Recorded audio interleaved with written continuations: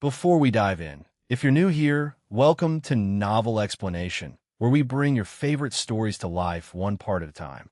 Hit subscribe and turn on the bell so you never miss what happens next. Chapter 1001 Centripetal. Chapter 1001 Centripetal. Lex was standing in the middle of nowhere, far away from the Midnight Inn.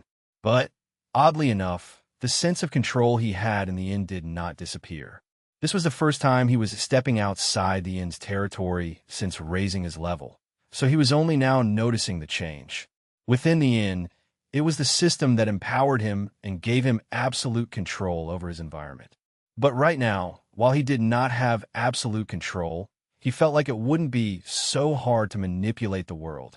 When he looked at the field of endless bodies, he could sense a strange pattern once again. It was as if the random layout of the bodies of the deceased was not so random and followed some kind of underlying rule or law. But once again, the pattern was too vague and abstract for him to completely comprehend. But he could read bits of the pattern. It was almost as if events were playing back in reverse in front of his eyes. He could see countless conspiracies behind the war, countless false promises, and unclear motivations. He could see a hate distorted and empowered beyond their means to control. He could see a weapon unleashed to slaughter the enemy, but it grew too powerful. He only saw bits and pieces, but he could gather the overarching story of what happened. More importantly, since he understood the land in front of him with greater depth than a simple visit would normally give, he also knew how he could manipulate it in the easiest way possible. There were many affinities that Lex had that he didn't practice. But right now, he felt like if he had even the slightest control over his affinity for wood or for nature, he could use all the bodies here and turn this from a barren land into a lush forest. But even without them, he sensed that this land had been severely harmed, and he could actually use his affinity for regeneration to heal the land. Similarly, when he looked at the massive creature, he could sense that both its body and its soul were incredibly strong, but its mind, comparatively, was fragile. How convenient, then, it was that Lex could turn any of his attacks into physical, spiritual, or soul-oriented. The creature froze and suddenly looked up, as if it sensed Lex's hostility, and immediately let out a shrill scream. It rose its body high in the sky, before lunging forward, swiping its claws to rip Lex to shreds. Lex could feel the immense strength packed in its every move, and could also see its many weaknesses. But, since he had been guided to focus on his sword techniques, he decided to stick to it. He jumped forward and sped up mid-air as he approached the creature and used Inferno Blade, Judgment. His blade immediately turned red from the heat and carried a lethality that seemed to radiate off it like heat from fire. The creature, sensing the danger, crossed its claws. Lex, even without the need to use his left eye, saw something change. A tiny black ball of energy appeared in front of the creature's crossed claws, and a repulsive force forcibly ended Lex's momentum and pushed him away, despite his ability to fly. Interesting, Lex muttered before switching his attack. Instead of coming close, he used Inferno Blade, Shooting Star, the long-range attack from the Inferno Blade sword technique. A great, flaming sword, coated in his sword intent, shot through the air towards the creature. Since this attack was made of energy and intent, and had no real mass, the repulsive force did not work. But the creature was nimble and immediately dodged the attack by moving away, letting out another angry scream as it did. It seemed offended that Lex was putting up a fight. Its lower body began moving independent of its upper body, circling behind Lex while its upper body launched another attack. As if inspired by Lex's previous attack, it began waving its claws in the air, launching little black slashes towards him. While normally Lex was a fan of tanking attacks head-on, he sensed that these attacks were dangerous and hid their true, devastating quality within the darkness. So he dodged as well. While Lex wanted to test out his new abilities, he didn't want to prolong the battle unnecessarily. He came here because he sensed danger from this creature, so he stopped holding back. He blinked right behind the creature and used space warp on the creature's back. In a 10 feet 3 meter region around his hand, space began to bend, causing light and gravity to behave oddly. The sudden spike in gravity caused the creature's backbone to snap, causing it to fall limp on the ground, though it was far from a lethal injury. The creature screamed again, and traces of black energy began accumulating around its claws, but Lex gave it no time to retaliate. He used Inferno Blade, Judgment, and buried his sword in the creature's back, channeling the flaming sword intent into its body. Simultaneously, he converted some of his attacks into spirit attacks, assaulting its mind and causing it to immediately fracture. But even as a massive hole burnt through its torso, and its mind was broken, the creature did not die. Its resilience was astounding. Before Lex could continue to attack, an overwhelming repulsive force blasted him into the air with such might that it actually caused him to become a little breathless. But even though Lex had been pushed back, his attack was not so easily dismissed, and flames continued to eat at the creature's upper body. Its lower, centripetal body writhed for half a second before it disconnected from the torso, and then split once more into 100 smaller sections, each with 2 bony legs. Each section began doing different things, with many of them immediately feasting on the corpses while a few began burrowing into the ground to escape. Others began to fly away, while others still lurched towards Lex, wrapped in black energy. Chapter 1002 Tricked. Chapter 1002 Tricked. Watching the many drones coming to attack him, Lex was honestly impressed. He was fairly certain that his strength was near the pinnacle of this realm. So for this random creature to put up so much of a fight against him was extremely remarkable. It was no wonder that none of the other natives had survived its wrath. That was still taking into account that Lex could also tell that the creature was not yet accustomed to its new power. Given enough time, it may have put up a greater fight. The 100 drones that had been released, Lex could tell, were some kind of self-defense mechanism. They were mindless and acted on instinct. Some were running away, some were refueling, and some were attacking. If ever one of the 100 managed to escape, the creature could be reborn much in the same way he was reborn after being crushed into meat paste. The black energy they wielded was also interesting. Lex could tell that the source of the danger he felt was this energy. It contained some kind of law that he had not encountered before, yet it was potent enough to cause him harm. While his body was extremely resilient against all physical, soul, and spirit attacks, it seemed it could not escape the influence of laws. The threat he was feeling from this creature diminished considerably, but it was not gone. Honestly speaking, Lex found this totally unacceptable. He was convinced that if he were still cultivating regal embrace, it would have found some way to increase his defense even against laws. It seemed he had been focusing too much on increasing his strength and not enough on other aspects of cultivation. To be fair, it was only after he had become a nascent soul cultivator that his perception and awareness of laws was increasing so rapidly. Feeling somewhat peeved, Lex spread his spirit sense and locked onto each and every drone. He did not need to rush to them. Lex blinked and appeared behind the first drone, using Inferno Blade to cut it in half. He planned on using Blink to attack every single one of the drones, and finishing the battle off in the next few seconds, but the drones turned out to be more dangerous than he thought. The moment he sliced the first drone, his instincts spiked, sensing danger. He blinked away just in time to avoid the drone erupting into a massive explosion of black energy. As if a chain reaction had been set off, countless other drones began exploding too, causing Lex to repeatedly blink away. But while he managed to avoid the blasts, he discovered the entire region was covered in a cloud of black energy, hiding the remaining drones from his senses. The black cloud was not dissipating either, and instead began to grow as it corroded the countless corpses on the ground.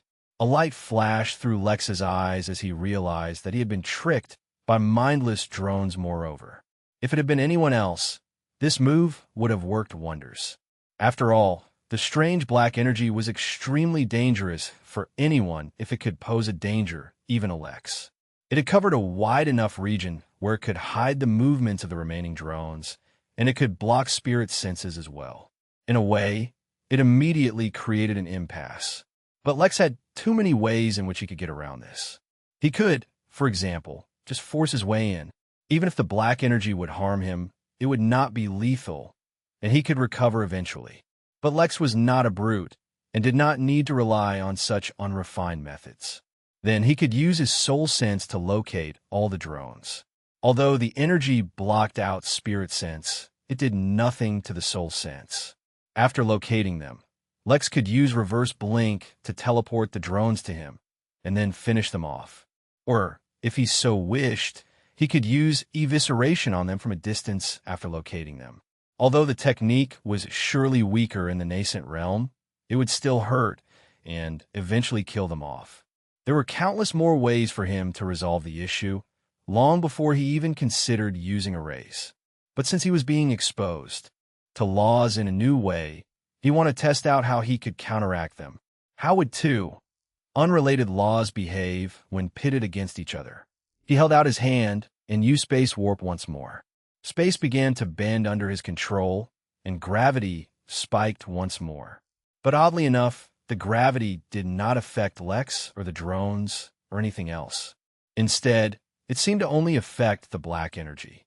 The black energy seemed to resist, but regardless of any resistance it put up, it was dragged into the warp space. Lex felt a strain on him as his energy consumption spiked. He even felt his technique unraveling, and space warp on the verge of collapsing. Lex turned his open palm into a fist, and space warp strengthened. The effect of gravity was not greater, but the resistance from the black energy seemed weaker nonetheless. Lex was intrigued by this behavior, but before he could study it, he had to deal with the drones first. No matter what, he had sensed that the creature possessed the will and ability to act against him, so he was not going to let it live.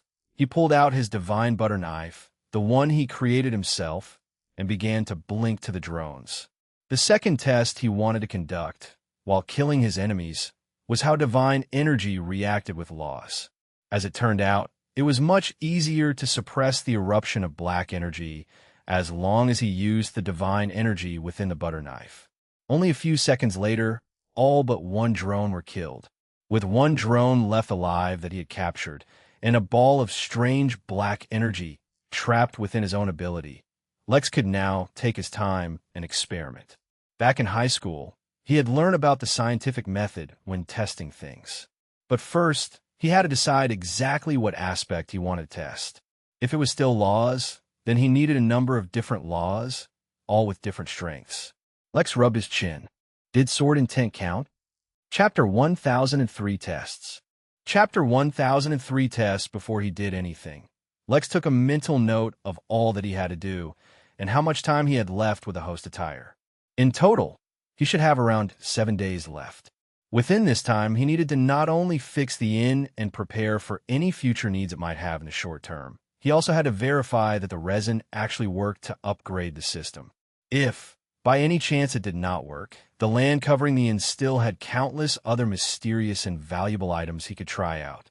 Considering his progress and the speed with which he could reach places now using teleportation, he felt like he could spare an hour to experiment. He let go of space warp and allowed the ball of black energy to flood back into the open, blinking away before it could reach him. From a safe distance, he activated his left eye so that he could study this strange black energy. Immediately, he learned a few things. The black energy seemed to be some force of corruption or corrosion, as it ate everything it touched to grow. Its energy reserves were only rising, not diminishing, as it ate the countless corpses on the field. But that did not mean this black energy would become a massive new problem. This was because while its energy reserves were increasing, its existence was being whittled away. Whatever law this black energy was associated with did not naturally integrate with this area, and so was slowly being acted upon by the natural laws that existed in this place. Once it crossed a critical threshold, it would all immediately disappear. But, conversely, the black energy was acting on the local laws as well. If there was enough of it, it could forcibly make itself a part of this place. Unfortunately, since its source was gone, that was not destined to happen, as a lot more of the black energy would be needed to bring about such a change. Lex also couldn't help but notice that the pattern or arrangement of bodies seemed perfect to feed this black energy and allow it to grow. It was too coincidental. It seemed like there was more at play with the appearance of this creature than it seemed. But for the moment, Lex could not be bothered to investigate. First of all, he only had a vague idea of where he was. Secondly, while he had received a lot of information about this realm, it was mostly pertaining to the realm itself and not its inhabitants. Only very few, extremely notable inhabitants were included in the information as if they were a part of the realm, such as the massive tree in the middle of this continent of the strawberry monsters. So he had no information about the two races that were battling, their history, or the real reasons they were fighting. He also did not want to get involved. He held out his sword and coded in it pure sword intent and nothing else. Holding the sword through his spirit sense, he sent it forward to stab into the black energy and studied the reaction. He had little to no experience controlling a sword with his spirit sense, but he still had enough control to gently stab at the black energy. For a fraction of a second, the sword intent and the energy clashed, and then his sword intent failed. Quickly, before the sword could suffer any damage, he withdrew it. He was not too surprised by the outcome. After all, compared to his realm, his sword intent was too ordinary. But the momentary clash, instead of total lack of opposition, meant that sword intent really could be used against laws. Or at least this law, as long as the intent was strong enough. This time, he coated his sword with his spiritual energy alone and stabbed it one more time. Although his own unique affinity was not a law, it contained a mix of affinities for numerous laws. He wanted to see if it could have any effect at all. Unfortunately, it was even more fragile than the sword intent. Lex continued to experiment with the energy, even going as far as attacking it. He used Inferno Blade without the sword intent, evisceration, and a number of other attacks. But all of them brought negligible results. Only through the use of certain abilities associated with laws, such as his spatial abilities or sword intent, even put up a fight. Though oddly enough, when Lex drew a drop of blood from himself and threw it in the black energy, it had a purging effect on it. His blood turned out to be more potent against this black energy than even spatial laws. In the end, he was unable to suppress his curiosity and stuck his hand within the black energy. He told himself he needed context for how dangerous such law attacks were against him, though perhaps a reluctance to admit his defense was falling behind played a part in it as well. The effects were instant, though not severe. His entire hand was covered in an itchy rash that was spreading along his arm at a noticeable rate. The skin around his nails began to dry and started to lose color. Although there was no actual damage yet, Lex felt like if he kept his hand in the energy too long, it would rot. He channeled his energy within his hand to see if he could fight off the decay, and even used a number of defensive techniques. But, once again, they proved to be of little use. Then Lex tried to use his domination, and he was taken aback by how effective it was. The energy retreated wherever his aura spread, as if it too was afraid of the dragons might it emulated. That is unexpected. Lex then used impervious hands and channeled his aura into the technique, then once again reached out towards the black energy. This time, instead of penetrating it, Lex touched it, as if he were touching smooth silk. Chapter 1004 Show of Force. Chapter 1004 Show of Force. His hand suffered no damage at all as the black energy flowed through his fingers like strings of silk. It was slippery, but he felt like he could completely take hold of some of it if he wished. This was a result of combining impervious hands with domination, his two most versatile techniques. But Lex was not most amazed by domination. That was a technique that grew out of feeding off a dragon's might. It was only natural that it should be incomprehensibly powerful. No, Lex was more amazed at impervious hands. How was this technique, after so long, still so useful? He recalled that when he originally encountered this technique, it was a fairly ordinary one. It was only after it underwent an upgrade from Regal Embrace that it reached a new level. Lex, at the time, guessed that the technique had reached S rank, but now he was beginning to feel like it might have been even higher. What was more important, however, was that he lost the automatic upgrades techniques got as a result of Regal Embrace. However, under the influence of his new technique, he had the potential to grow and improve techniques himself. If he could upgrade more techniques to the level of impervious hands, or even create his own techniques, then he would be much more powerful than he is now. But that was a matter for another time. His hour was up, and he was done testing out what he wanted to test.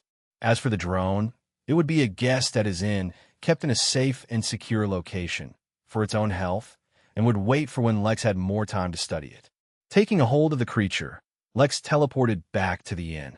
His hand, which he had stuck into the black energy, was extremely itchy, and he was tempted to get into a recovery pod, but he ultimately resisted the urge. He wanted to see how long it would take his body to naturally heal from such an injury. But before going out to search for resin, he checked on John, as well as Luther.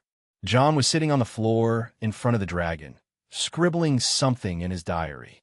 It seemed like he was having trouble coming up with a technique. That was to be expected. In fact, Lex did not actually expect him to succeed anytime soon. When he looked towards Luther, the situation once again pretty much fell within his expectations.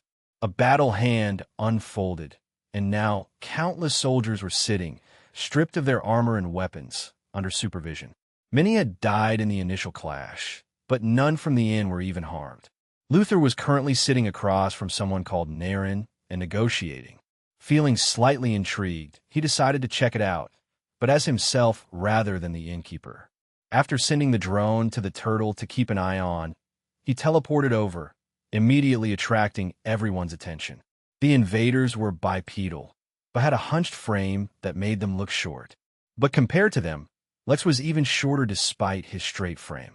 It was not his height that attracted the attention of the countless soldiers who were being held prisoner, but the distasteful aura emanating from his hand. Although the inn was suppressing any harmful effects of aura, his hand was not emitting any such thing, so it was not suppressed. Instead, on his hand was only a mild remnant of the black energy's aura. Yet what was mild and weak to Lex seemed monumentally dangerous to all the invaders, the strongest of whom was in the Foundation realm. Even Luther, who was mid-negotiation, immediately sensed something and turned to look towards Lex. Although he did not know what happened, he knew that Lex was not weak. So for him to sport such a serious injury, he may have come from a devastating battle. "Is everything okay?" he asked with concern. No, just taking care of a threat. It has already been resolved. Then I heard about the situation here, so I thought I'd come check it out. After we identified ourselves and told them to stop, they immediately attacked instead. The official commander is dead, but as far as I can tell, this doctor here has the highest authority. Now, Lex asked, highly unlikely. Their emperor is extremely ruthless from what I can tell. Lex studied Naren and saw from him many conflicting emotions. He was afraid and nervous, but at the same time, he was also irritated and inconvenienced. There was a tinge of excitement buried in there as well. Lex asked, since he had originally given this task to Luther, he did not want to put ideas in his head.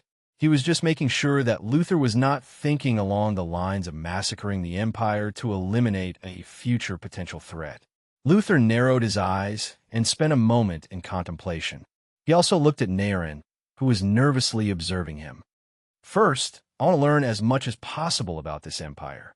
Then, once I understand it fully, I plan on personally delivering a message to the Emperor so that he understands that it would not be in his best interest to act against the Inn. Even though I doubt the Emperor will so easily listen, the message has to be delivered sincerely. After all, the Midnight Inn should give them the benefit of doubt. But if they still act out against us, then it would be best to eliminate the Emperor with a show of power. Lex was actually surprised. Luther's answer was a lot more tame than he expected. It seemed that he had matured a lot from when he first entered the inn. Chapter 1005, Evil Conspiracy. Chapter 1005, Evil Conspiracy. Luther seemed to have the situation handled, but Lex took a tour of the area on his own anyway. Truth be told, he currently had a much easier alternative to solving this issue. He could use his authority to seal the minor realm up. But in the event that some other minor realm invaded later on, he would not be able to do the same. That is why it was best to set a precedent beforehand for handling such issues themselves. Lex took some of the weapons that were being used by the invaders, who were a race that identified themselves as Birkin. The weapons were guns that looked like they had come out of a sci-fi movie or video game. He shot a few rounds and was impressed by the superheated bullets. It seemed that the Birkin, if nothing else, had impressive technology. If their empire behaved, then there could be a great precedent for trade. He could already imagine Shun and Lily taking advantage of their technology and selling it in their shop. Though he imagined sales would be down for the foreseeable future, at least until the inn opened back up. In fact, if their technology was really good, he wouldn't mind adding some of it to his inn. Considering the new, massive scale of the inn, transportation across its territory was going to be a concern. The easiest option would be to set up numerous teleportation points for guests to use, but with the system having closed down the addition of new formations for the time, it would have to wait. More conventional means of transportation would be needed. After he had sated his curiosity, Lex teleported away. He had no free time, but he did not notice that after he left, every single one of the inn workers looked towards where he had been last. By now, every one of the workers knew that Leo was Lex, and that he had saved the entire battalion with a little help from Cirque. Although it was obvious that he was not the strongest worker, it was generally accepted that his strength was above most of the workers. For even him to suffer such an insidious wound on his hand meant that the dangers of this new realm could not be understated. Lex, completely oblivious to the fact that he had caused the other workers to be more cautious and less overconfident, turned his attention to one of his latest-born workers. He was standing in the building which was formerly used to connect to the Henali portal. It was no surprise that the portal was not working, since they were no longer in the realm and were not connected to it anymore. I have been born within. Does this mean you can create a new network for the inn? Lex asked as he looked at the machine. It was strange to talk to something that had no obvious face. I could talk back. I don't know how to do any of that. Maybe after I read all the data saved locally, I'll learn how to do so, but my processing power is woefully lacking. If you transfer me to a machine with greater processing power, or maybe upgrade my existing one, I can speed up. I'll see what I can do, but for now you should begin learning what you can. A couple of years is not bad. Prioritize information that can help you build our own network. I responded. It was surprisingly easy to work with and direct, compared to all the other newborns, which Lex was grateful for. He also sent a message to Luther asking him to find out if there are any computers in the Birkin Empire, and if so, what are their specifications. It would be quite convenient if he could get his hands on some decent hardware. He was somewhat intrigued by the idea of having his very own midnight network. It had not occurred to him before, but now that the idea came to him, it felt like he would be really missing out if he didn't get one. If he could then manage to spread this network across this entire realm, then it would be extremely useful in collecting information and knowing what was happening everywhere. Just as he was musing on the possibilities, he froze, as he had another idea. What if he didn't disclose that the network was his? What if he just helped it spring up overnight and secretly just watched everything from the background? Effectively, it made no difference. The idea was the same, but he liked the element of mystery and intrigue. In his opinion, even the inn should have been shrouded in mystery, unknown to the world, instead of openly advertising it to every living being. That way, the few guests who stumbled onto it would experience a wondrous adventure into the unknown. The more he thought about it, the more he liked the idea. He'd make the network an integral part of society, with the convenience of effectively communicating and transferring data over long distances instantaneously. He'd also put up the facade that it was perfectly secure with no data leaks. But in truth, he'd have access to all the information. Lex nodded. Now he was thinking more like the billionaire that he really was. Sometimes it was all right to spoil oneself and indulge in a little evil conspiracy here and there. It was good for the soul. He oversaw a couple more emergencies before he was finally ready to search for the resin. He really hoped that this would work. Chapter 1006 Lex Meets Lex. Chapter 1006 Lex Meets Lex. The first obstacle he faced was actually locating the resin. Although Technically speaking, he had already received information about its location. Practically speaking, he only knew its general location. Even then, the general location spanned countless thousands of miles. His instincts couldn't guide him either, as unlike the creature he had locked onto before, the resin did not reveal any aura for him to detect. As far as he could tell, every bit of resin within the entire realm was actually sealed or suppressed in various ways, which is the only reason the resin could even form, not to mention survive. At least on Minara, the Tree of Heaven, as the locals called it, had discovered a few random bits of resin with its roots that spanned nearly the entire continent. Since then, it had been hunting for the resin actively, so if even a bit of resin aura had been revealed, it would be tracked down and captured. Lex recalled all the information he had on its location and noted down some key landmarks that would help him track it down. The most notable landmark he recalled nearby was a vast region filled with geysers. He did not know if he was going to encounter any locals on his journey, but some friendly locals to help point the way would be most welcome. He spent some time trying to fix a location he would teleport to, hoping that his instincts would guide him in a certain way. But whatever seal covered the resin must be extremely powerful, for no matter how long he waited, they stayed silent. Eventually, he just had to pick a location and teleport. When he appeared, Lex found himself completely drowned in grass. He had to fly up a bit to get a view of his location.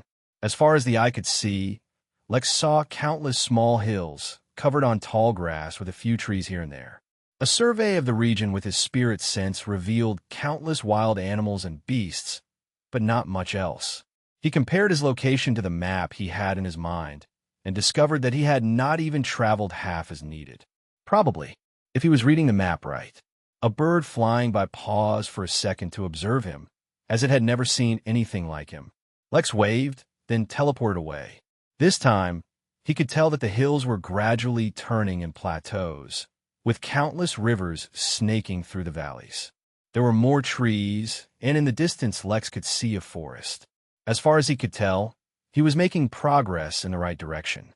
Lex teleported again, but this time was surprised to find himself in a busy street. To his great surprise, he had teleported right into a massive city. All around him were lumbering giants that looked like a cross between a leopard and a hippo. Compared to them, Lex was as small as a fly. He flew up higher into the sky to get a good view of the surrounding area and saw a city larger than he had ever seen before. Massive lakes and forests had somehow been incorporated into the city, probably serving some integral function, but Lex didn't care about that. He was completely lost, as nothing in his mental map showed such a sprawling city. He might need to ask one of the locals for help.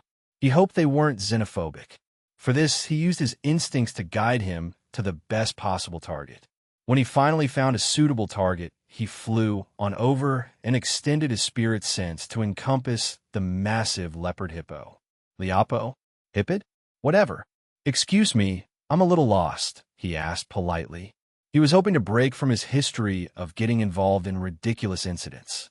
Hippo Leopard, who had been staring through what looked like a window for a clothing shop, turned and looked around, but could not find who was speaking. "Hello, yeah, this is me. Can you see me waving?" The hip leopard was startled when it finally narrowed in on Lex, whose entire body was smaller than just its eye. It turned its head, thoroughly confused as to what it was looking at. Despite its massive body, Lex was not too concerned about being in any danger, for the creature was merely in the Foundation realm. It was just that its size was humongous, which presented a problem while communicating. "Yes, you've got it right. You're looking at me. Hi, my name is Lex." The hip leopard asked, "Did someone put you up to this?" "Yes. Okay, fine. I know I'm a little small for my age. There's no reason to make fun of me for it." "Sheesh. I don't understand what you mean." "Oh, sure you don't understand. I'm certain it's a complete coincidence that your name is Lex, and that you found the only other Lex in this entire town. Don't tell me. Is your last name Williams as well? Were you abandoned by your family too?" Lex, the human Lex, was stumped. He looked left and right for any hidden cameras, though obviously he knew there weren't going to be any. Then he finally looked back at the massive creature. Now that he thought about it, compared to the rest, the leopard hippo Lex did look much smaller. almost as if he were a baby. The human Lex started to scratch his head. This couldn't be happening. Was he having some kind of seizure? Fine, fine, whatever, I'll play along. The creature Lex asked. Creature Lex looked at human Lex skeptically, with narrowed eyes. In the end, it decided to play along. All right, well, take a seat on my shoulder. I know where you want to go. Chapter 1007 Leopold. Chapter 1007 Leopold. Lex flew all the way to Hip Leopard Lex's shoulder and sat down. Although he could not be sure of the exact height, at a glance, this other Lex was a little over 1,304 feet tall.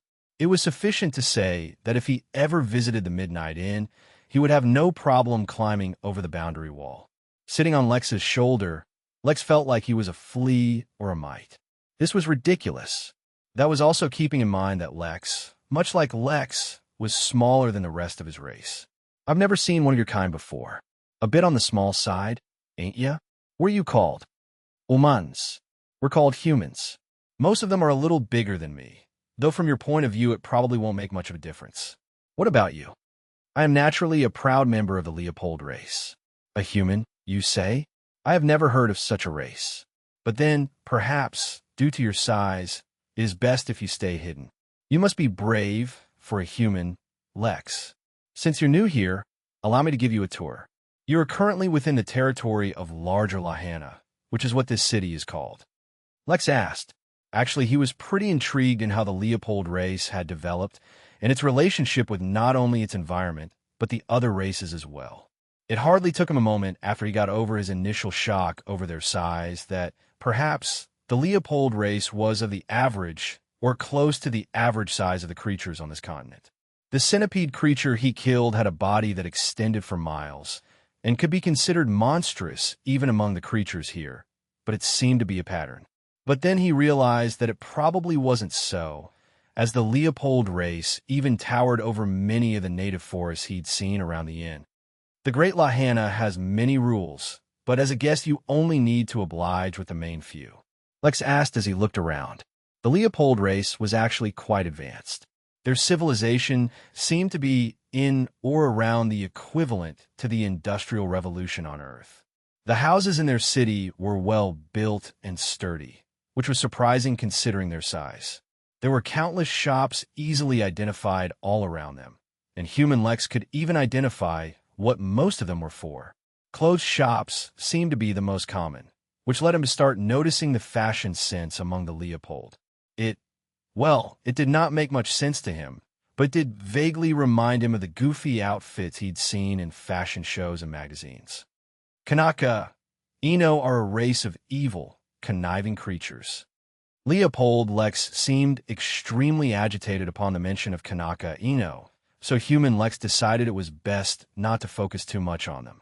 Instead, he asked random questions about who or what Lahaina actually was. As it turned out, Lahaina was the name of the first ever Leopold. It seemed the drama cat's obsession with Bob might not just be a cat thing, but a trend across the entire realm. It made sense, maybe. Regardless, Lahaina was the strongest Leopold and the leader of their race. It seemed that despite being the first of their race, Lahaina was still very much alive. That was absolutely not normal. As far as he knew, at least back in the origin realm, the average life expectancy of a human nascent soul cultivator was 500 years. Even if it was different for different races, this seemed like a little much. Perhaps Lahaina was a mythical creature or close to being one. Eventually, Leopold Lex made it to the geysers, which were relatively close to the city. As it turned out, the boiling hot waters that shot out of the ground were a popular bathing spot for the Leopolds, and Lex's hotel, the Moonlight Hotel, was in this area as well. Without a powerful system to provide him with endless attractions, Lex had to be smart about location. Building a number of natural geyser power baths was a very good idea. The hotel, which reminded human Lex of the Midnight Tavern in appearance, seemed to fit the Leopold standard for quaint and cozy. Here you go, Lex. Can you find your way from here? Are you supposed to be meeting a friend? If you have time, you may as well stop by my place. Considering how small you are, I can offer you free food and drink. Thank you for the generous offer. I'm on a bit of a tight schedule, but maybe once I've completed my task, I'll stop on the way back. Well, Safe travels, the massive hippo leopard creature said as human Lex flew off. Lex made a mental note of this location. After he got over the absurdity of the commonality between himself and this fellow, he decided to check out his hotel when he had the time. If the similarities between them were so insane already, who's to say that Leopold Lex didn't have a system, or that he didn't get pulled into events that were absurdly over his head? If only Lex knew that within Hotel Moonlight who was waiting for Leopold Lex, he'd realize just how accurate his prediction was. Chapter 1008 Treasure Hunter. Chapter 1008 Treasure Hunter. Once he spotted the geysers, Lex flew high into the sky to get a good view of the entire region. With a bird's-eye view, he finally realized why he hadn't been able to tell there was an entire city here when he received information about the whole realm. The Leopold had built their city in a way that incorporated nature into their construction style. They were not worried about wasting space if a clump of trees couldn't be worked with, or a specific region had a river running through it. They instead adapted their construction to the natural contours of the land. They had managed to keep alterations to the land to a minimum, which was quite impressive. But Lex put them out of his mind and instead began trying to guess the next location he had to teleport to. The problem was that as far as he could tell, the region where the resin was had no distinct features. It was a relatively barren area because of how rocky it was, but the region was vast. He might need to search for a long time. After approximating the distance, Lex teleported away, but arrived in a location that looked nothing like where he wanted to go. He had to teleport back to the geysers and try again, and then repeat the process a few more times. The 10th time he teleported and still was not able to find the place he was looking for, Lex got the feeling that his upcoming year was going to be very tedious. He needed to come up with a better strategy for searching for his target. Honestly speaking, the Midnight Realm was quite beautiful and he would really like to explore it some other time. But for now he kept teleporting, attempting to adjust his teleportation range according to his estimates. Eventually, after much longer than he anticipated, he finally reached his destination. Compared to the usual lush and green landscapes he was used to seeing, the place he was in now was mostly various shades of gray and brown. Even though there were plants growing here, they too had taken on the shade of the land. Despite the lack of any mountains nearby, the terrain was extremely rocky, with countless bounders covering the land and the occasional spiky rock randomly sticking out of the ground. It was quite commendable that in only a few hours of searching, he'd found the correct spot. But correct was relative. The resin was buried somewhere in this region, but he had no way of knowing exactly where or how deeply it was buried. This search was infinitely worse than searching for a needle in a haystack. Fortunately, he had a plan that he hoped would work. He turned his attention to the ring on his hand. The treasure spirit for the ring had gone to sleep after suffering damage while he was in the void behind space. But Lex had more than healed it during this time. He had allowed it to sleep because he wanted to allow it to recover as much as possible, but it was time to wake it up. After all, a part of that spirit soul was a dragon, and it was well known that dragons were the best treasure hunters in the universe. Well, actually, Lex wasn't completely sure if they were unrivaled in the entire universe, as that was too vast for him to speculate on, but they were pretty good. If anyone had a way to find an extremely valuable and incredibly well-hidden treasure, then it should be a dragon.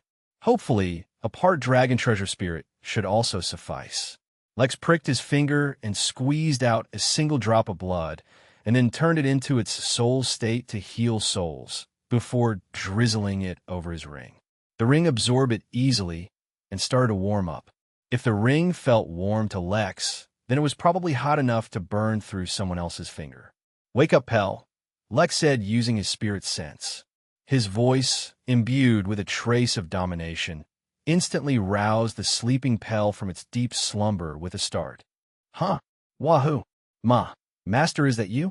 The last thing I remember was, "Ugh, no. Actually, I have too many new memories to go through," Pell said lethargically. "Yes, you suffered a minor injury which caused you to fall.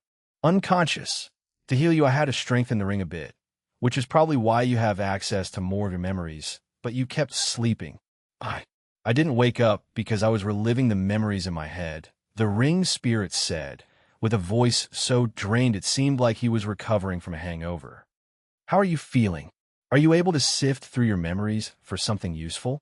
We're hunting an incredibly valuable treasure," Pell asked, suddenly sounding both invigorated and incredibly excited.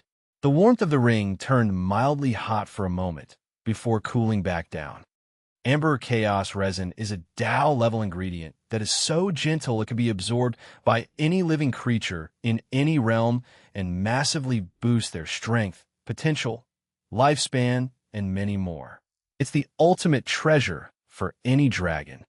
Pell's excitement was such that Lex could not help but imagine his cultivation mat hopping around in excitement, like a little kid about to receive his most anticipating birthday gift. "I'm not sure if that's the same resin you're talking about, but it might be. The problem is it's locked down by a seal of some kind, and I can't even locate a trace of its aura." "Of course it's sealed. It has to be, but that's no concern to a dragon." Chapter 1009 Weak Domination.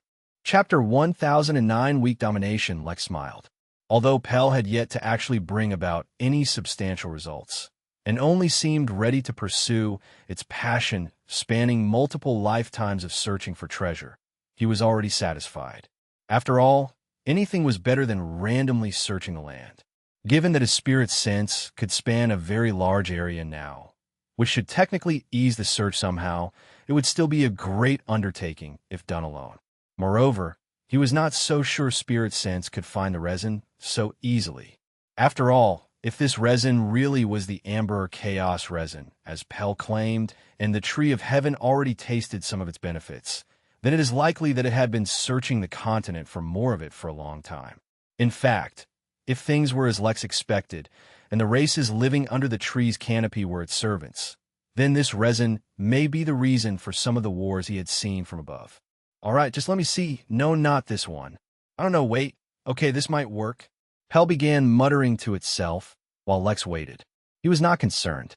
Instead, he surveyed the area to see if there were any settlements of other races in large groups. Fortunately, there seemed to be nothing in the vicinity besides wild beasts. That would be best, as he did not want to attract too much attention. "Master," after a moment of overzealousness, "I remembered that in my current form I cannot use most of my techniques from my previous life. I just don't have the energy to sustain them. However, after much reflection, I was able to search for a technique I can teach you that should do the trick.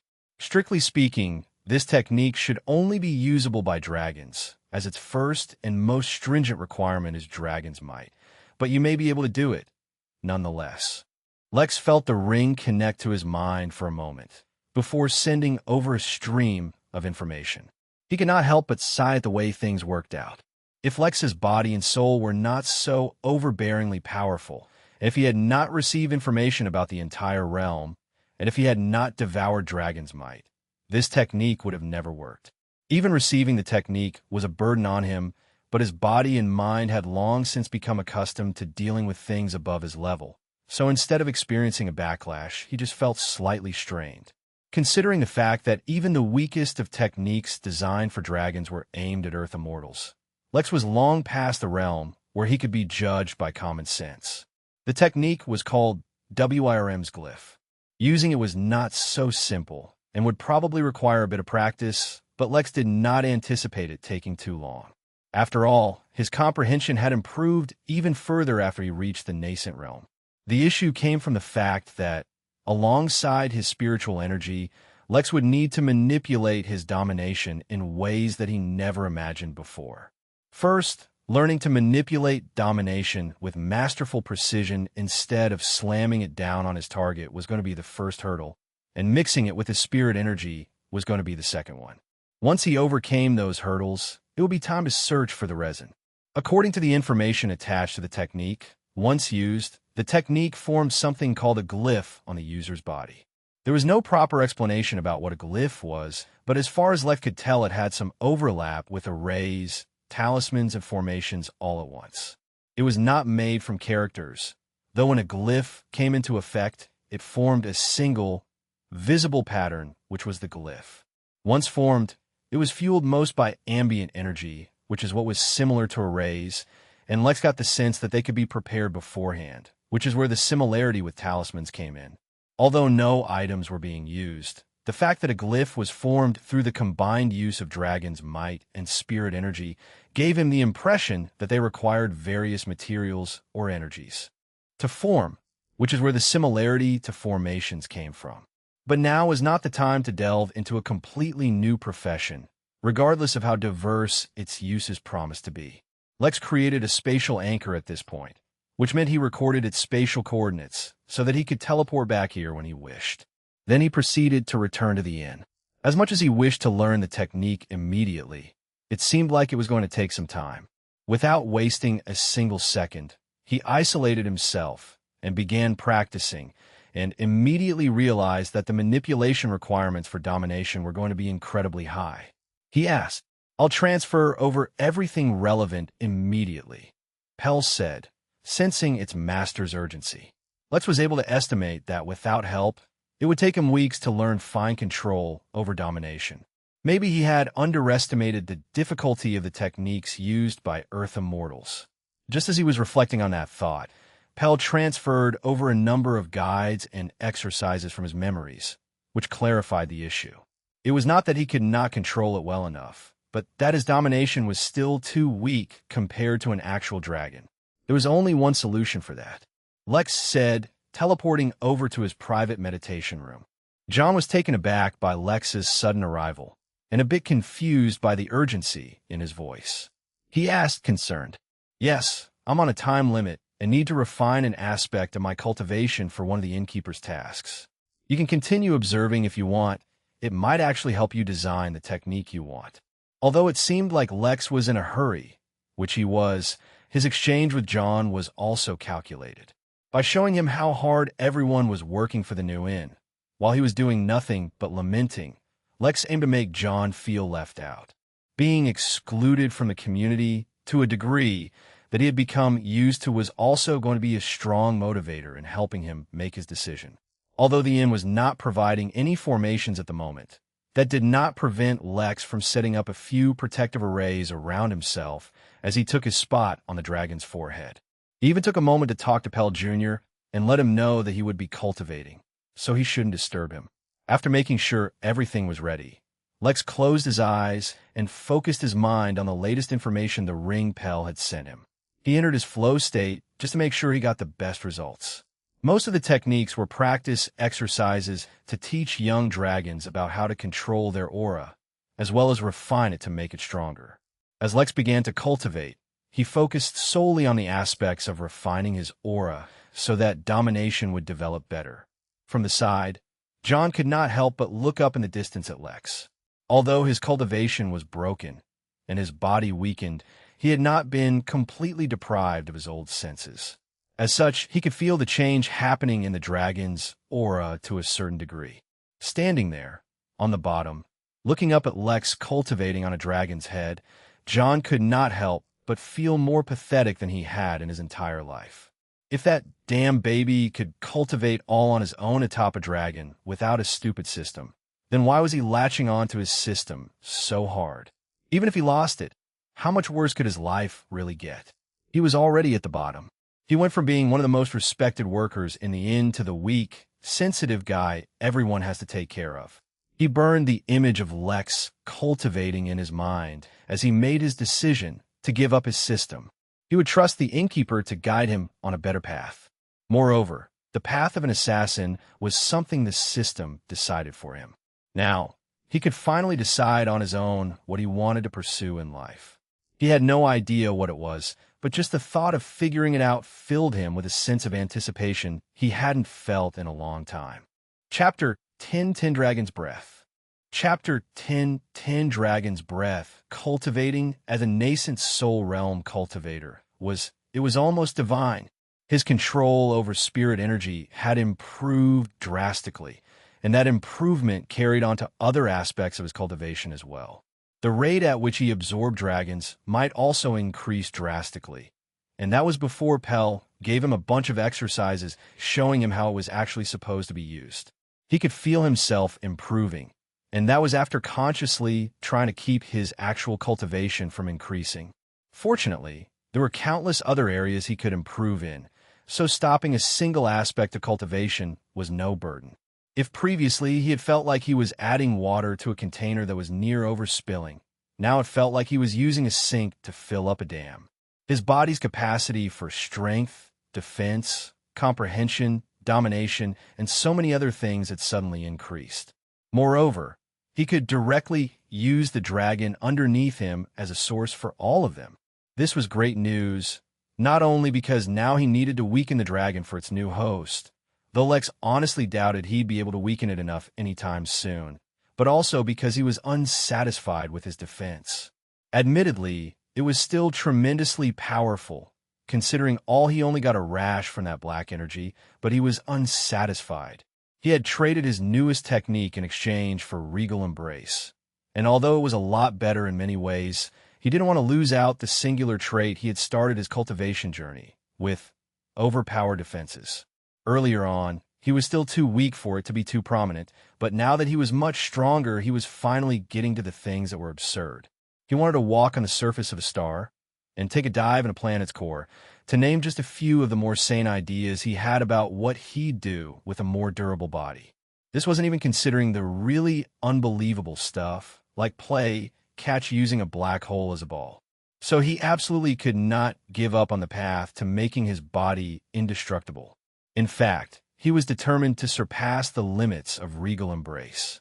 But those were all far-off things. To aim a little closer to where Lex actually was, he wanted all the strength, toughness, might, and everything else this heavenly immortal dragon had to offer, and make it his own, long before reaching the heavenly immortal realm himself. A tough but achievable goal he set for himself was to be completely equal to the dragon while still in the earth immortal realm at most. As if responding to his intentions, his cultivation technique altered itself a bit, and Lex received some feedback. If he wanted to achieve what he set as his goal, he needed to stop cultivating in random places and take the most he could from this dragon in his current realm before cultivating in other areas. It felt like his technique was complaining to him for being so random. He imagined himself talking to an employee upset at his unreasonableness. It's okay, I'll avoid cultivating in any active volcanoes for a while," he muttered. The change in aura around Lex was noticed by John, as well as Pell Jr. Both of them had completely varied thoughts running through his mind. John was reinforcing his decision to give up his system in his mind, while Pell Jr. felt touched at the dedication Lex was showing in helping him weaken the dragon. Although it had not made any difference in the pressure Pell Jr. was feeling at all, he could tell that he was moving in the right direction. Previously, Lex had been pacing himself while cultivating, but right now he was going all in. Like a flood that had no end, dragon's might flowed into Lex's body without restraint, and it vanished completely, leaving behind no trace of its existence. Hours rolled by, and nearly 16 hours later, Lex finally paused. He did not feel tired. In fact, he could feel his body hungry for more. But he wanted to test out if he had strengthened domination enough to use WRM's glyph. As absurd as it sounded, this single session of cultivation more than tripled the strength of domination. Lex could feel that he had a lot more room for growth, but his intuition had been correct. With domination the way it was right now, he could begin to practice manipulating with precision hitherto unknown to him, without moving from his spot. As this was the perfect place to practice such techniques, Lex began to go through the exercises given to him by Pell. His amazing comprehension, accompanied by his flow state, really began to show as he managed to form the glyph within 30 minutes. His domination completely withdrew into himself, and Lex felt like his aura had vanished completely. But at the same time, he could feel the power coursing through his glyph. Although this one was only supposed to help him search for treasures, it still gave Lex the impression that what he was controlling was a live weapon. Lex could not help but ask, a dangerous glint in his eyes. "Of course. What kind do you have in mind?" "I'll have to search for one suited for beginners, but there are countless such glyphs that are supposed to help a dragon master their own strength." Lex clenched his fists as he struggled to keep his excitement contained. Yes, this is exactly what he had in mind. How cool would it be to use Dragon's Breath? His strength was about to skyrocket. We can start with that one, but make a list of all the glyphs I can use at my level and send it to me later. Lex looked down to John, who was studying the dragon and scribbling something. It seemed like he was busy creating a technique, so Lex did not bother him. Instead, he teleported away. There were a few minor problems at the end caused by the fact that the countless people who had been stuck in the minor realms before started to come out of the inn. There were a few refugees who did not like the fact that they had been teleported to another realm and that the teleportation function wasn't working, though Lex very much doubted they understood what realms were. He would normally take care of these things himself, but he was feeling impatient. The poor resin had waited too long for him already. It was time he welcomed it to its rightful place. Among his treasure collection, he teleported back to where the resin was supposed to be. He took a second to calm himself, lest he make a mistake in his excitement. The thought of treasure hunting and fire breathing had exhilarated him much more than he expected. Maybe he was being influenced by the dragon. Nevertheless, he steadied himself and used the technique, forming the glyph on his forehead. Once he overcame the most obvious sensations, which were of immense power, he became cognizant of a new sense entirely. It was surprising that he missed it in the first place, considering how overwhelmingly it was reacting to the Midnight Realm. He could feel it was strange to describe. It was as if he was spying on the rules of the universe, and could feel the love the universe had towards certain things. Love might not be the right word, but considering how alien the sensation was for him, that was the closest thing he could equate it to at the moment. The more valuable something was, the more attention it was given by the universe. Or perhaps it would be more appropriate to say, the more valuable it was, the more laws it interacted with. This was all just guesswork on Lex's end at the moment. But regardless of what it was, Lex could feel, in a very quantifiable manner, the value of things all around him. The entire continent, every speck of dirt, and every gust of air seemed to be valuable. Lex, for the first time, realized just how valuable the realm was. If he exported the dirt under his feet, he could probably raise the fertility of an entire planet with just a fistful, 25 light years large. But Lex felt like he had gotten his own version of the Bangle of Narn. His realm could not be compared to a galaxy in size, but perhaps in value they were close. Or maybe his realm might even surpass it. These things he had no answer for, nor did they matter. He turned his attention towards the lands in front of him.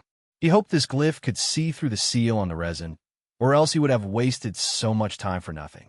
Chapter 10:11 Free Lunch. Chapter 10:11 Free Lunch, Lex asked as he surveyed the land. The feedback he was getting from the glyph was immense, and turning it into usable information was quickly becoming a massive burden on Lex.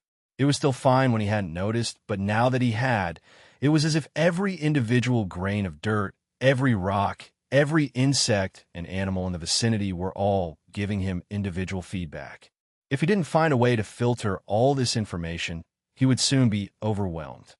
You influence the glyph through the use of domination, Pell informed him, while he transferred the relevant data over to Lex.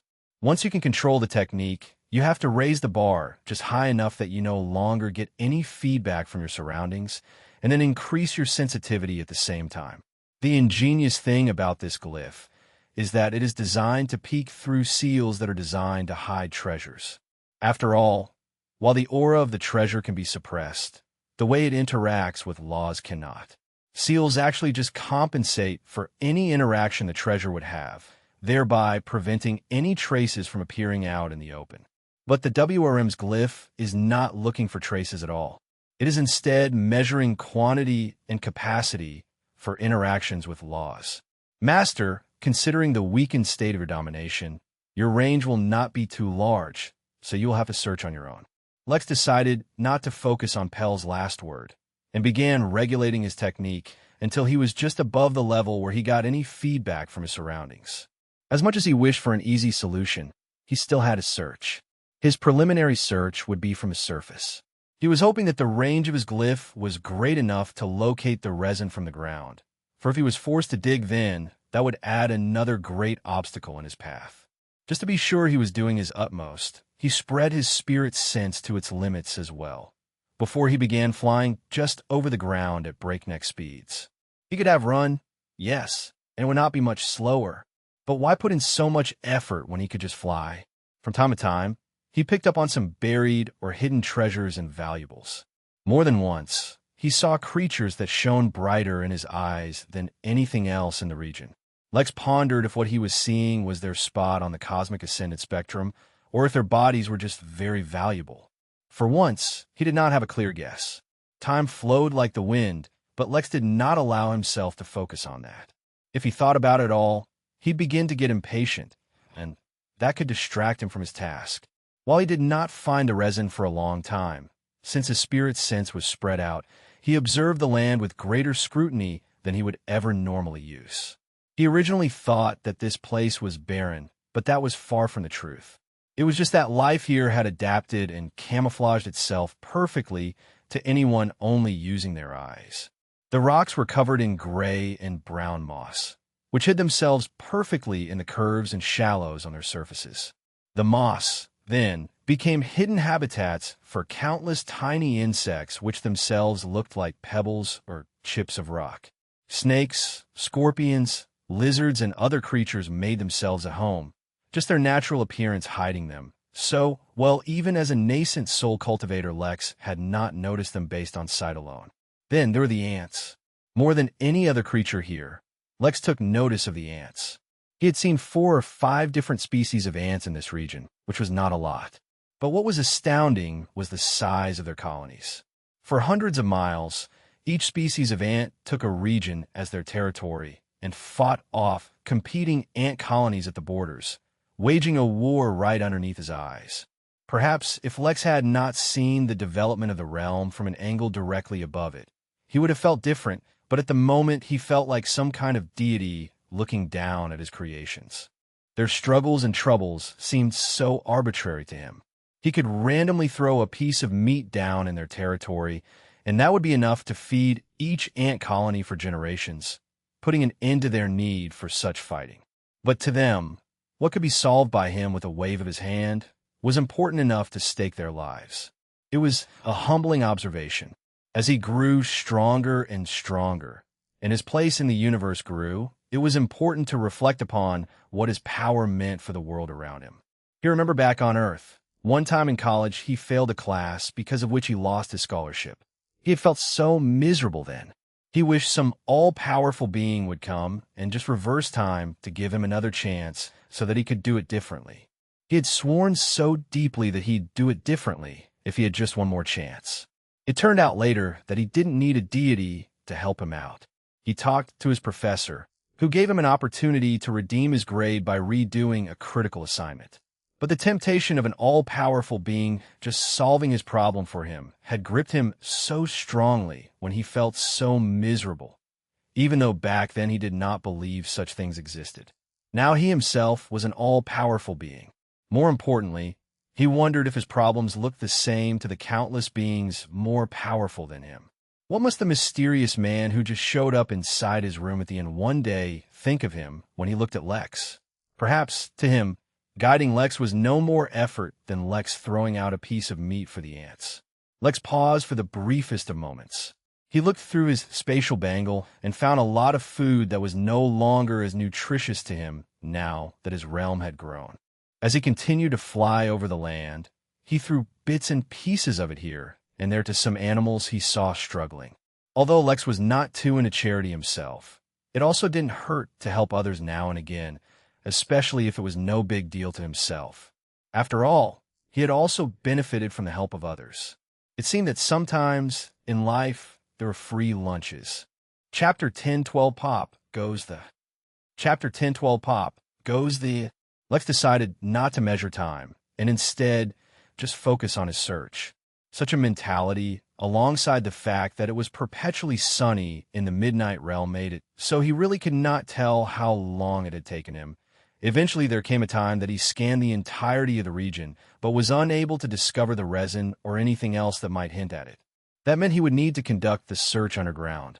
How wonderful. He did not need to think back to the time in the Crystal Realm when he got buried underground, or the Dragon's Basement, or basically any time he went below the surface to know that this would not be a pleasant experience. If for no other reason than because he had no way to easily travel through solid ground, this was going to be a tedious journey. But then he paused. No, wait. It seemed he really had a way to travel through solid objects. If he changed his body from its physical form to his soul state, couldn't he travel through the ground? He could avoid entering the soul plane, which was something he would have to experiment with at a later time, because he could not even begin to imagine how he'd search for the resin through another plane of existence he had no experience with. What's more, he could also turn himself into thought and travel through the mind of the countless living creatures here and search through their memories to see if they had any recollection of something that might hint towards the resin's location. For a moment, Lex became disoriented as his perception of the world changed as he realized the scale and scope of his abilities. He was too used to seeing the world as he knew it from back when he was immortal. Perhaps this was a drawback of progressing too quickly in his cultivation. He hadn't had time to reflect on the changes it brought him. He also vaguely understood what Cassandra meant when she said that he needed to change his worldview before growing stronger, or he'd always have limited strength. Of course, she had been more specific and mentioned the tenets of immortality and how they would be weaker if he didn't adapt. But even in a broader sense, he began to feel how his old habits and outdated perceptions began to limit him. It was something he definitely needed to take time out and reflect on later. He held his hand out and looked at it as he willed himself to enter his soul state, and then he just did. But nothing seemed to change. He did not become ethereal or ghostly. He looked exactly the same. He even felt exactly the same. To test out if anything had changed, he put his feet on the ground and watched with intrigue as it slipped through. He also felt silly. The whole reason he searched from the ground was because he didn't have a way to easily travel underground, only to realize that he did. He did not admonish himself for the oversight. After all, he had spent 26 years with a physical body and only just gained the ability to turn into a soul. It was acceptable for him to forget about it. Slowly, he allowed his body to descend into the ground, which was a strange experience. Physically, he felt nothing because, well, he did not have a physical body. But the moment he went underground, he became blind, with his eyes at least. His spirit sense still allowed him to see everything around him, even through the ground itself. The glyph was also still active, so technically he should still be able to sense treasures. Guided by his spirit sense, he began to once again travel after descending half a mile, 800 meters below ground, though he reduced his speed drastically. Even though he could travel through the ground, he didn't know if his soul would hit other things and thereby incur damage, which is why he moved slowly for now. Just for the sake of experimentation, he allowed his body to brush up against another living thing. This deep underground, the ants, worlds, snakes, and other creatures could not make their colonies or burrows, so the only living things he encountered were genuine ground, dwelling creatures, and there were many of them here. Even though most of the space underground was occupied by larger boulders buried deep, or crush created from crumbling larger rocks, the ground-dwelling creatures made use of the limited soil in between. In fact, the soil became a sort of highway for these creatures to travel, and their homes seemed to be small caves that they drilled in the rocks themselves. When Lex touched such a creature, he finally felt some kind of sensation, but before he could focus on it, the creature's soul popped, startling Lex. He didn't mean to kill it, but soul had been too fragile to even sustain his touch. After offering a silent prayer for the dead, whatever it was, Lex decided to continue with his reduced speed for now. He confirmed that touching another soul would result in some kind of hindrance, and though he would most likely be fine, the experience of popping another soul was quite unpleasant. He felt so guilty. What was worse was the ectoplasmic soul go that was stuck to his finger from popping the soul. He had no idea how to get it off, and he didn't want to rub it on his pants. Wait. He looked down and discovered that he was still wearing his suit made by Jeeves. Did he just turn his suit into a soul? Or was this an ability Jeeves gave the clothes when he made them? Or was the suit a part of him now? Was Lex a suit? With the increasing number of mental crises he was experiencing, Lex continued to search for the resin. Chapter 1013 Sealed Domain. Chapter 1013 Sealed Domain Traveling Underground was an experience unto itself. Once he got over the fear that his soul would crash into something and actually sped up, he discovered that there was a lot more to the underground than just endless dirt and rocks. There were so many plants, not even counting the extensive root network for whatever plants could bury roots so deep. There were living creatures with underground colonies that gave Lex wonderful ideas for his own end. There were more than just a few underground rivers with water to clean and cold. Lex actually felt tempted to stop and take a drink.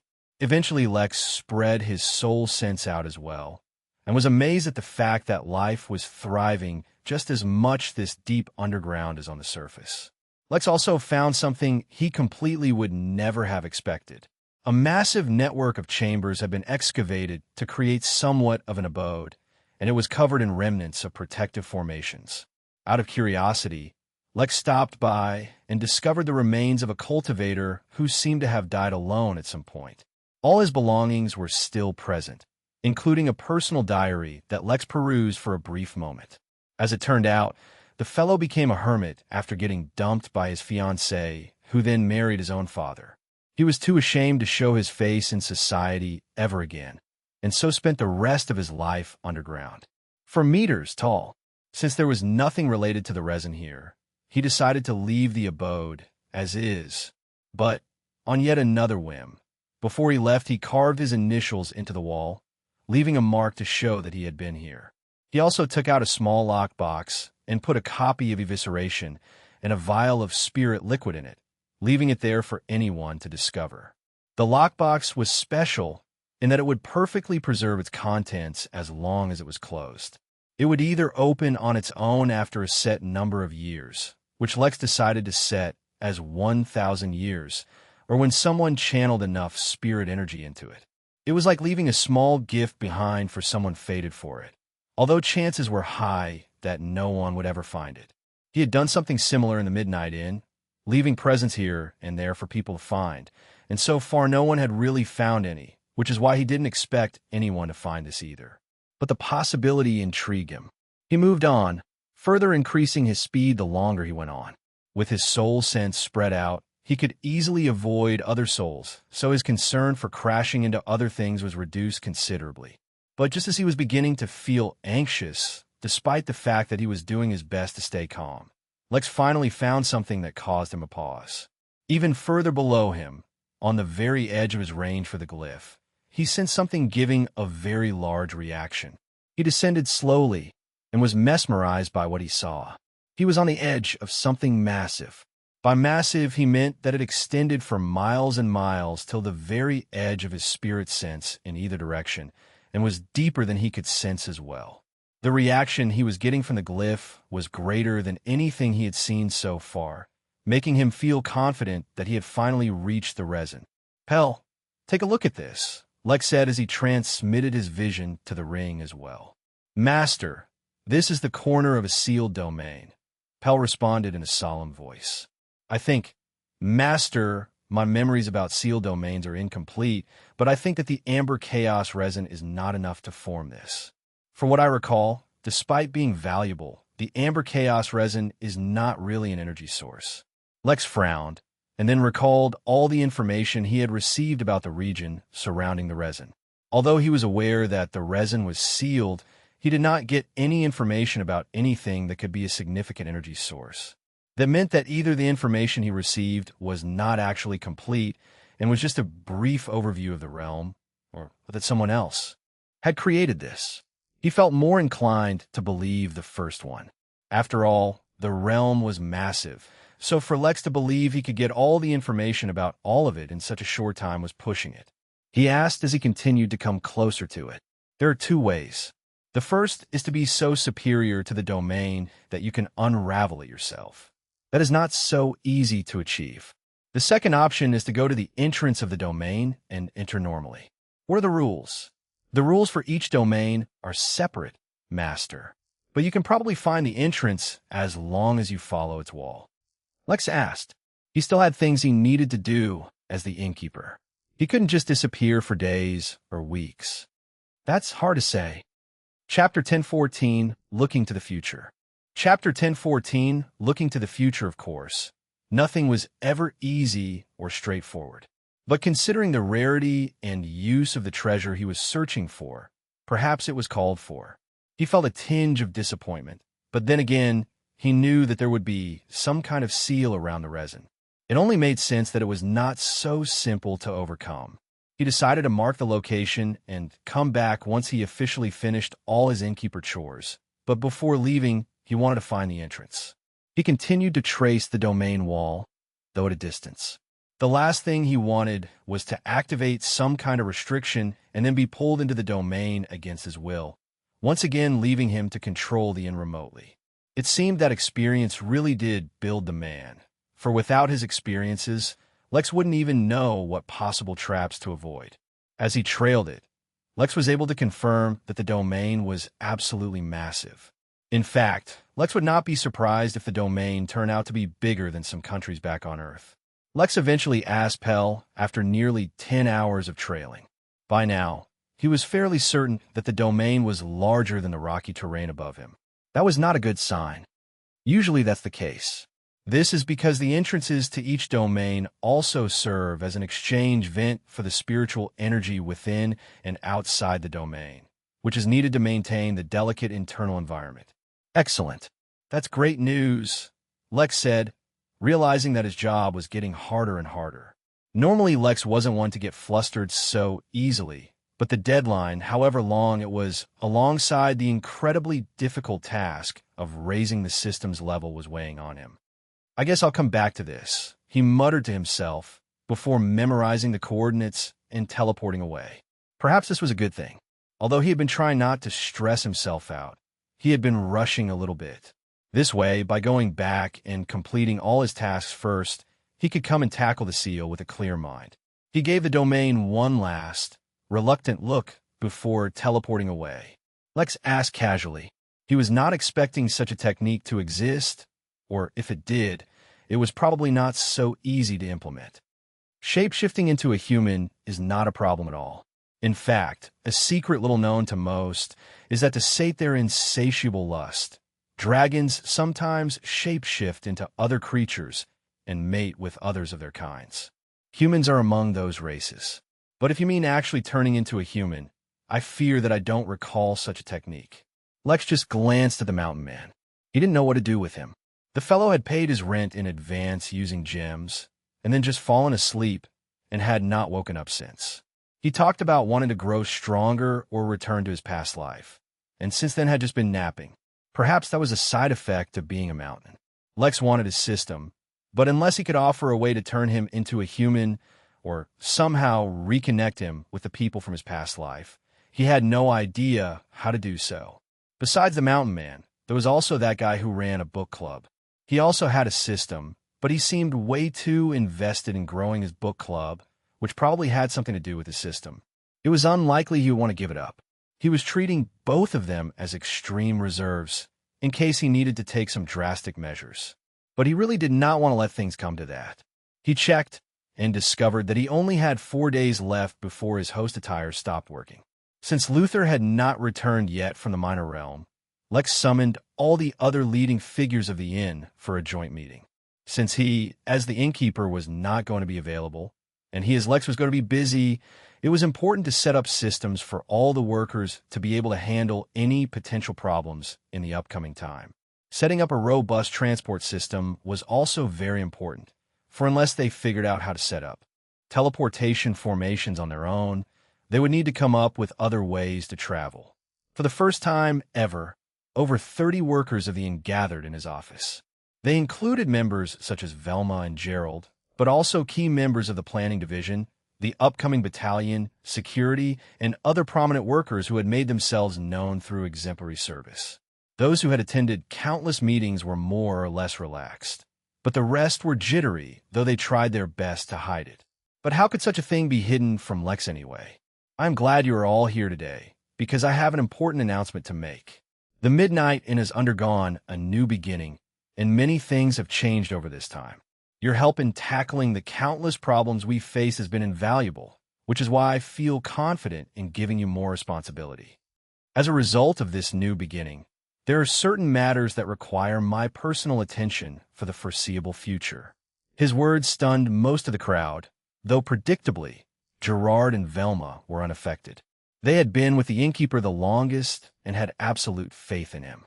If he decided that they could deal with any problems they faced, then he had probably already foreseen what problems they would encounter. Now it was just up to them to live up to his expectations. Chapter 10:15 recognized this.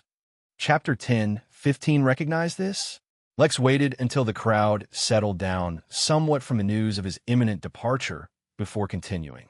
He summoned a projection of a map of the region of the inn, clearly marking where the existing settlements were, the numerous landmarks and terrains, as well as things that needed to be looked out for, such as the tribe of the killer mites that only inhabited a certain region. This is the entire territory of the inn. Although the settlements have not covered even 1% of the area, that does not change the fact that all of this is in territory. That means that once a guest enters the inn, he or she can roam this entire area. That then also means that you need to be able to reach any area of the inn.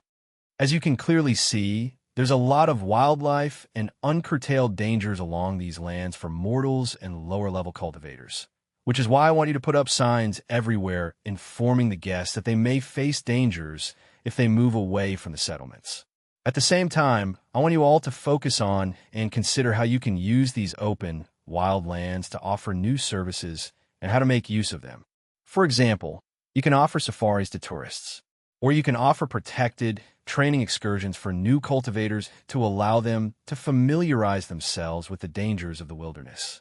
But you have to manage this without disturbing the natural balance of these environments, which will be a challenge.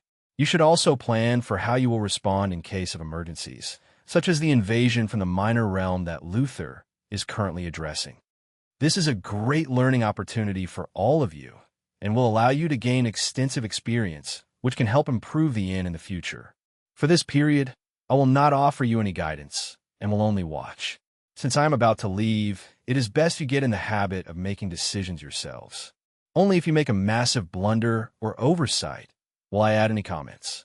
Lex took a step back as he watched the numerous workers suddenly grapple with the responsibility that had suddenly been thrust upon them.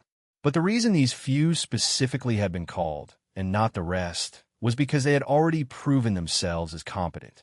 True to Lex's expectations, they quickly began to divert their attention towards the map and started muttering amongst themselves as they discussed ideas. Naturally, at first, they focused on the few situations that Lex had pointed out, but as he intended for this meeting to be a long one, he hoped that soon they would start discussing their own ideas. Leaving a projection of himself in the room, Lex teleported away. John was still sitting in front of the dragon, scribbling in his book. He no longer looked as confused or tense, and had made considerable progress.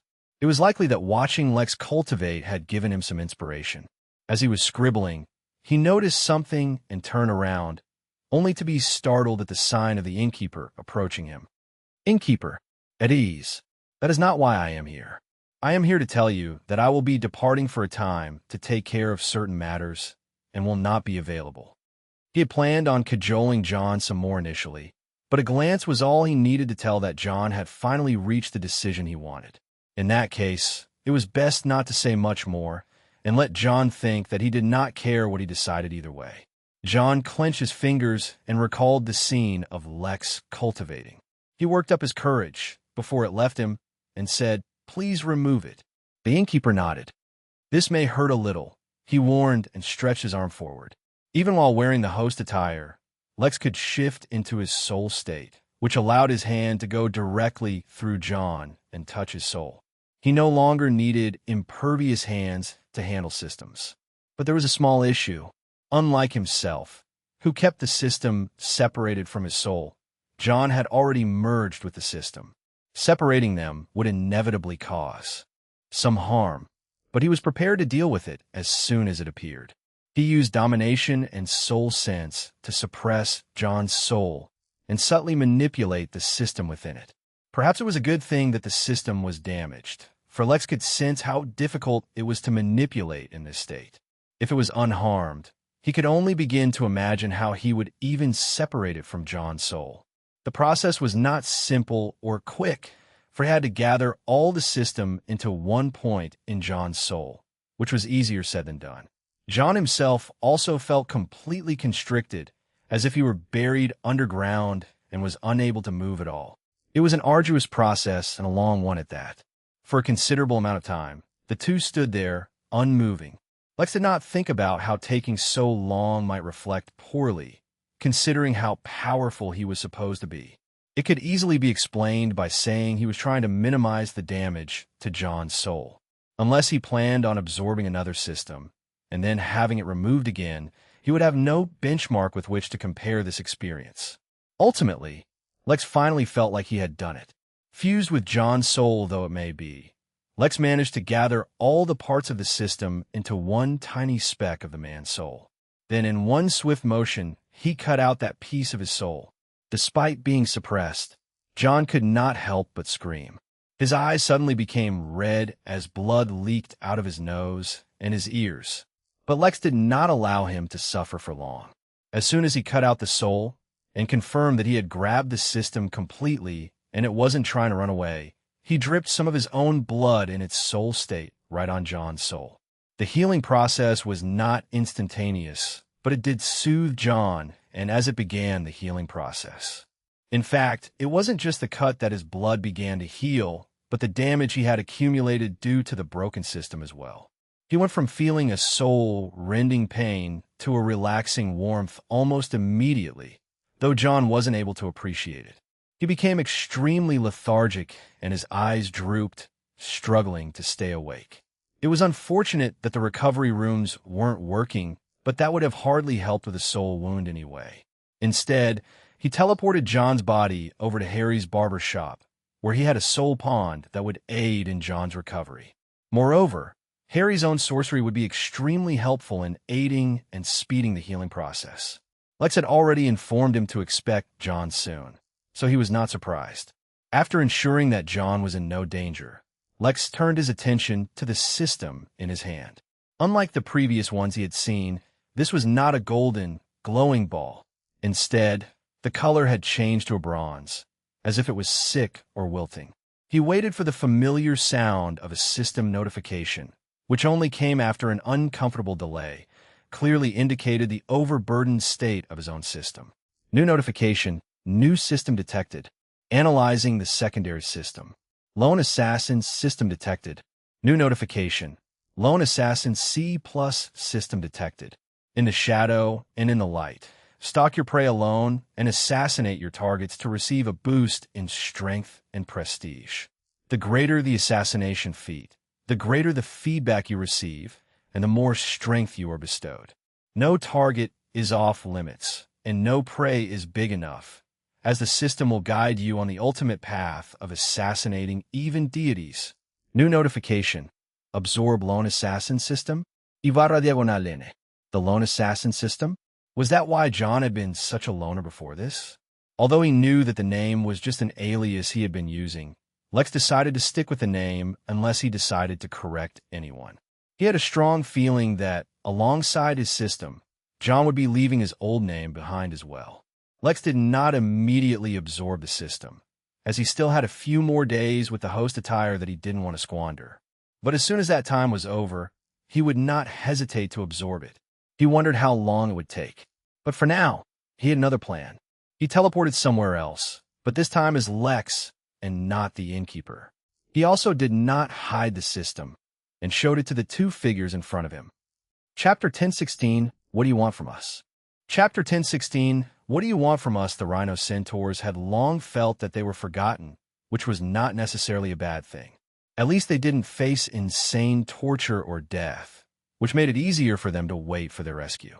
During this time, they spent more or less every waking minute perusing the group chat and its various channels, becoming incredibly active, allowing them to stay up to date with all the latest information. It wasn't as if they had anything better to do anyway. It was a bittersweet experience, for on one hand they were saved from eternal boredom, but on the other hand they had to read about others who were out and about, living their lives. At least they developed some renown during this time. But recently, they experienced a bit of a roller coaster of emotions. First, they elated when they learned that there was progress on their quest, and that the person who had accepted it finally had a lead on a golden key to enter the inn.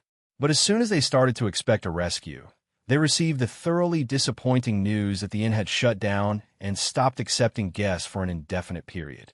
Since then, the silent, standard days that they had gotten used to once again became excruciating and filled with despair. But eventually they were coming to terms with it once more. However, what they did not expect whatsoever was to suddenly see someone finally address them regarding something more than just the food they were going to get. What's more, he was holding a system. He asked in a tantalizing tone. The Rhino Centaur's immediate impulse was to deny everything, but they had spent too long here and had been exposed to a lot of very strange things, not to mention this entirely new, extremely energy-rich area they were in. They had no idea what powers the inn had at its disposal, so the idea of lying was quickly disposed of. Not to mention, they had already been interrogated once regarding systems, and the third of them who had a system had gone missing so long ago. "It's a system," one of the rhinos said gruffly. Even if they were trapped at the mercy of others, it did not mean that they could show weakness. In a way, their own pride was all they had left. "Yes, I recall you all came to the inn with the intention of hunting guests with systems. You even had a way to identify who had a system and who didn't. I put this off for a long while, but how about we discuss how inappropriate your behavior was?" The rhinos froze and didn't know how to respond to that. The rescuer had been coming, but was locked out. Did the fact that this tiny human had been waiting for them to be rescued mean that he was stronger than him? It was hard to compare. Even though the inn was extremely impressive and showed them incredible things, the reach of the group chat was not small either. Some of its senior members were famous across the entire universe. For a very long time, Lex had mastered the art of reading the thoughts of whoever he was talking to based on their facial and body expressions. There was also his sixth sense, which helped him know exactly how conversation was going. But his abilities became weaker when it came to other races, for it was harder to read their expressions. Now, though, with his recent upgrade, he discovered that while he still struggled with the same stuff, he could read their soul language. It was a lot more revealing. In fact, Lex would go as far as to call a lie detector ability, but that would be too one-dimensional. Not only could he very easily detect lies, but also whatever emotions the others were feeling. While it was also thoroughly revealing to the swirl of emotions his targets were feeling and brought a whole new aspect to interrogation, it also made Lex grateful for the host attire. He might not even be able to keep up his facade for a fraction of a second if the host attire didn't hide everything about him. Through the unexpected rise and fall in emotions, he could sense that the two were likely expecting a rescue, but faced some obstacle. Nevertheless, he did not confront them. It would be better for him if they remained blissfully unaware of his ability to detect what they were feeling. Lex said, as he released the chains binding them. He was not afraid they would escape because, well, where would they go? The rhinos were surprised and stood up hesitantly. They didn't know what to expect, especially when a human in front of them kept tossing the system up and catching it. They had put so much effort into procuring a system and even got imprisoned because of their attempts, but he was playing with it like a ball. Where was the fairness of life? "I'm sure you have many doubts, and I have many questions. Normally we'd go through the whole process where I'd ask you stuff, you deny knowing anything. Then I'd punish you, and you would still deny it, so on and so forth until you either tell me what I want, or you become incapable of responding." The rhinos exchanged looks. In fact, not only had they been expecting it, they had also thoroughly prepared for the eventual interrogation. As mere basic members of the group chat, they did not have access to many features, such as the emergency retrieval, which would teleport them to a designated safe spot created by one of the group chat members, or the overriding function, which would override their memories, so that through any interrogation they can provide answers that seem real, but don't implicate the chat in any way. After all, if they try to reveal the chat, they will get punished by the group chat accordingly. But that aside, they were given a thoroughly vetted list of answers they can give without compromising themselves while satisfying the interrogators. In fact, they had been given quite a number of those to use according to the situation. A situation where, instead of being tortured, they were treated fairly was also addressed. Both of them suddenly pulled up the relevant chat within their view so that they could refer to it as needed. They remained completely unaware that, even though Lex had his back turned on them, he could read all the emotional fluctuations their soul was going through and somewhat guess what was happening in their mind. "It would be best if we can avoid that," one of them finally said. "When we came to the inn, we had no ulterior motives against the inn and were unaware of the rules. If we're given an opportunity to redeem ourselves, then we will do what we can to aid the inn with whatever it needs. After all, like I said, we had no intentions against the inn when we arrived. The whole process that we went through was quite regrettable, especially considering that a platform, such as the death match, was already given." Lex nodded. Yes, it was quite regrettable what happened. Although the death match was not a service that was created so you can force or harass people into accepting it. Lex did not reveal that John was crippled as a result. His intention was just to reveal to them that the final member of their party was also dead, so that they give up on having any thoughts of waiting for external help. As for matters of redemption, well, it's not completely off the table, but I think we should put that aside for now. You may not be aware, but the inn has shut down all teleportation services in and out of the inn for the foreseeable future. It might be years before they open back up. Instead, I think we should talk about making your time here at the inn more bearable, enjoyable even. How's that sound? As long as you obey the rules and don't cause any issues, I'll let you roam the lands freely, eat good food, interact with the people, and even cultivate again. How easily Lex dismissed the topic of their redemption unnerved them, but his offer was too good to be ignored. Even if they could interact with others through the group chat and weren't exactly restricted in that sense, there was no comparison to actually being free. Chapter 10:17 Systems. Chapter 10:17 Systems. Lex smiled upon hearing the question. Talking to them was already plenty informative without them revealing anything at all. He learned that they were expecting a rescue, but they were suddenly greatly disappointed by something. Lex could only assume that they learnt of the teleportation ban, which then upset them because it delayed their rescue. It was also interesting to learn that in spite of everything they had learned about the inn, they retained quite a bit of confidence in being rescued. Clearly their background was not simple, despite themselves being quite weak. Although they had been taken aback by Lex's casual offer and were unnerved by the system, they quickly gathered themselves and became somewhat composed. "What do I need from you?" Lex questioned back and showed them a knowing smile. As if to add emphasis to what he was saying, he became a little more obvious with his movements in throwing and catching the system. We don't have any systems," one of the rhinocentaurs said, but became quiet when Lex gave him a look as if he were looking at an idiot. "Look, the more you reveal willingly, the more freedoms I'll allow you. I'm trying to be nice about this, but if you waste my time, I'll let someone handle you too. Maybe the baby Cthulhu. He feeds on the pain and suffering of others, or something along those lines, and his mother has been really concerned about his insufficient diet." In fact, the truth was far from what Lex had portrayed.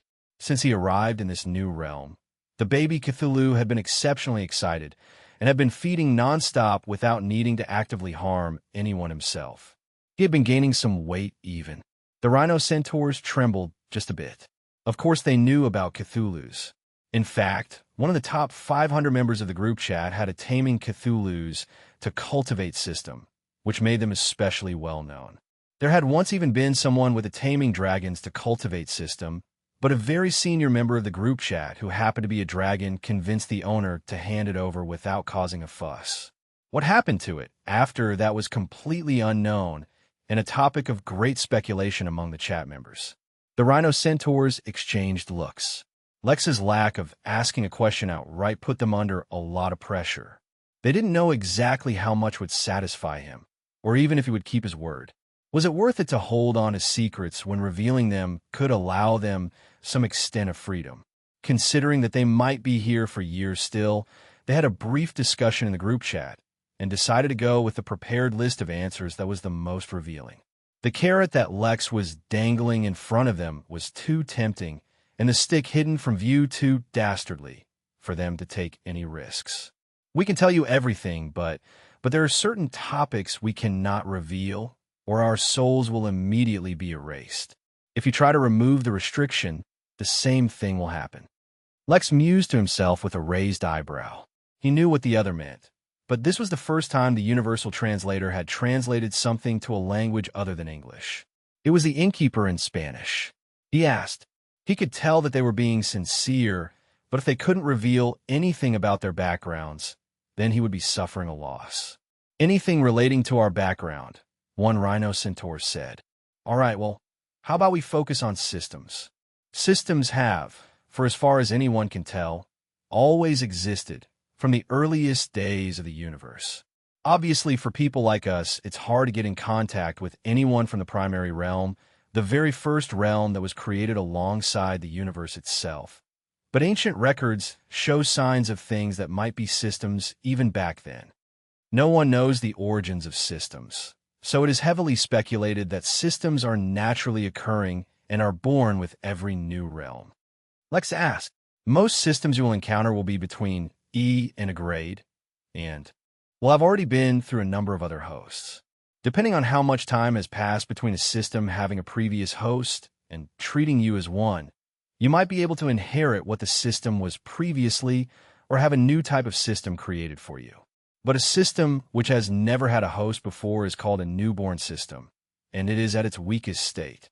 It also needs to be noted that depending on the grade of a system, their preference for host species will also change.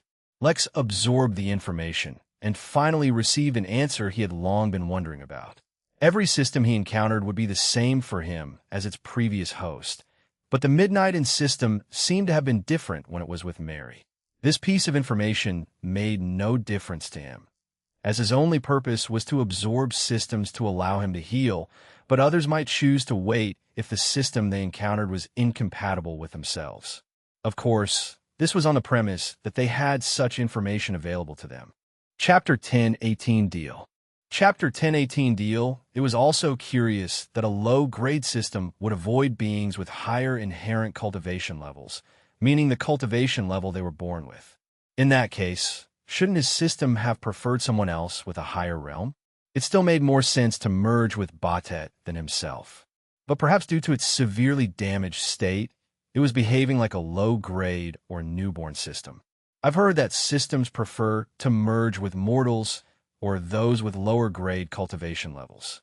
The two rhino centaurs looked at Lex with confusion. We've never heard of a system choosing a host, so we're not sure about that. Maybe our level is too low to get in contact with such information. But most of the folks I know actively search for systems themselves and fuse with them. So while it may result in less than perfect synchronization, it still works.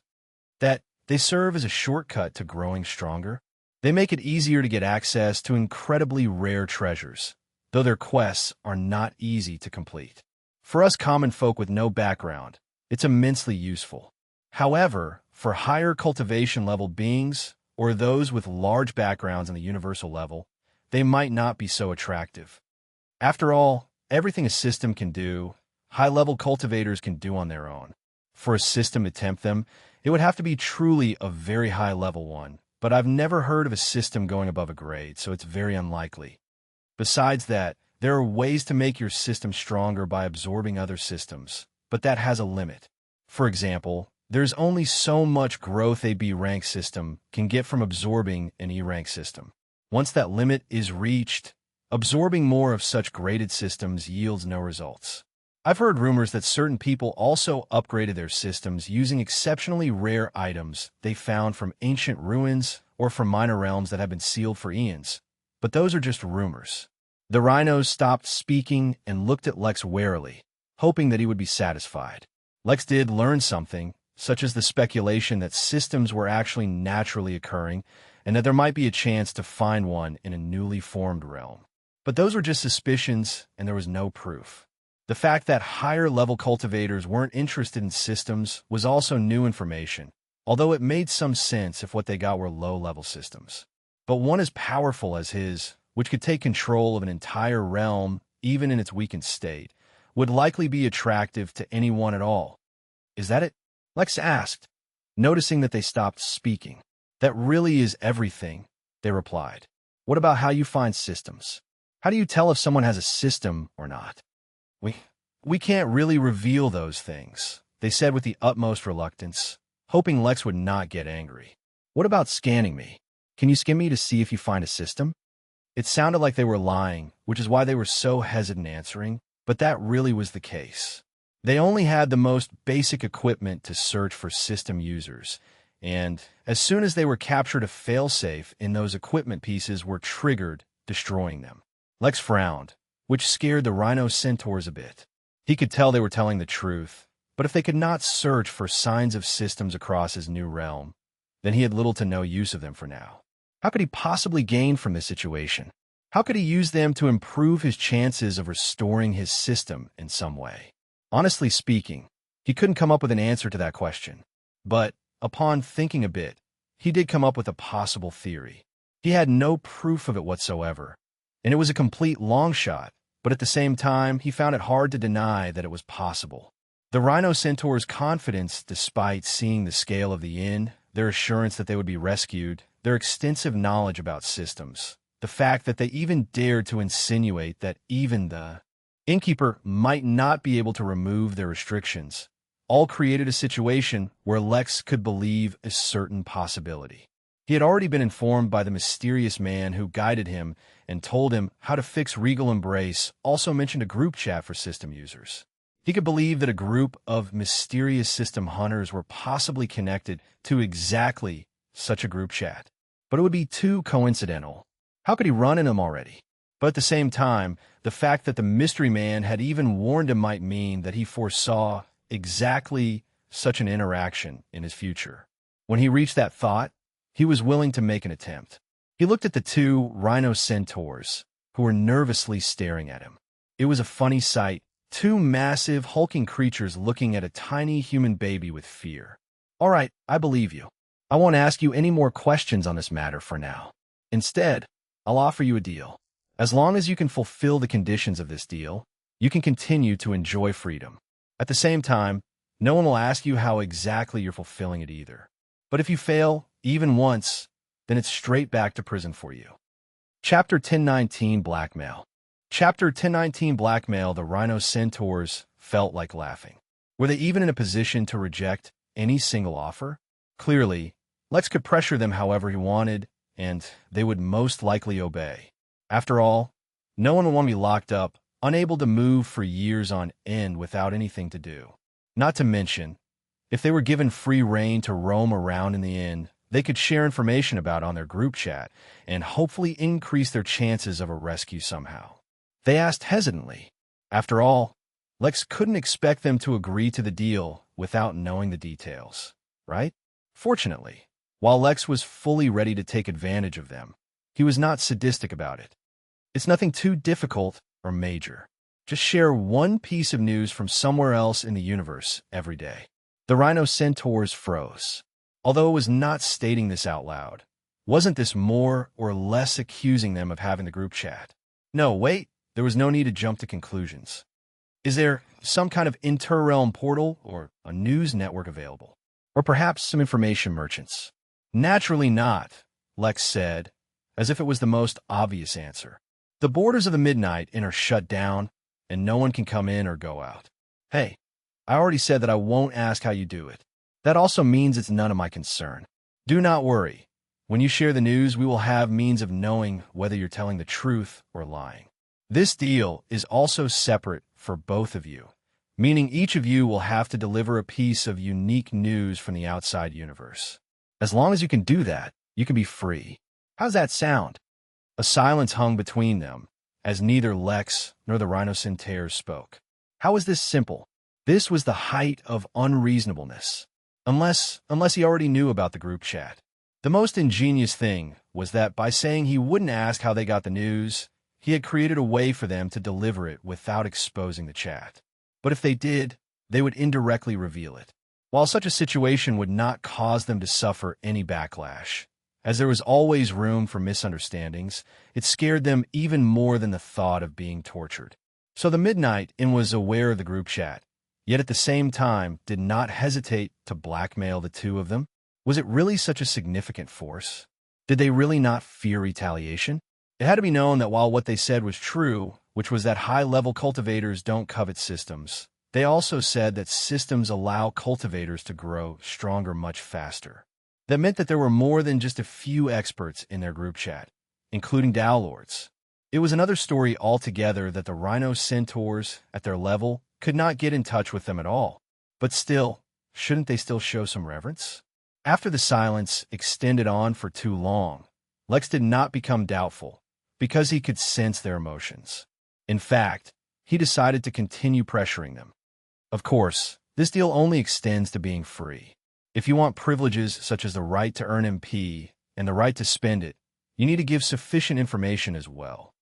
The Rhino Centaurs were caught in a tough spot, but the thought of being stuck for years, maybe even decades, helped them strengthen their resolve. As long as they don't break any official rules, who cares? Fine. Great, I'll pass on the news. Every 24 hours, report to the Midnight Manor to pass on the news of the day. I'll suppose someone already said this to you when you arrived, but I'll say it one more time. Welcome to the Midnight Inn. I hope you enjoy your stay. By the way, if you learn something significant about systems, you can share that information with me, and me only. By now, Lex was 90% certain that they were a part of the group chat, if not something similar. That also meant that by letting them lose, he was also exposing the inn and all its information. Unfortunately, the inn was a public place to begin with. Nothing about it, save his own identity, was supposed to be a secret. Anyone could have access to it at any time, in normal situations, which meant that anything that was revealed to the chat was not really a secret to begin with. There were countless ways for them to gather such information. As such, the small risk of exposure was not really worth preventing this deal. Besides, once the Rhino Centaurs got used to this deal and let down their guard, would be when Lex would truly begin milking them for what they were worth. A true capitalist knows when to take a step back for greater profits in the future. Those short-term profit capitalists were just juniors in the world of finance. What did they know about the universe? The Rhino Centaurs reluctantly nodded before Lex teleported away, once again using his own powers rather than the attires. It felt so intriguing and refreshing to know that he could teleport as he wished when, just a couple of years ago, it was an amazing feat the likes of which flipped his entire world. With the preliminary interrogation over, and the system absorbed from John, Lex began to finish up the last of his duties. He implemented the countless changes that were requested by those he gathered in a meeting in his office, and made a few more of his own. Primarily, he made houses and residences that were much larger than normal and could easily accommodate Leopold's. If the locals of this realm came, and they didn't even have houses fit to let them stay, the prestige of the inn would suffer. He looked forward to the day he could conjure up buildings with a wave of his hand himself, the way the host attire allowed him to do. The last few days with his powers left him feeling slightly nervous, as he was hoping to prepare as much as possible. At a certain point, he even stopped to wonder why he was feeling this nervousness when he had gotten so used to dealing with catastrophes and unexpected issues. The only reasonable answer he could come up with was that, much like John, he had built a subconscious dependence on the reliability of the system. Now that it was going away, even temporarily, he could not help but become agitated. But he found such a glaring weakness in himself unacceptable, so he forced himself to confront the feelings head-on. It did not really help, but he continued to do it nonetheless. Eventually, though, the time eventually came. His host attire was about to lose its powers. He did not perform a grand goodbye or make his departure known. Besides Mary, no one knew when he took it off and the innkeeper disappeared. Until he healed the system, he would be the innkeeper no more. It was a strange thought. He was too used to being the innkeeper. Even though he acted as Lex much longer, he somehow felt that his time as the innkeeper was always more impactful. But the truth was, underneath, he was always Lex. It was important to remember that, lest he develop some kind of split personality, he absorbed the lone assassin system as well, just before departing. Even the familiar interface of the system, which would stay with him despite the host attire powering off, disappeared. It would return once his system absorbed the other one. Hopefully he would get a big percentage boost, considering this system was C+, which was a very high rank. He teleported back to the sealed domain and looked at it. He asked, "Master, I've been thinking all this time. It's highly unusual for this domain to not have multiple entrances. It's a basic requirement to keep the domain functioning. But I realized that was only the case if the domain was natural and self-sustaining. What does that mean? Well, we will need to investigate." Chapter 10:20 Beloved Races. Chapter 10:20 Beloved Races. While Lex was observing the sealed domain and discussing its possibilities with Pell back in Midnight Inn, the two Rhino Centaurs were giving their daily news. Lex had already informed Velma about the details of their agreement and informed her to record everything they said. Whenever he returned from his various tasks, he would take his time to check the veracity of the news they submitted, mostly by reading their soul language as he asked them about each piece of news. The reason he told Velma about it was because since she ran the midnight newsletters, he thought she'd find it interesting and could maybe add it to the newsletter if the information was relevant or interesting. Since Velma was involved, she naturally informed Anita as well. The beautiful Lich, who was these days getting accustomed to motherhood, had not forgotten that she was also tasked with recording history in the Midnight Library. As such, she was also present when they shared the news and recorded it all down. Something interesting, however, was that Lex had been very particular in his choice of words when discussing this deal with the Rhino Centaurs. He had asked them to share news about the universe. That seemed very general, but because the Rhino Centaurs did not want to risk their freedom, they searched the group chat for channels open to all members for universal updates. As such, for the first time ever, the Midnight Inn came in touch with news about universal powers, rather than just powers limited to a single realm. The Celestial Court has set a precedent by allowing half-bloods to apply for bloodline purification based on merits, one of the rhinos informed. As a result, countless realms have applied for recognition, pledging allegiance to the Celestial Court as long as the realm owners can undergo purification, the others said. Neither of them elaborated too much on the news they shared, but they both counted as important pieces of news that define the trends of the entire universe. Not all the news they shared had been as monumental as this, but slowly and steadily, through them, the Inn's records about the powers of the universe began to grow. At the same, Lex was still having a discussion with Pell. Lex asked as he slowly approached the walls of the sealed domain. "First, I need to explain something. A domain and a formation seem similar in function, but they are not the same. A formation performs a function, or maybe even a series of functions, depending on the complexity of the formation itself. But a domain completely rewrites the rules of the world or region it encompasses. You could say it directly manipulates the laws of that place. Moreover, domains can only be formed completely naturally, though such a thing is exceptionally rare, or be created by extremely powerful beings, even stronger than myself in my previous life. That means, ordinarily, it cannot be arranged or created by others in the way a formation is made. This is because the origin or source of a domain needs to be singular, meaning that the energy source, as well as complete and cohesive design of the domain, need to come from one item or person. This is another key difference from formations, which create a whole using multiple individual parts, which make an eventual whole. Keeping all of that in mind, it's impossible for someone in this realm to be strong enough to create a domain on their own. Yet at the same time, this domain lacks the features of a natural domain. In my experience, all rules are relative. The rules that govern one species might not be true for another, Lex said, as he thought of various examples. The sovereign turtle was such. So beloved by the universe was his race that it seemed to be above all its rules. Was he, perhaps, about to encounter his second sovereign? Indeed, that is the case. After thinking about it for a few days, I have been able to think of a certain race that might be able to accomplish such a feat while still remaining within the accepted limitations of this newborn realm. Lex repeated. He was not expecting such an answer at all. He had encountered fairies before, obviously.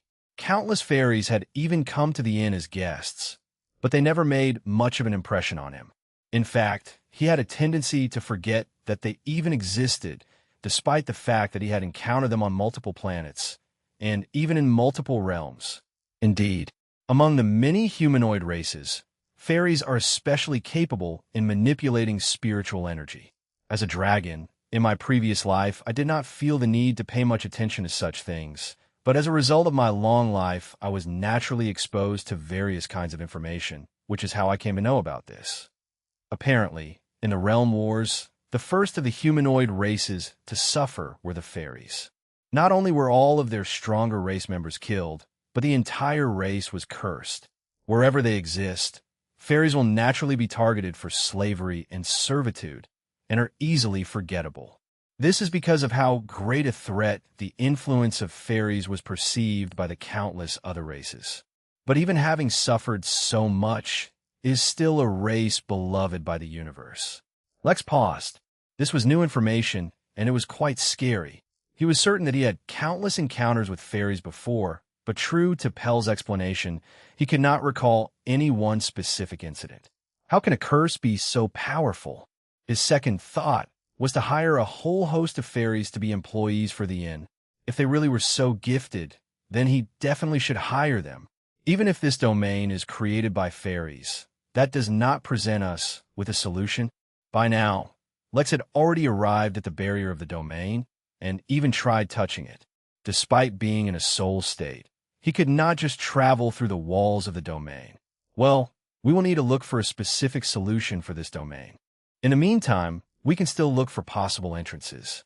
This might take a while, Lex said as he began blinking forward. He would only teleport a fixed distance, so that all his senses were constantly covering the domain. Pell, why don't you pass me all the glyphs you've compiled so far while we search? That dragon's breath sounds impressive. There are only a few beginner-level glyphs that Lex could use, for his domination level was still too weak to use them all. But halfway into learning them, Lex decided not to focus too much on the combat-oriented ones. Besides Dragon's Breath, of course. This was because he really needed to focus on his sword intent. But while there weren't many he could use now, there were quite a few that interested him.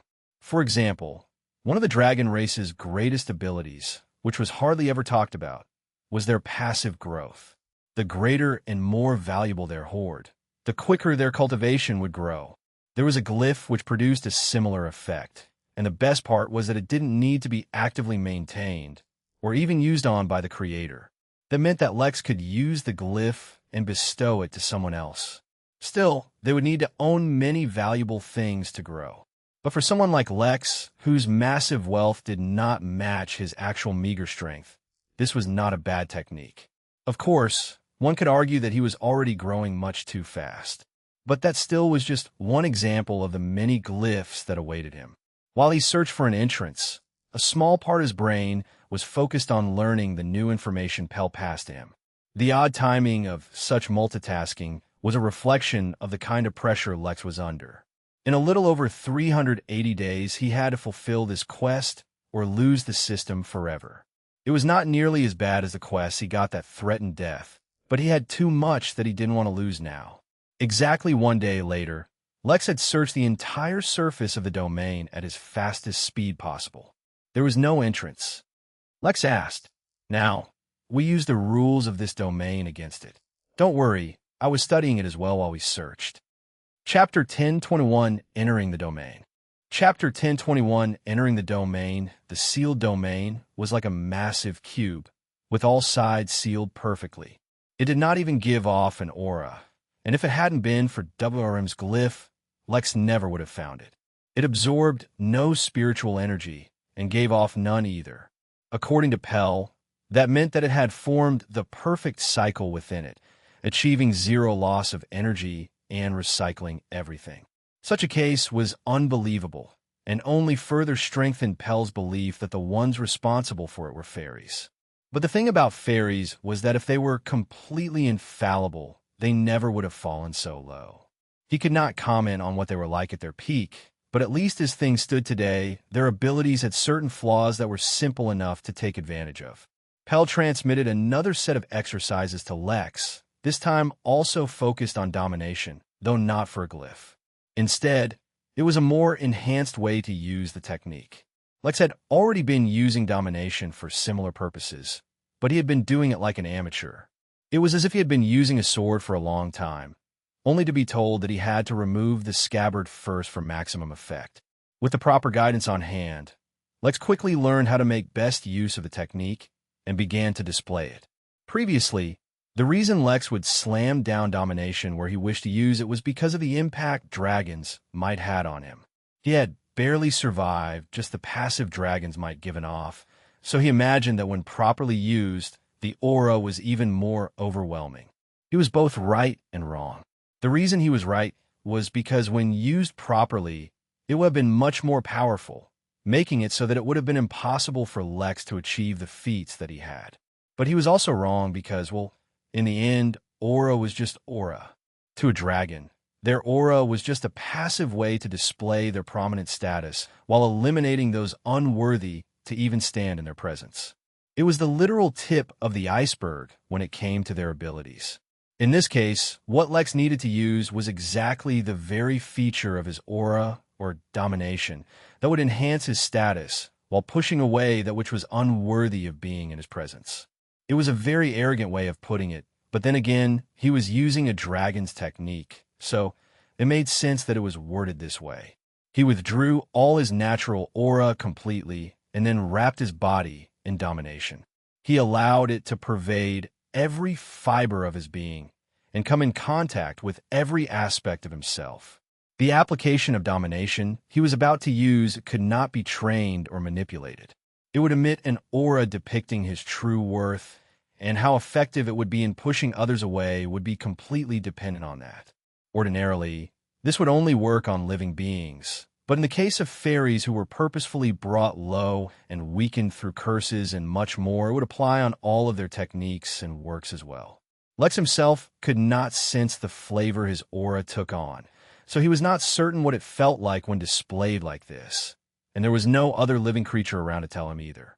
He could ask Pell, but he felt that might give him a biased answer. Regardless, whatever it felt like, it was at least effective. Slowly, the domain under his feet parted and gave way. Lex got the odd feeling that the reason the partition was slow to open was not because his aura was not super effective, but that it was a display of deference rather than fear. Since it was effective, he did not particularly care what the specific feeling was. He lowered himself through the opening carefully, passing through what felt like a very long and narrow tunnel.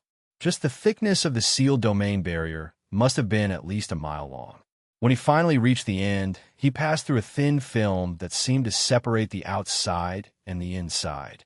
As soon as he passed through, Lex felt the difference. It felt like he was no longer within the Midnight Realm, as he noted a number of differences.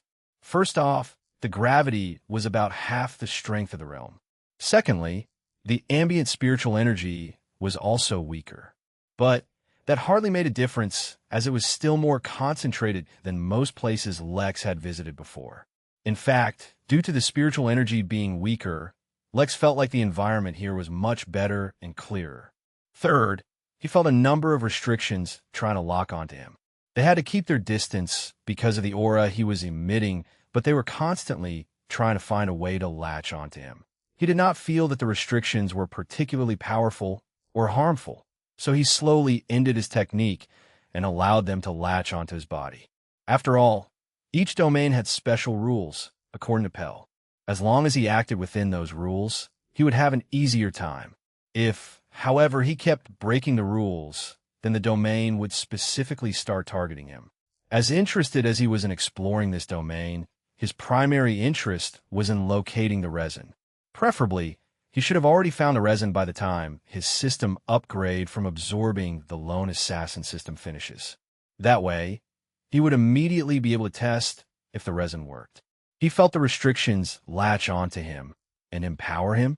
Lex felt incredibly confused as he felt a projection of a gold crown appear around his forehead, a diamond-shaped golden crystal embedded right in its center. Chapter 10:22 Mysterious and Powerful Lex. Chapter 10:22 Mysterious and Powerful Lex. Lex felt slightly confused as he did not understand the purpose of the crown, though he did, however, inherit some knowledge pertaining to it when it appeared. More specifically, he learned how to control it so that he could make it appear or disappear. The crown also had some kind of ability which he could use at will, though he did not know what the ability did. He tried using it immediately, but noticed no change. Putting his thoughts about the crown aside, Lex observed the space within the domain.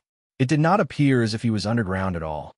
Instead, it seemed like he was floating in the sky amidst the clouds, and far below him was the ground. His eyes followed the natural contours of the land below, and found it more familiar than that of the Midnight Realm. Although the plants were still that of the realm, this place seemed more similar to Earth than not. He spread out his spirit sense to get a feel for the area and detected an abundance of wildlife in the lands below, most of them below the Foundation realm. He also, for the first time in this realm, saw humans. Within the scope of his spirit sense, there were just 2 of them, and though he sensed that they were quite young, their builds were much greater than those of humans from Earth. The 2 humans, a boy and a girl, seemed to be fighting each other within a forest. 1 meters tall and had extremely large muscles. Though they were nowhere near as muscular as Marlowe at his peak, compared to normal humans, it looked like they had been injecting steroids day and night. Pell, you told me you had a shape-shifting technique for humans? He did not want to deal with the hassle of coming in front of other humans looking like a baby. It would be much easier if he could return to his former appearance. Without a word, Pell passed on the desired technique. Considering this was a kind of technique he had never used before, his monstrous comprehension would only be able to reduce his learning speed to a couple of minutes instead of making it instantaneous. Lex did not mind as he brought himself towards the ground so he could get a better look at the humans and figure out why they were fighting. Considering that both of them were in the Chi training realm and seemed to be body cultivators rather than spiritual energy cultivators, Lex was not concerned about being discovered. Even without a stealth suit, the difference in their realms would allow him to stay hidden. "Give up, wench, and make this easier on yourself," the boy said, wearing an ugly scowl. "Whether it's by my hands or someone else's, your death warrant has already been signed." The girl did not respond. She was stronger than the boy, but he had better technique and a better weapon. She could not allow her attention to slip even the slightest. Lex sat on a nearby tree branch and looked down on them and read the behavior of their souls. The boy's thoughts seemed to be extremely chaotic, whereas the girl was under a lot of pressure, but was extremely focused. There was some kind of warrant out for her. Was she a criminal? He continued to watch as he hoped to learn more about this place from the 2 of them. He also found it interesting how he could see so many flaws in each of their movements. He actually felt like a true expert watching some kids play. The fight had already continued for a long time, and both of the fighters were beginning to get tired. Even as body cultivators, it wasn't as if they had unlimited stamina. While neither of them were able to take advantage of each other's exhaustion, a few wild animals who had been watching them for a while now would not let the chance slip. A snake with wings that had wrapped itself around a tree suddenly lunged at the girl, intending to bite her neck. The boy saw the attacking snake and felt glee as he swung his sword, intending to get the girl to dodge in the direction of the snake. Yet while he saw the attack aiming for the girl, he missed the signs of the animal attacking him. From the ground, a small creature suddenly burst out and bit into the man's foot. He screamed and lost his balance, which gave the girl the opportunity she needed. She stabbed forward, coincidentally moving out of the way of the snake at just the right time. She managed to stab the boy's neck, killing him, but instantly realized that her situation was not great. A 3-way standoff appeared as the snake, the half-buried creature, and the girl warily looked at each other. Lex felt that the opportunity was perfect for him to act like a mysterious and unknown powerhouse. He'd always been the one receiving help from those stronger than him, which is why now that he had gained a bit of strength, he had been feeling the urge to do the same. Using his spirit sense, he transmitted an image as well as information about a sword attack to the girl. The girl did not know what was happening. She just had a strong feeling and visualized an attack in her mind that would end the standoff. She did not know where the thought came from, but her gut told her that it would work, so she did not hesitate. She took a step forward, and just as she had visualized, the snake and the ground creature both lunged at her. Her hands moved with precision she never knew she had as she recreated the attack perfectly, managing to behead both creatures in one move. Then she froze as disbelief gripped her. Had she really done that? Chapter 1023 Life on Hacks. Chapter 1023 Life on Hacks. The girl stood frozen over the decapitated bodies of the two animals, in shock at her own performance. Lex himself was quite intrigued by the scene as well. Although, to him, this level of combat was akin to child's play, and guiding the girl the way he did required not even a moment of consideration. Watching her succeed and perform above her level gave him some kind of unusual satisfaction. Moreover, he almost felt as if he got a new perception on swordplay watching someone else perform his moves. The level of guidance was still too superficial, and there was no real progress, but Lex considered if teaching someone swordplay could help him advance his own sword intent somehow. After a few moments, the girl woke up from her stupor and immediately got to work. She summoned a projection of an iron band around her forehead, though the projection seemed as if it was mostly covered in rust, and grabbed the twitching head of the ground animal. She did something, and it seemed that a single grain of rust fell off her projection, revealing a speck more of iron. She repeated the process with the snake's head, as well as that of the dead boy. The snake did not contribute much to her projection, though whatever she did, it worked better with the boy, as it removed an entire chunk of rust. Perhaps it worked better among their own race, or maybe the boy was actually stronger. Lex did not understand the purpose of the projection, though he could tell that she was upgrading it somehow. His own was, obviously, a much higher level than hers, but even so he felt no obvious benefits from it. The girl searched the boy's body and, after stripping it of all its valuables, began to march through the forest. She was exhausted, but clearly she had no time to rest. Lex was intrigued. He debated on what he should do next. He could ignore the girl and begin to search the domain secretly for the resin. But he figured he had at least a few days before his system came back online, which was more than enough time to search the entire domain. In that case, it wouldn't hurt to learn more about this place. He could do it on his own. After all, he only needed to find a settlement of some sort and spread his spirit sense over it. He'd learn everything he needed from the countless conversations taking place, or the information recorded in books and documents. At his current level, he could pay attention to multiple conversations and read a number of documents without losing focus, so it was simple enough. But Lex didn't want to give up the opportunity to act like a mysterious expert and secretly help out the girl, assuming she wasn't some kind of crazy serial killer. After all, he had been too tense lately. Letting loose and enjoying himself a bit wasn't necessarily a bad thing. With that decided, Lex smiled and continued to observe the girl. She never stopped moving, though she picked a number of fruits from the forest and ate while moving. She was clearly familiar with the local area. It didn't take her long to reach what looked like her hideout, which was to say a tree where she had laid some poorly chopped planks to give herself a bit of flat area to sleep on. A number of bags were hung from various branches in the tree, which she all collected before leaving. The hideout was too shoddy to have been used for too long. If Lex had to guess, he'd say she was using it as a home base while she hunted or something while staying in the region. For the next few hours, Lex followed the girl, while at the same time absorbing information about the local area. He had completely memorized all the local flora and fauna, the terrain, and made a guess as to the kind of climate and weather this place probably experienced. He also saw a number of other beasts fight one another, all upgrading their respective projected headgear after the fight. He had to say, whatever the purpose of the projections were, they clearly promoted killing, which can't be a good sign. Eventually, Lex spotted an actual city at the edge of the forest in the same direction that the girl was moving in. In that case, it was time to make introductions. After all, what was the point of being mysterious if no one even noticed? The girl had been moving quickly through the forest, though she never lowered her guard.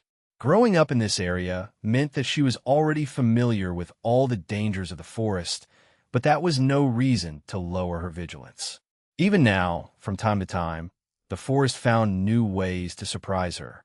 Especially now that the seasons were changing, new dangers would be appearing. Not to mention the stupid henchman for that stupid noble. Did he really think he could do whatever he wished?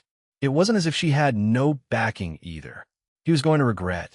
In a small clearing ahead, she saw a figure and suddenly raised her sword. Was it another fool working for that spoiled brat? She stepped closer for a better view and saw a weak-looking man sitting casually with his back against a tree, a long blade of grass in his mouth. What the hell? She had never seen anyone save newborns with such frail figures. There was hardly any muscle on his frame. Was he malnourished? Did he get lost in the forest for a long time? But his clothes, as odd as they were, looked pristine. His hands and face were also clean, and his hair was not disheveled either. Was he in a parlor or in the forest? What was the need to be so dressed up? And why in the heavens was he chewing on a poisonous leaf? Well, strictly speaking, it was not poisonous, but that kind of grass was known to cause severe rashes on skin. Yet somehow, he looked completely fine. As the girl came closer, she heard him humming, which left her bewildered. He was humming? Wasn't that just asking to be discovered by some wild beast and attacked? Especially when he had his eyes closed. Suddenly the girl trembled. Had she encountered some kind of ghost? "Young lady, I seem to have gotten lost," the strange, muscleless man said, finally opening his eyes and looking towards her. The girl looked at his shoes. Those did not look comfortable to march in, especially so far away from the city. She had no idea how to judge this encounter at all. The forest always found new ways to surprise her. She asked warily, "Don't you have any guides?" "No, not really." Torrenwood was the name of the city he detected. He withdrew his spirit sense from the city after learning its name. The game wouldn't be fun if he learnt everything through his spirit senses.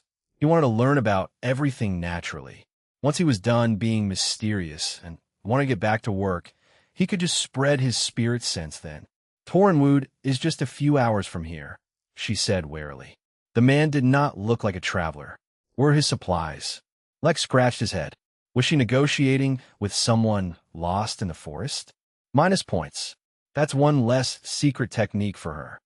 "Sure, I can pay. I won't charge too much," the girl said, hiding the guilt in her voice. He spread his spirit sense across the forest and found countless corpses belonging to hunters, most likely buried underground. Many of them still had their belongings, including coin purses. "Being strong is life on hacks," he muttered to himself as he accumulated several dozen gold coins worth of local currency in half a second. He walked to the side of the tree that was not visible to the girl and pulled out a travel bag. He had already shifted the countless coin purses to his spatial bangle, and then into this bag for convenience. After reaching in, he pulled out 5 coins and handed it to the girl. The ease with which Lex handed money over, and his amicable attitude made the girl even more suspicious, but since he had paid, she would lead him. "Follow me. We're not going to stop till we reach the city. Can you fight?" Chapter 10:24 Tauren and Wood. Chapter 10:24 Tauren and Wood. In the middle of an extravagant, circular chamber, with every inch of its surface covered in formations, sat a fairy on a throne with its eyes closed. The amount of energy coursing through its body at any given moment was hundreds of times what even Lex could tolerate, yet the fair seemed unharmed. It was a completely different matter altogether that the fairy struggled immensely, and for nearly an hour, before it was finally able to crack open a single eye. "The golden crown has appeared," its thoughts transmitted out loud. Just that single sentence has thoroughly exhausted it, and wrinkles appeared on its face and its hair turned white.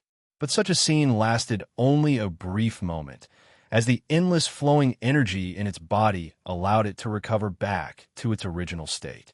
It seemed like nothing had happened, and no one was in the chamber with it to hear its thoughts, but there was nothing else the fairy could do. It remained on its throne, sitting with its head held high, its back straight, appearing regal, yet a prisoner nonetheless. The first beast they encountered was a wolf. It gave Lex flashbacks of running for his life from wolves in a forest back on Nibiru. Now, though, the wolf's growling, glaring face just looked cute to Lex. The girl, whose name was Hildy, did not feel the same. She did not hesitate to scream at the wolf aggressively and make herself look big, which was not a challenge, really. Her attempts to intimidate the wolf did not work, as 2 more pulled out from behind some more trees. That seemed to make the girl nervous, but she still didn't run. She drew her sword and looked at Lex nervously. to see if he was ready for battle. He was not. "How about I take care of this one?" Lex said, stepping forward, uncaring about how startled the girl was. It was quite refreshing to be the strongest one around for once. He had long gotten used to being surrounded by overwhelmingly powerful beings, which is why he was never able to let loose completely. But the more time he was spending in the Midnight Realm, the more he was beginning to open up. Not so long ago, a few nascent realm cultivators ruled all of Earth, and he was most definitely stronger than them. Hildy hissed, "I have a pet wolf." "Well, actually a pet dog, but it's so big it might as well be a wolf." "Anyway, I'm good with dogs," Lex said, as if that explained everything. Hildy hissed once more, as if she were some animal threatening him, but at least she didn't use him as bait to run. Bonus points for basic human decency, so maybe he'd pass on a weak technique or something. Lex had the wolves locked down with his spirit sense and a trace of domination, which completely froze them. But he didn't intend to kill them. He pulled up to the dog in front and scratched its head a bit before rubbing its neck playfully. After a while, he walked back to Hildy, and the wolves seemed to slowly recede into the forest. "I wouldn't recommend you copy me, by the way," Lex said to the stumped Hildy. "I wasn't going to." "What did you do?" "That was a shadow wolf scouting party. I told you, I have a pet dog. I probably have it scent all over me. Wolves and dogs recognize the scent and don't really say anything to me." That's... Hildy was questioning everything she knew because that's now how it was supposed to work, but then again, she had just seen it work. But then her mind snapped back into place. She asked warily. Lex asked, slightly confused. He could imagine that she was referring to his projection, but why would that be relevant? "Your crown level? It's really high, isn't it? Wouldn't be surprised if it was silver. No wonder you're fine in the forest alone." Lex raised an eyebrow. So beasts were intimidated, but the same did not extend to humans. "I've never been to Torrenwood." Hildy looked away, feeling slightly guilty. Never mind. You're right, it's a private matter. Thanks for taking care of the wolves, but we should go." The pack did not return. In fact, Lex wouldn't be surprised if they just migrated out of the forest after being exposed to Lex's aura. But they were attacked by a number of other creatures. This time, Lex did not shoo them away, and gave Hildy small bits of inspiration throughout the fights, drastically improving her skills. She had no idea what was happening, and clearly she was equal parts confused and excited. Naturally, since Hildy made all the kills, she was the one to use all of them to improve her crown. She explained that rule to Lex before doing it, and he didn't particularly mind. But even by the time they exited the forest, it had hardly made a difference to the amount of rust on her projection. This was clearly a long-term project. "Can you tell me a little about Torrenwood? Anything I should look out for?" "The city is run by two families. Well, it's actually run by the city council, but in effect, two families own almost everything in the city. You're not going to believe it, but they're the Torren and Wood families. You want to stay away from both of them, by the way. Total pricks." Chapter 1025, Taking Notes. Chapter 1025, Taking Notes.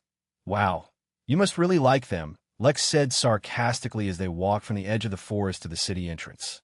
It was decently sized and was built on both sides of a river that was passing by.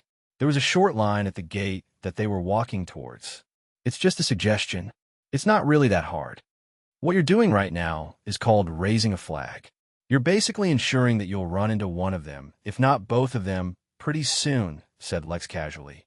Hildy asked, confused. "Raising a flag. It's a superstition. Basically stating something you hope to avoid only sets you up to face it pretty soon. There are a few other rules to it, like raising death flags, red flags, green flags, and such, but in essence, the more you want to avoid something, the more you'll end up facing it." No reason in particular. Just that the last time I raised a flag for myself, I lost my skin. All of it. Gone. Was not a fun experience." "All right, if you say so. Well, I brought you to Torrenwood. Toll to enter is 2 copper coins. Good luck with your endeavors." Lex nodded, and then watched her leave. She was clearly distracted with other things, which left Lex feeling dissatisfied. He hadn't learned anything significant, nor had he acted mysteriously enough. He spread out his spirit sense and spread it over the city, before teleported to a relatively empty tavern he found. He sat down on a chair and pulled out a book he hadn't read in a long while, Ultimate King Emperor. All the gods call me daddy. Clearly he hadn't been acting mysterious enough if Hildy so easily just got up and left. He would need to consult the novel and take note of how the mysterious people the main character encounter behaved. What was mysterious enough to attract attention, and what seemed like fun? As much as Lex thought this novel was actually completely trash and did not like it at all, he was now caught up to chapter 13,000. It was fortunate that the author had survived the incident on Earth. Instead of going with the refugees, however, he joined the Jotun Empire by teleporting over to Vegas Minima. Apparently, he had continued to write the novel, and it was an intergalactic hit. The last time he'd read the novel, the main character finally learned something about his adopted sister who was kidnapped, all the while seeking revenge for his wife who was murdered, leading an army of his concubines. The whole arc was annoying, so Lex skipped it until the main character finally ascended to the penultimate divine realm, a realm where deities existed. Naturally, he had to leave all his wives, concubines, and die-hard followers in the lower realms, a great sacrifice. A waitress walked up to him and asked, "Yeah, give me one of everything on the menu." Lex handed her a silver coin and got back to reading. In this new realm, the main character was not the weakest person around, but he was down there. Lex skimmed a bit more. He was searching for a mysterious powerhouse, and got it. So the main character got a necklace, which carried the soul fragment of some divine deity that was supposed to be long dead. Lex immediately focused in and began taking notes. Perhaps such a ridiculous novel was not the best place to take notes from. A part of him reminded himself that he was on a time limit. But he was so tempted. In the end, he allowed himself one day at most to do as he wished. Relaxing might actually help him perform better in the long run. After that, though, he would continue his search and take whatever opportunity he got to behave cryptically as the opportunity arose. With that out of the way, he began taking notes guilt-free. So a black hood to hide his identity, appearing and disappearing out of nowhere, using techniques that bewilder the audience. He was not about to put his soul into a necklace, but he could drop some kind of amazing inheritance inside some piece of jewelry and auction it off. Apparently, auctions were very integral to acting mysterious. The most important thing, however, was to donate the item that would ultimately sell as the last item on the auction, getting a VIP booth as a result, and then buying some things while everyone else guessed his identity. In the actual novel itself, there was a whole lot more face slapping involved, but Lex found that terribly unrealistic. How was he supposed to randomly encounter people, spoiled to the extent of stupidity, who would just come and start fights with him? He'd kept his spirit sense spread around him to observe if such scenes were common, and fortunately they weren't. However, the role of the crowns was extensive. He still did not know what their actual use was, but they had created some kind of caste system where people with higher quality projections were treated better than others. More importantly, his assumption had also proved correct. People were a lot more open to fighting and killing here, all in the name of improving their projections. Fortunately, most of that killing was targeted towards animals and beasts, but not all of it. Lex took a bite out of a pie that had been placed in front of him, among other things, and continued to read when the doors to the tavern were slammed open. Chapter 1026 Concrete Wall. Chapter 1026 Concrete Wall. Lex paused, and so did a few other guests. They turned to look at the door to discover a gang of hoodlums walking in. They were dressed in shoddy leather armor and were carrying a number of weapons on their belts. Lex suddenly recalled what the book said about such situations. First was the direct confrontation, where the main character would not back off because his code would not allow him to take a step back or some such. That didn't suit Lex's style. Next was to ignore them and continue eating until they came to pick on him, then defeat them effortlessly and continue to read his book. Lex looked at his table, and it was still filled with food he hadn't eaten yet. Yes, he liked that idea. He was going to pay in advance if you want to book the place, the bartender said in an unimpressed tone. It seemed like he had seen plenty of such actions. Do you think I'm poor? How dare you? The leader of the gang yelled as he slammed his fist on the counter. The bartender sighed and grabbed his own sword. That's when he revealed his aura as a Foundation Realm expert and sliced the entire gang in one hit. They weren't dead, but they were definitely seriously injured. The guests turned back to their food, as if they were used to such a scene. Lex also turned back to his book, slightly disappointed. So the bartender was a secret expert, going by local standards. Or perhaps not so secret. What Lex couldn't figure out was why everyone in this place was so irritable. He'd already witnessed a dozen or so fights with his spirit sense, all starting from menial issues. He looked at the dozen or so bodies being dragged about by the waitresses. What was the need for acting so absurdly? Lex couldn't understand. His spirit sense picked something else up. Another group was coming towards the tavern, and they looked better dressed than the hoodlums, though their expressions were just as mean. The group arrived just in time to watch as the bodies of the hoodlums were being dragged out and froze. Then they walked in, ignoring the bodies. Standing at the door, the group surveyed the entire tavern. It was not the best establishment, but it had its fair share of customers and the food was good. The leader nodded to his men, who spread out, while the leader himself walked towards the bartender. Although he was keeping his aura suppressed, Lex could tell that he was in the Foundation realm as well. The bartender also noticed, and his bored expression changed, though just a little. I had sent some in here earlier to reserve this place. Why are their bodies being dragged out of the building? Reserving the place requires advance payment. When I asked for it, your men started yelling at me. The man nodded and dropped a coin purse on the counter.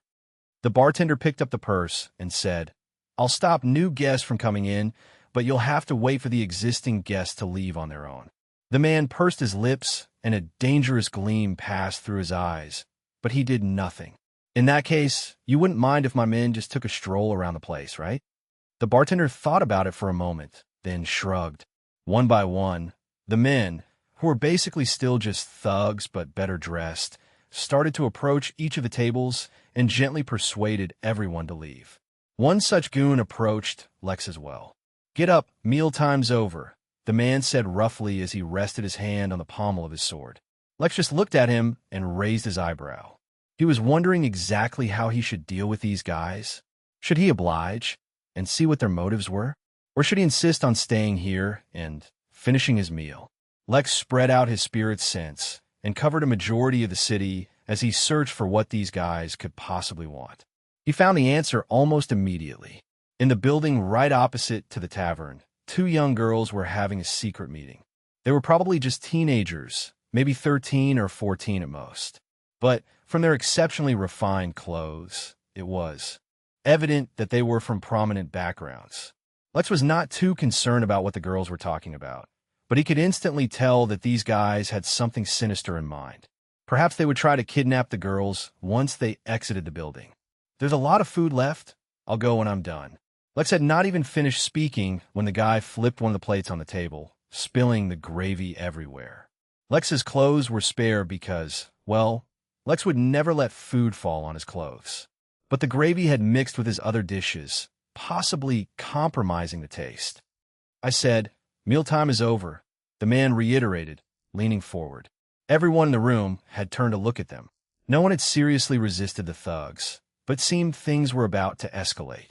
A tinge of excitement filled the guests who were about to leave. One way or another, they were about to see a show. Lex merely looked at the guy, making eye contact with him before the man's eyes rolled back into his head and he collapsed. In fact, it was not just him. All the other thugs in the room collapsed, including the Foundation cultivation expert. Everyone in the room froze. What had just happened? Nobody had seen Lex make a move. He just looked at the man, and everyone collapsed. "Can you refresh all my food?" Lex said to the waitress. "Sure thing," she said cheerily, and began picking up Lex's plates. She'd seen too many fights to be deterred by such things, though she could not help but let her gaze linger on Lex. He was a little thin for her tastes, but then again, for someone that powerful, she could adjust her tastes. She winked at Lex as she stepped over the body on the floor. Lex turned his attention back to his book. He had made his opening gambit. Rumors of a mystery man would surely spread, even if a little slowly, from this incident. Now, what he needed to do was capitalize on this and continue to behave very mysteriously. Lex ignored the gaze that the bartender gave him and continued to read his book while he made more plans. But he had a feeling that he wouldn't need to do anything to get what he wanted. Considering his luck, he was sure to get embroiled in something soon enough. And considering the temperament of the folks around town, he had a feeling that he was about to begin slapping some faces pretty soon. The thugs wouldn't wake up anytime soon. After all, he blasted them all with a sliver of domination, so whatever they had planned was probably foiled. After eating his meal, Lex casually left the tavern, giving the barkeep a nod. After scanning the city, he had not been able to find an auction house or any ongoing auctions, but he did find a very prestigious-looking building that served a few purposes. It offered commissions for anyone willing to take up dangerous jobs, as well as served as a point to sell and buy goods, as well as information. It was a strange combination, but Lex was considering how stunned everyone would be if he completed all the commissions. As it turned out, the moment he stepped out of the tavern, so did the two girls from the opposite building. Their pure white clothes stood out amongst the dirt and muck-covered clothes of people in this part of the city, as did their weak physique, compared to the others in the city, that is. A guard yelled at Lex when he saw him looking, and suddenly drew his sword. The young girls themselves were quite startled by the yelling guard, and turned to look over. Lex did not move at all, and instead observed the guard as he swung his sword towards Lex's neck. His eyes were filled with cunning and anticipation. Clearly, he had a reason for trying to stand out. Lex did not break eye contact with the man, even as the sword came and hit Lex's neck, before bouncing off as if it had hit a concrete wall. If you know someone who'd love this story, send them this video. Sharing is honestly the biggest help you can give a small channel like this. Now, let's get back to it. Chapter 1027 Simple Life. Chapter 1027 Simple Life. Lex felt slightly amused as he saw the changing emotions of the man who attacked him. Although he did not know what the reason behind attacking Lex was, he could tell that he had chosen Lex because, of everyone else on the street, he looked like the easiest target. After all, almost everyone else was taller than him, not to mention more muscular than him. Compared to everyone else, Lex looked truly malnourished. But that was probably just because the humans here were probably just a sub-race of humans that were taller and more muscular. It made sense, actually, considering they had to cope with a higher gravity. If they had no way to cultivate, then they may have ended up shorter than other humans. But since they cultivated, were focused on body cultivation, and lived in such an energy-rich area, they grew to be tall and strong. That did not, however, mean that others were weak. The guard who attacked Lex recoiled back and held onto his right hand, which was trembling, and looked at Lex in shock. Yelled another guard as he pulled out his sword, but did not rush to attack. The two girls were also intrigued, and though a number of guards surrounded them to protect them, they kept watching. "Sir, I caught him glaring at the two young mistresses and suspected something was amiss. Then I saw him try to attack and rushed to stop him, but he's stronger than I expected." The other guard looked at Lex warily, though there was a trace of doubt in his eyes. According to what Lex had read, this was a perfect opportunity to act mysterious. He just needed to stick around, get into a verbal fight with the guard, establish his moral superiority before attacking the guard, and possibly uncover some kind of underhanded plot. But now that he was in the situation himself, he discovered that it was kind of lame. The guy had attacked Lex, so why did he need to justify anything to retaliate? Moreover, just the thought of trying to convince everyone he was innocent and the guard was guilty sounded exhausting. "Don't waste my time," Lex said to the guard who attacked him, and flashed him with domination, causing him to froth at the mouth and fall unconscious. Instead of sticking around, Lex teleported away to the commission building. It was only after he teleported away that it occurred to Lex that the guard might have been cooperating with the thugs who tried to book the tavern. Maybe he was trying to create a scene as a signal for them to act. He shrugged and decided not to worry about it, and instead entered the building. Since he had withdrawn his spirit sense, Lex missed the reaction to his disappearance, which alarmed those who were watching even more than the sudden fainting of the guard. Afraid for his life, others checked up on the guard, only to discover a number of unusual items on his person, including a knife with a strange marking on it and a couple of bottles of unmarked medicine. The two girls were quickly escorted away, lest some issue arise, But the locals of the area who saw what happened began to whisper of a ghost who appeared in broad daylight. Some said he was lascivious and desired the two girls, while others claimed that he saved their lives from a guard who was actually trying to kidnap them. Several other versions of the story also began to spread, but the only thing they had in common was that the ghost was thin and lacking in muscle. But that did not mean he was weak. Instead, he had traded all his muscles for an impervious body. As soon as the guests who were sitting in the tavern heard the story, they too began to share the story of how a single look of the ghost defeated a dozen men. But instead of a ghost, he was a wanderer who traveled from place to place, tasting both wine and life. The building that Lex entered was called the Simple Life Building, as he learnt once he arrived there. It was named so because it was supposed to make life simple and easy. Anyone who wished could come here and place commissions for anything they needed, or accept commissions for money, or buy and sell things. Obviously, not everything was bought and sold here, but the categories were well defined. It really did keep things fairly simple. To accept commissions, however, Lex first needed to register himself. That gave him pause. If he gave a name, would that reduce the mystery around him? It might, just a little, but he decided to go forward with it and got registered. The process was unsurprisingly simple and straightforward.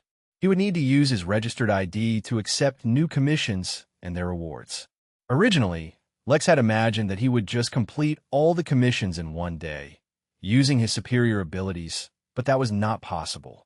A lot of the commissions required him to work with the person who set the commissions or with other groups. That would naturally take time. So he began to devise a plan as he looked at the various commission boards.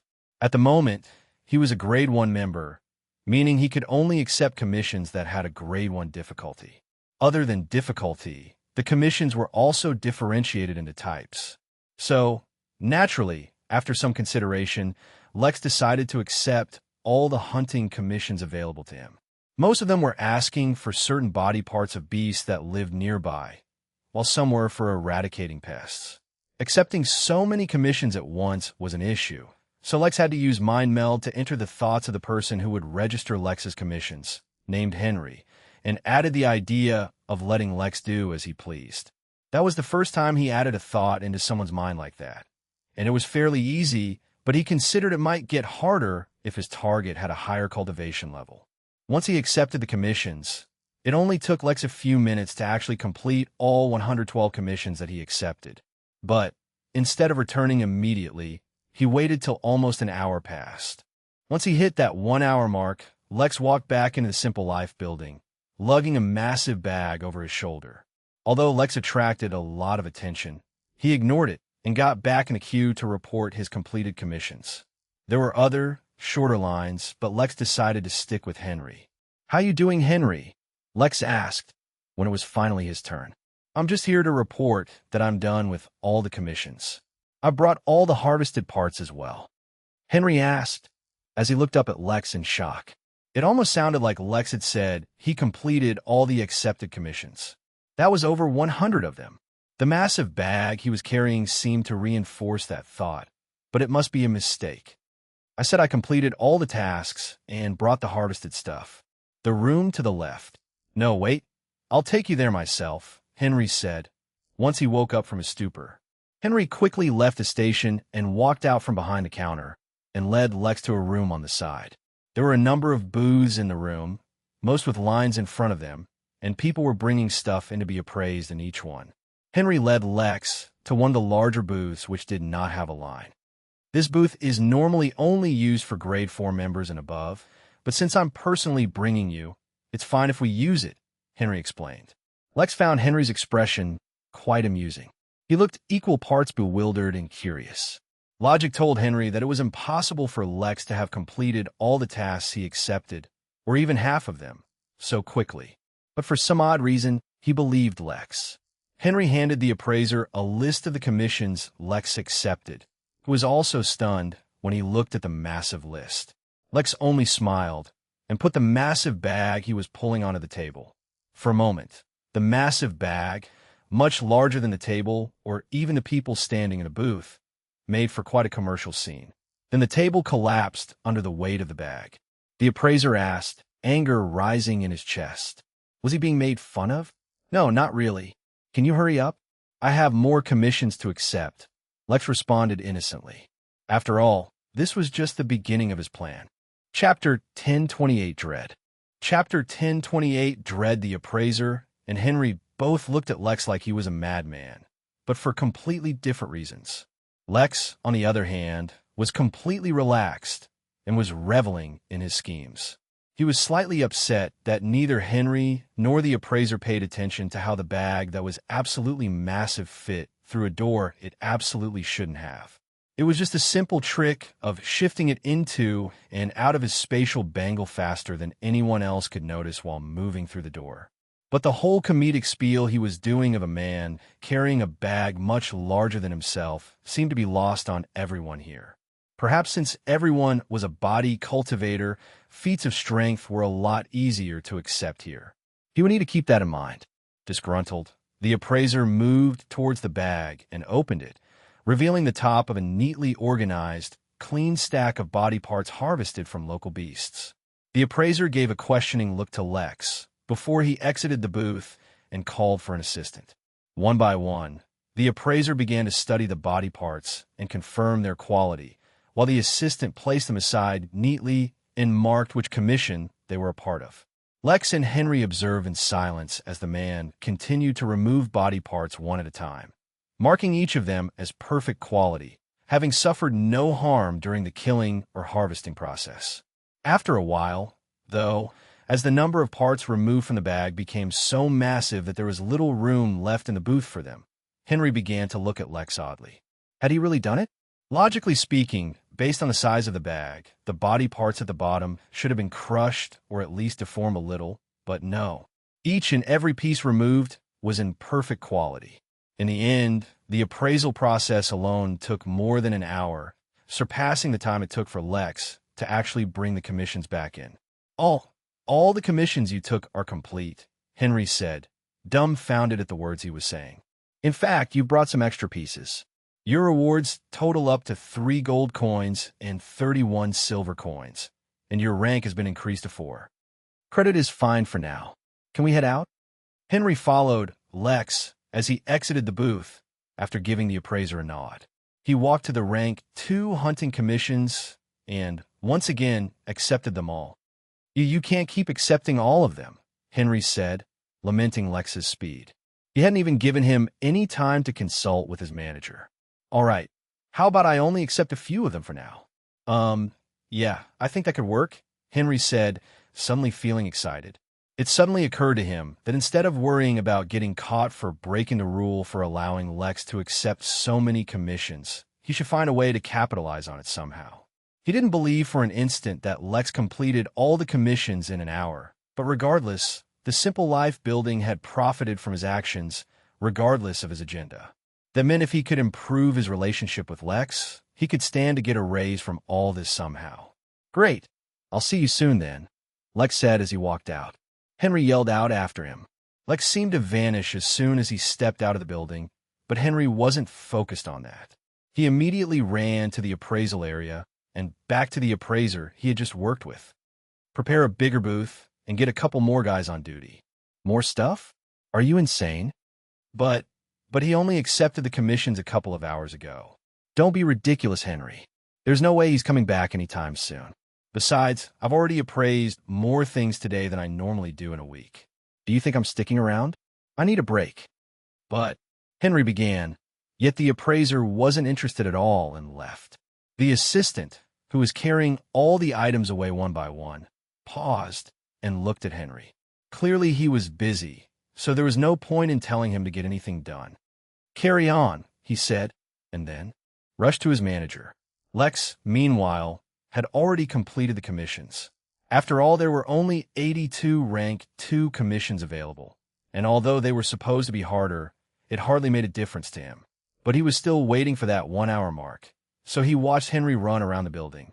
The manager, although just as bewildered as Henry, was a lot more clear-sighted than the appraiser. Look, it doesn't matter how he did it, or what his reasons are, the manager told Henry.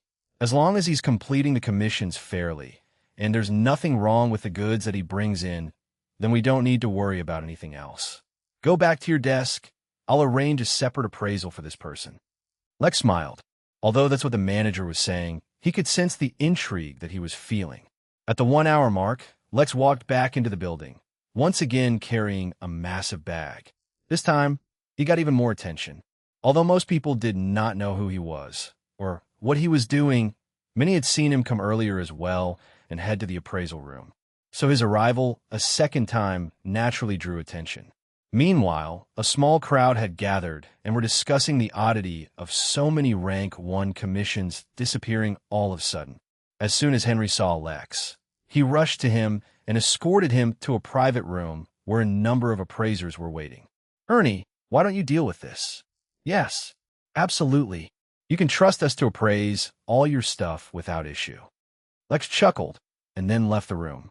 The appraisers were stunned as they began to unpack the bag, and the sudden disappearance of all the jobs for Rank 2 that dealt with hunting began to attract notice. Both the crowds and the staff began to notice something strange going on as assistants were getting summoned away, and there were fewer and fewer work staff on the ground. Around 40 minutes later, the second batch of Lex's haul got appraised, but they only had a short break for 20 minutes later. Lex walked back in with another massive bag. Hey, what are you doing? I don't think I've ever seen you here before, asked one of the regulars of the Simple Life building. People had begun to suspect that the disappearing commissions might have something to do with Lex, but how could that be possible? Yeah, I'm just here for the day, doing a few chores, replied Lex with a smile. Before the man could ask any more questions, Henry found Lex and brought him to the private room. The assistants and the appraisers who had been working non-stop became pale at the sight of Lex carrying yet another bag. Lex said as he left the bag, Mr. Lex, the thing is, my manager informed me that if you've already done all the Rank 3 commissions and you go to do all the Rank 4 ones, we might not have the liquidity to pay you the amount owed in a short time. Don't worry about that. I don't mind keeping it as credit for now. Besides, maybe I could buy something from you instead. Lex just smiled at him, then looked at the pale workers who were trembling and waiting for an answer with dread. Why don't you get all the lads here a little pick-me-up from me for all their hard work? Something to boost their energies. Chapter 1029, There's Still More. Chapter 1029, There's Still More. Henry knocked on a door filled with a nervous, yet excited energy. One way or another, this day would go down in Simple Life history, and Henry was already a part of it. Come in, said an unsteady voice from inside. Henry entered to the sight of a worried-looking man studying a piece of paper held by the manager. They seemed to be reviewing some numbers and were whispering amongst themselves. Manager, I just came in to report that the manager and the other man both paled at the news, almost losing strength in their limbs.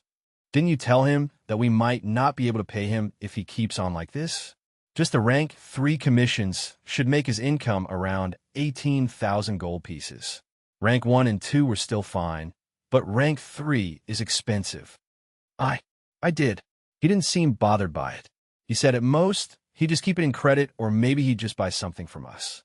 He also asked me to reward the appraiser with something to help keep them energized. The manager asked the other man in a low voice, Go get a list of our entire inventory. And I mean the entire inventory. The other man quickly ran out of the room, as if his life depended on this task, while Henry came in and showed the manager the paper. Lex, who was watching everything from far away, could not help but laugh. Yes, there really was more to the story than they knew about, but none of them would ever be able to guess his motives. Soon, when the other man brought in another piece of paper with the inventory list, Lex read it to see if he could find anything interesting. He had to admit, there were quite a few interesting things on the list. But most likely, the things that Lex found interesting are probably not what the Simple Life would have been expecting. Lex chuckled. Well, not like he was done yet anyway. After Rank 4 requests, there was the final tier of Rank 5 requests. There were only 4 Rank 5 requests, and they all had something to do with a few golden core beasts in the regions. He imagined that, after he completed them, the entire city would be shocked. But that was just the beginning. He had to think of other things. Time passed while he planned, and the staff at Simple Life ran around, desperate to complete their tasks. By now, rumors had already begun to spread, and at some point the staff members had let the matter leak that Lex was the one accomplishing all the commissions. To be fair, Lex was only doing the commissions related to hunting, so there were many others still left for anyone who wished to take some. But even so, the chaos began to spread. Many even began running across town, delivering the news to a few specific groups who might be interested. Amidst this mess, Lex returned. This time, his bag was much smaller as the number of commissions was naturally growing. Ironically, now, with a much smaller bag, Lex began to attract a greater deal of attention. After all, while it made no difference to Lex, the aura of the body parts contained within were still radiating ferocity with full force. Even when some wanted to approach him, they were not able to, which made it very easy for him to pass through. Henry was not around to welcome him this time, so he directly entered the private room to the sight of a dozen appraisers wiping their sweat and consulting one another.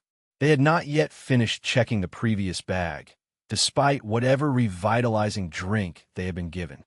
"Mr. Lex," Henry said out loud, in surprise upon noticing him. He had been so busy he hadn't even realized an hour had already passed. "Yes, and Henry, it seems like you held back. Go ahead, get the best of whatever you have available for them." The best.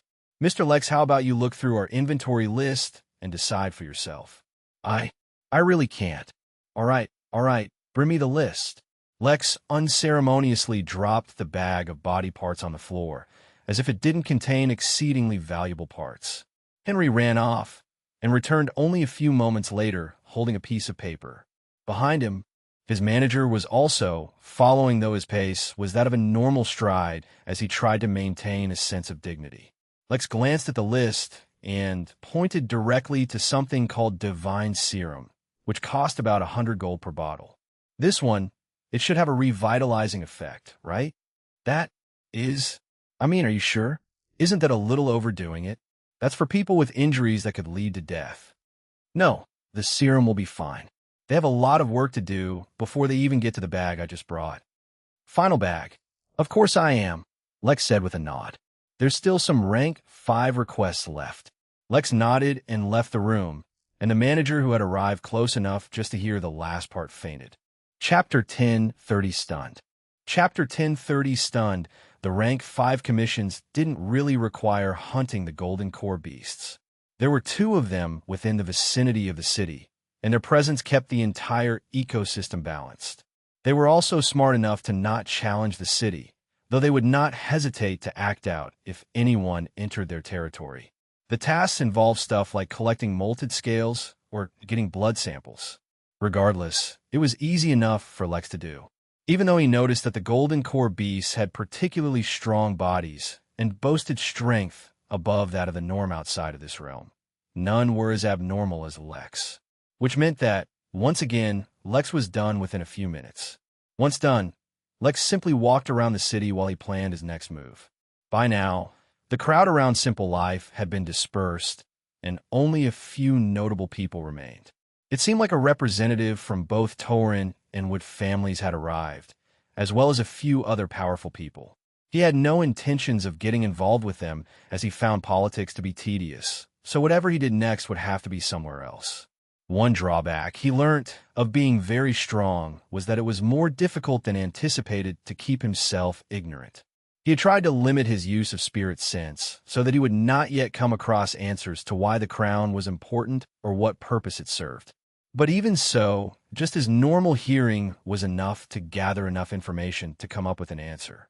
It seemed like besides humans taking to using the projections as a sort of caste and nobility system, the sealed domain also favored those with a higher projection. People could use their aura to open up certain portions of the domain that were otherwise sealed and contained phenomenal treasures and opportunities. There were also certain areas from where one could gain control over certain sections of the sealed domain itself. It seemed like a group of families had taken control over various such regions, and thereby gained control over the entire domain.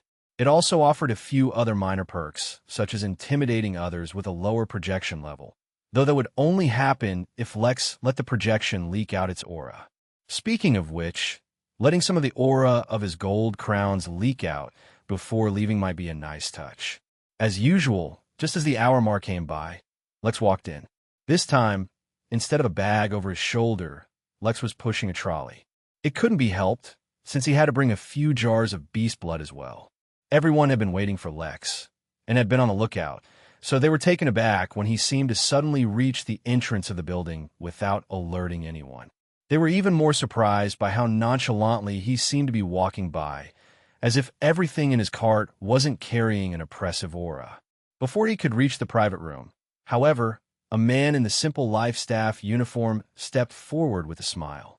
Lex had not seen him before, and was aware that he had only been recently called by the manager. "Mr. Lex, thank you so much for completing these long-standing commissions. I'm afraid there's been a small lapse in procedure, which is why no one informed you. For rank 5 commissions, there's a separate area to submit them." Oh, right, of course. Everyone who had been standing in the lobby, hoping to get an opportunity to speak to Lex, missed out on the opportunity as he was led away. Lex was led to the highest level of the building and into a large office where a few heavily armored men were waiting. Their purpose there was not to act against Lex or anything like that. The armor, instead, protected them from the aura of the golden core beast's harvested parts. They individually picked up the jars and the various parts and took them away, leaving Lex and the man alone in the room. "They'll verify and tabulate your total income and rewards from all the commissions you've completed," said the man as he motioned Lex to take a seat. "It might take a couple of days to gather all 112,500 gold coins that you are owed. However, I hope you understand. We were not expecting anyone to go through all the tasks so quickly. By the way, allow me to introduce myself. Well, Cleith, don't worry about the gold. Mr. Lex, you have been incredibly generous," Cleith said with a bow. "To be honest, it would probably be good for us to hold on to your income as credit. However, Simple Life aspires for simplicity in all its endeavors. Holding on to such a large amount that I owe someone else will make me feel uneasy." Lex raised an eyebrow. He was not expecting that. He could also tell that Cleith had no ulterior motives when saying this, and he was not trying to appear humble or honest when saying such things, but was actually being straightforward. In that case, Lex spread out his spirit sense and covered the entire city. He even allowed some of the aura from his projection to leak out and be sensed by Cleith. It took him only a few seconds to decide what to do, so he withdrew his aura. "Bring me a pen and paper so that I can give you a list of instructions," Lex said, but Cleith did not respond. Instead, he just stood there, stunned. What had he just sensed? Chapter 1031 Coupon. Chapter 1031 Coupon. The projection crowns had many levels, and each level had specific auras. Cleith, as a region manager for the Simple Life building, himself had a very high projection aura himself, and had been exposed to some of the highest auras in the land. The local powers, whether it was the Torren family or the Wood family, both were practically inconsequential beyond their own city. Cleith himself, in fact, had a silver rank projection, which was one of the highest around. After all, it had to be known that no one could inherit a projection rank higher than bronze gold. To go from bronze gold to rusted silver itself was an immense feat that many were not able to do during their entire lives. To then go from rusted silver to silver, Cleith had proved himself to be an extraordinary warrior with immense foresight and courage. His cultivation level at the peak of the Foundation realm was nothing to scoff at. He was one of the strongest people in the city, though obviously not quite the strongest. But regardless, his position was enough to show that his background was extraordinarily deep.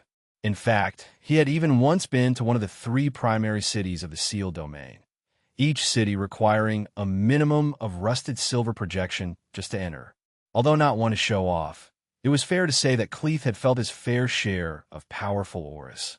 But even so, he had never felt an aura like the one Lex had let leak. He had no resistance in front of it at all. He instead felt like his entire life rested in the palm of Lex's hands, and instead of being afraid or terrified of that fact, he should feel honored. His cultivation had thoroughly withdrawn itself, leaving him with no more strength than that of a mortal. This was a phenomenon that he was familiar with. Beast did it in the face of those with very high projections. It was involuntary, but he'd never heard of someone with an aura level high enough to affect humans. Lex asked after a few moments. The man had been completely unresponsive. He hoped he hadn't knocked him unconscious. Cleef trembled and then fell back into his seat. His limbs had completely lost all strength, though they were quickly recovering. I what? Yes, I'm sorry. I was just, you asked for paper, right? I'll go get some. He tried to get up, but he was unable to move. An awkwardness filled the room as Cleef tried to get up a few times, but literally could not pick himself up. You know what? I have a better idea, said Lex as he summoned a spirit crystal from his bangle and infused his instructions within. Here, take this. If you pour your energy into the crystal, you'll be able to read my instructions just fine. You can use all my income according to the instructions I've listed here. As for my own reward, I'll go collect it from Henry. You should probably take a moment and just get some rest. Actually, here, have a drink as well. Feeling incredibly embarrassed, Lex left a medicinal elixir for Cleef and quickly left the room. At least now he knew what would happen if he exposed his aura to others. It was embarrassing to do it by accident, but he could think of a few situations in which it would be pretty interesting. He found his way to Henry and asked him for something extremely specific from the Simple Life building inventory. As soon as he got it, Lex disappeared from right in front of Henry and everyone else in the building. He had no intention of meeting the people waiting in a lobby for him, but he had underestimated the impact he would have by disappearing from right in front of a small crowd. Some people could not help but scream, "Ghost," or just straight out faint. But Lex did not care.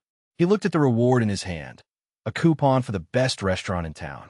To be more specific, the coupon was to have the head chef prepare a private meal for the coupon holder whenever they wished. He wondered if the chef would be good enough to work with ingredients Lex provided. He was looking forward to it, but first he decided to change his clothes.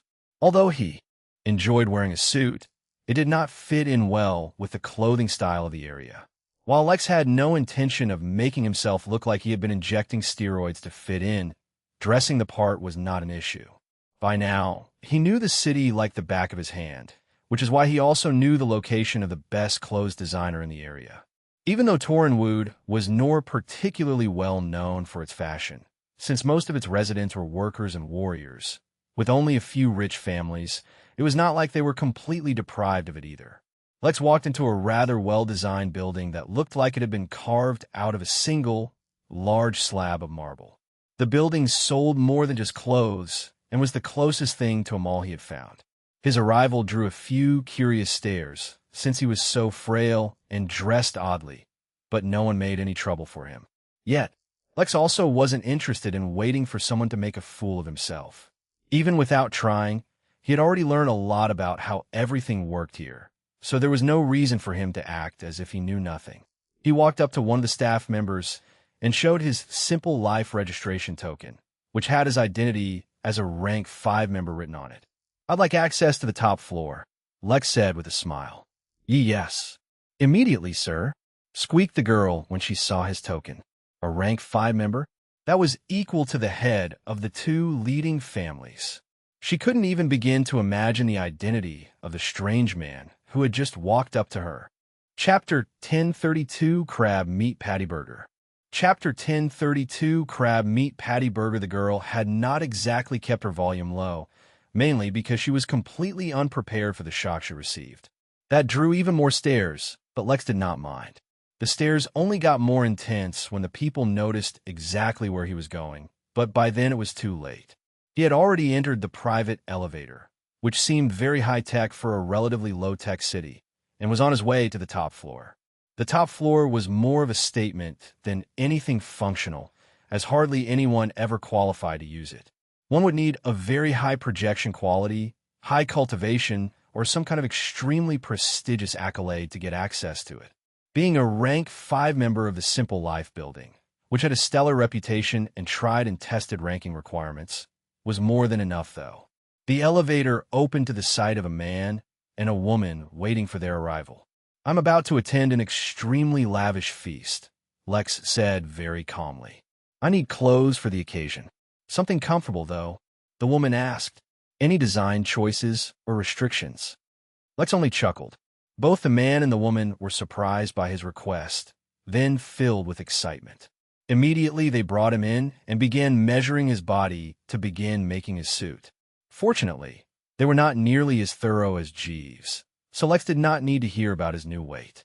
To be honest, Lex had low expectations for the clothes, but the two of them worked really well together and designed what looked like a formal version of a soldier's uniform.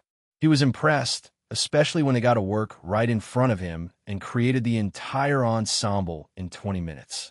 It cost a whopping 300 gold pieces, but Lex paid 350 and stepped out. Not like gold had much value for Lex anyway. Every time he spread his spirit sense out, he found lost money, not to mention more than a few stashes of chests full of coins he was pretty sure had been laundered by someone. He felt no guilt using someone else's money if it was stolen to begin with.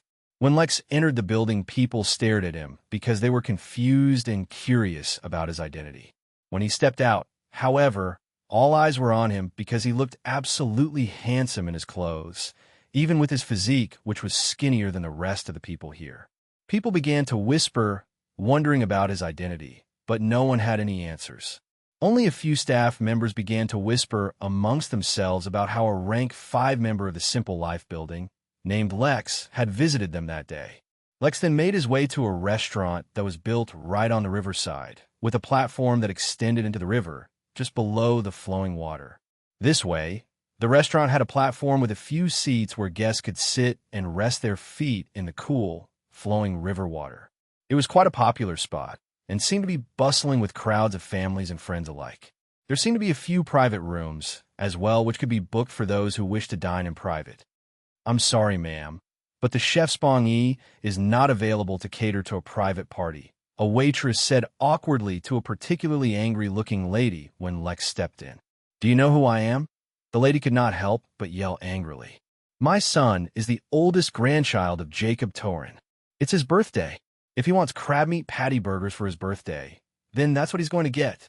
Ma'am, maybe you could bring your son here," the waitress tried to say, wearing a weak smile, only to have the angry lady begin hollering at her. Lex could not help but sigh at the sight. As a fellow member of the service industry, he could not help but feel bad for the waitress, and so he approached her. Lex asked with a smile, his soft words somehow cutting through the incessant hollering of the mad lady. He held out the coupon he got from Simple Life. Everyone was stunned, and not just because of his charming smile. Well, most likely, none of them cared as much about his smile as much as the fact that he just went up and interrupted a Tauren. The mad lady was so shocked, she didn't recover until the waitress took the coupon from Lex's hand. She turned, ready to begin hollering at him as well, but Lex was not in the mood to be yelled at. He simply glanced at the woman, and before she could speak, flashed a bit of his projection aura, stunning her. With his incredible control, no one else felt the aura, though they did see him give the lady a side eye which caused her to freeze. They were waiting for the explosion, but it never came. Eventually, Lex was led away by the unsure waitress as she led him to a private room with a balcony view. After they left, when the woman still had not moved, some tried to approach her to ensure she was fine. That's when her legs gave way, and the woman fell to the floor. She went completely pale, and she began stuttering, her words completely illegible. Confused and scared, no one dared to mess with her, though countless people immediately began to spread the news. Someone had just messed with the Torn family, and they'd done so out in public. Chapter 1033. Pat Rick Lex leaned forward on the balcony and enjoyed the stunning view. Right below him, the wide river was flowing, its pace fast but not overwhelming or dangerous, and on the other side of the river the city continued. There were a few small boats on the river, crossing from one side to another or traveling the length of it in either direction. There were kids playing in the water and old men fishing. There were clouds in the sky, glowing with a unique silver light. Wherever Lex looked, he only saw beautiful views. If nothing else, this restaurant had at least picked the perfect location for stellar views. He was tempted to go down and dip his feet in the water with everyone else, but his coupon could only be used in a private room, so he had no choice. Someone knocked on his door and then opened. A handsome man with blonde hair, blue eyes, and a strong, rectangular jaw stepped in wearing an excited smile.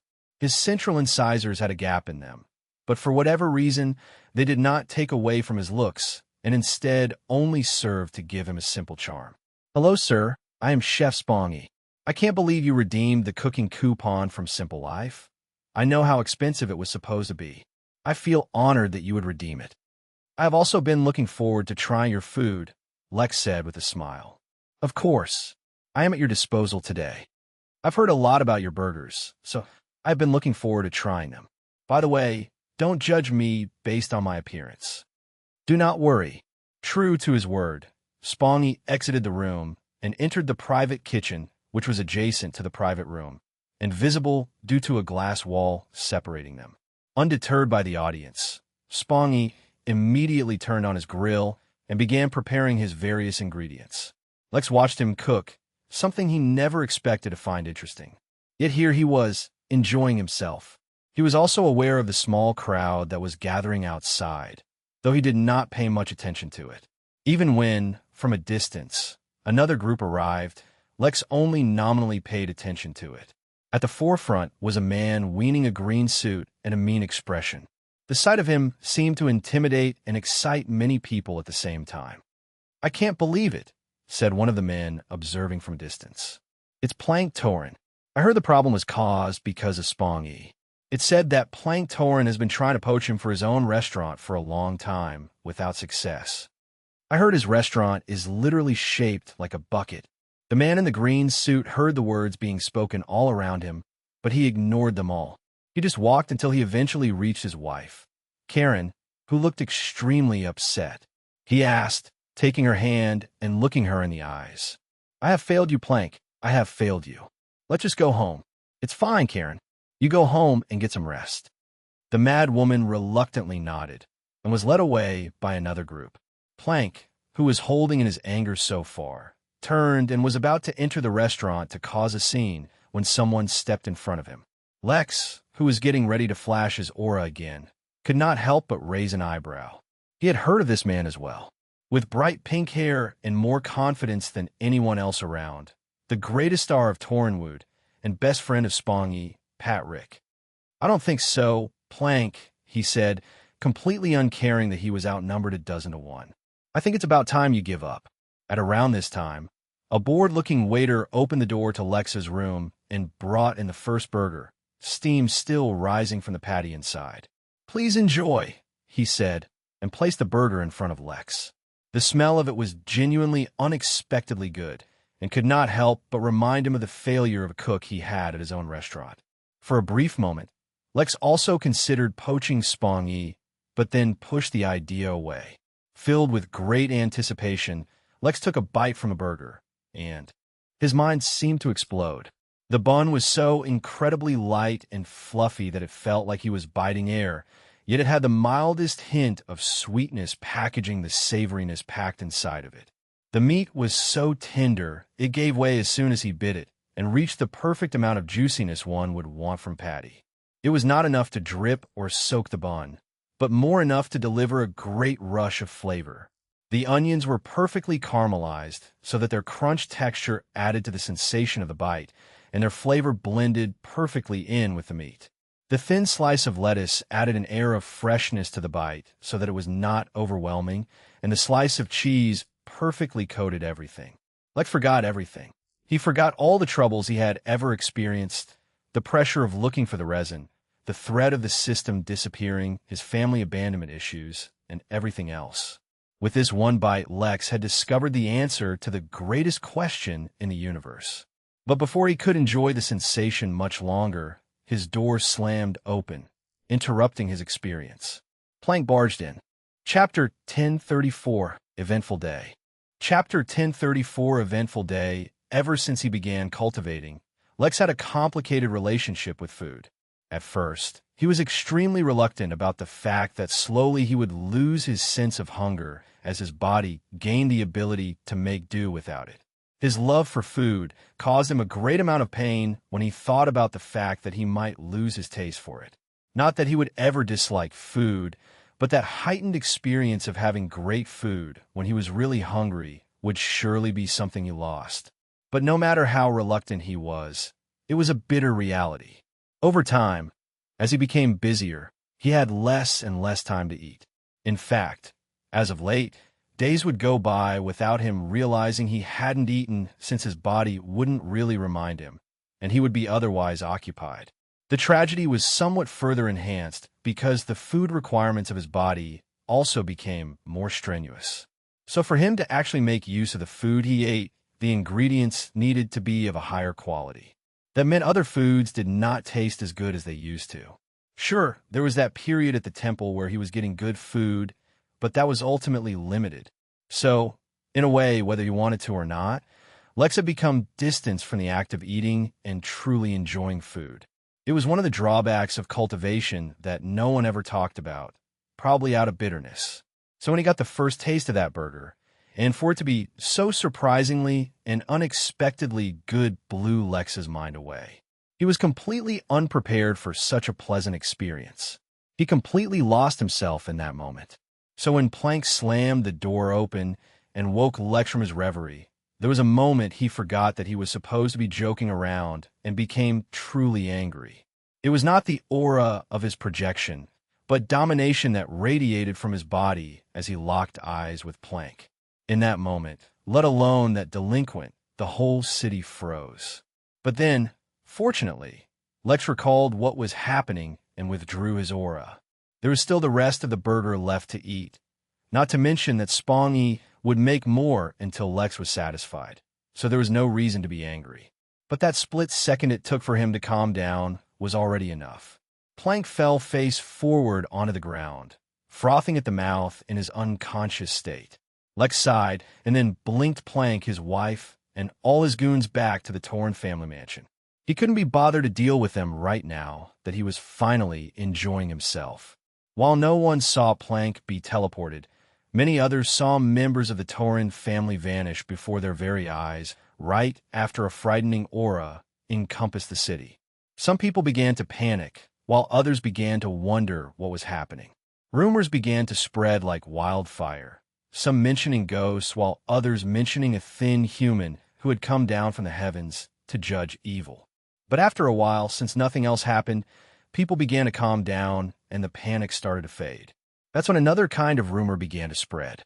Apparently, the Simple Life building was going around the city, offering valuable resources to orphans and the underprivileged.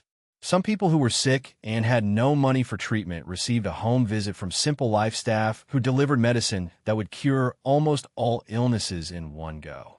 Many who were stuck in bottlenecks got just the medicine they needed to break through, and others who were in dire need of just a little bit of money to overcome a difficult situation received gifts of gold. But everyone who received something from them also got the message that what they had gotten was a gift from some unknown Mr. Lex. Everyone began to wonder who this Mr. Lex was when they found out that it was a mysterious figure who single-handedly completed all the hunting commissions in a matter of hours. Who was this man? What was his agenda? Why was he helping everyone? What was he after? These were the questions on everyone's minds, yet no one had a proper answer.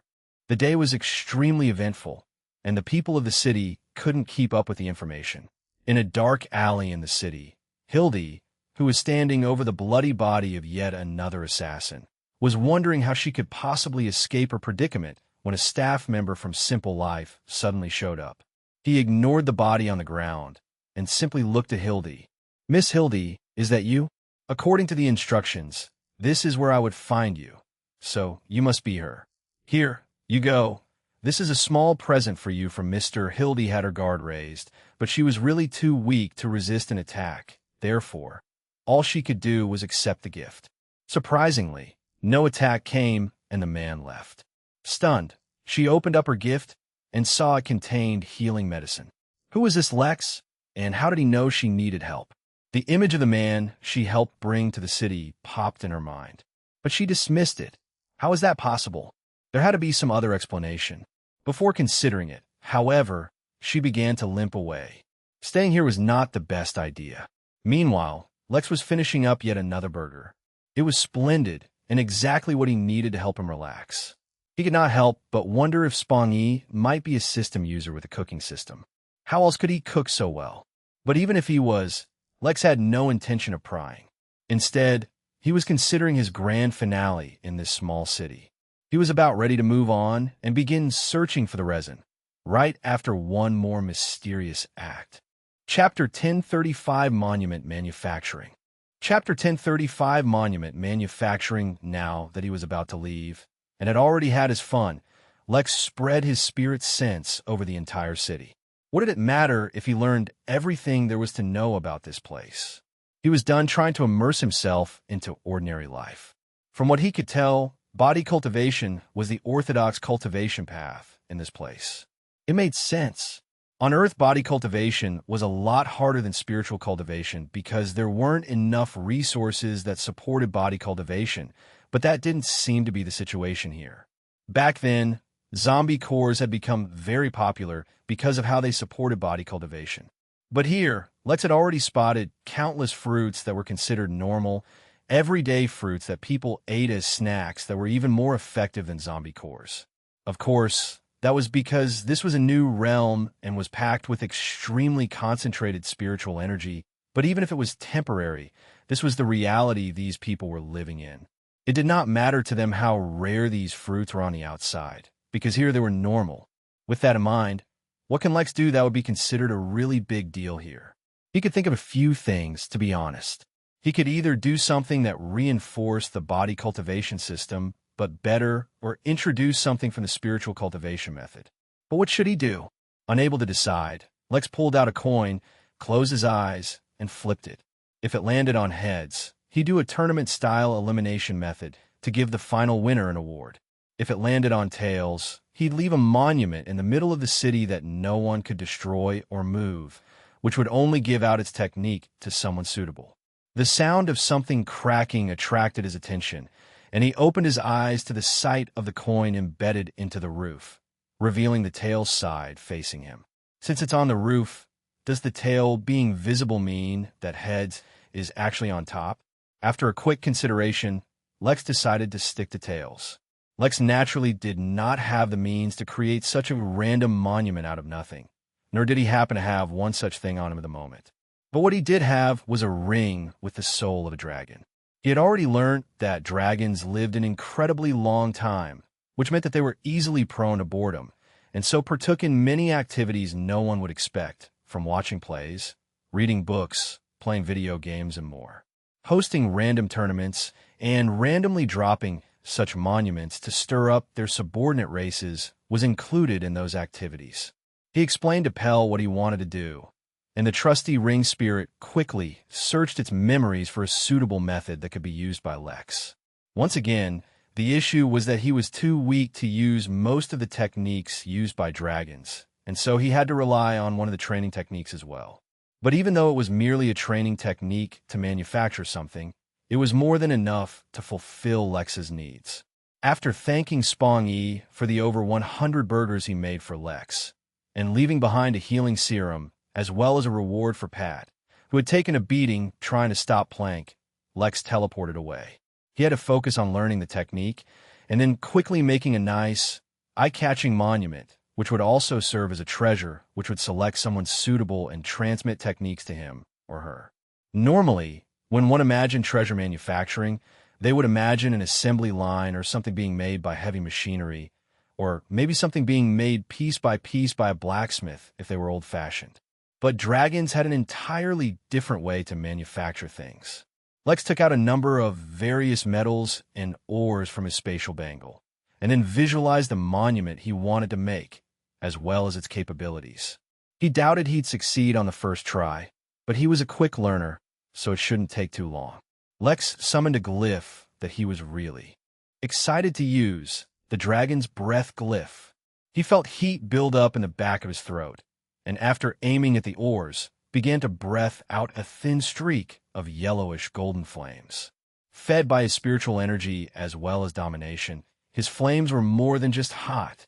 They were completely overbearing.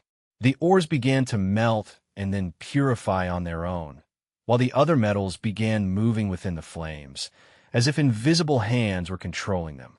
The trick was to accomplish everything using only one breath, which was the real obstacle, considering Lex's lungs were much smaller than a dragon's. But the challenge excited him. He tried to follow the instructions of the technique, and began molding the metals together to form a new alloy, which was taking the shape that he desired. Pleased to discover that this was actually easier than he had anticipated, Lex doubled his focus and spent the next few hours crafting a large monument that looked like a faceless man sitting atop a dragon. Alongside its physical shape, he also began to mold the functionality of the monument, using domination as the foundation for all of it. For dragons, their will was enough to shape many things, and as such, their manufacturing techniques followed the same pattern. Technically speaking, they weren't the best treasure manufacturers in the universe, or even the origin realm, but no one would say that to their faces. But for Lex's purpose, this was good enough. The day eventually came to a close, and the city of Torrenwood went to sleep still excited about the events of the previous day. It would probably be talked about for a very long time, they thought, but they had no idea what was in store for them the next day.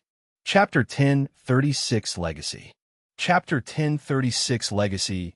Even though it was early morning, it was bright and sunny in Torrenwood. That was natural, since daylight was not determined by the time of day in the Midnight Realm, but on windcurrents. When the wind blew the burning fireballs away, it would darken, but otherwise it would stay bright.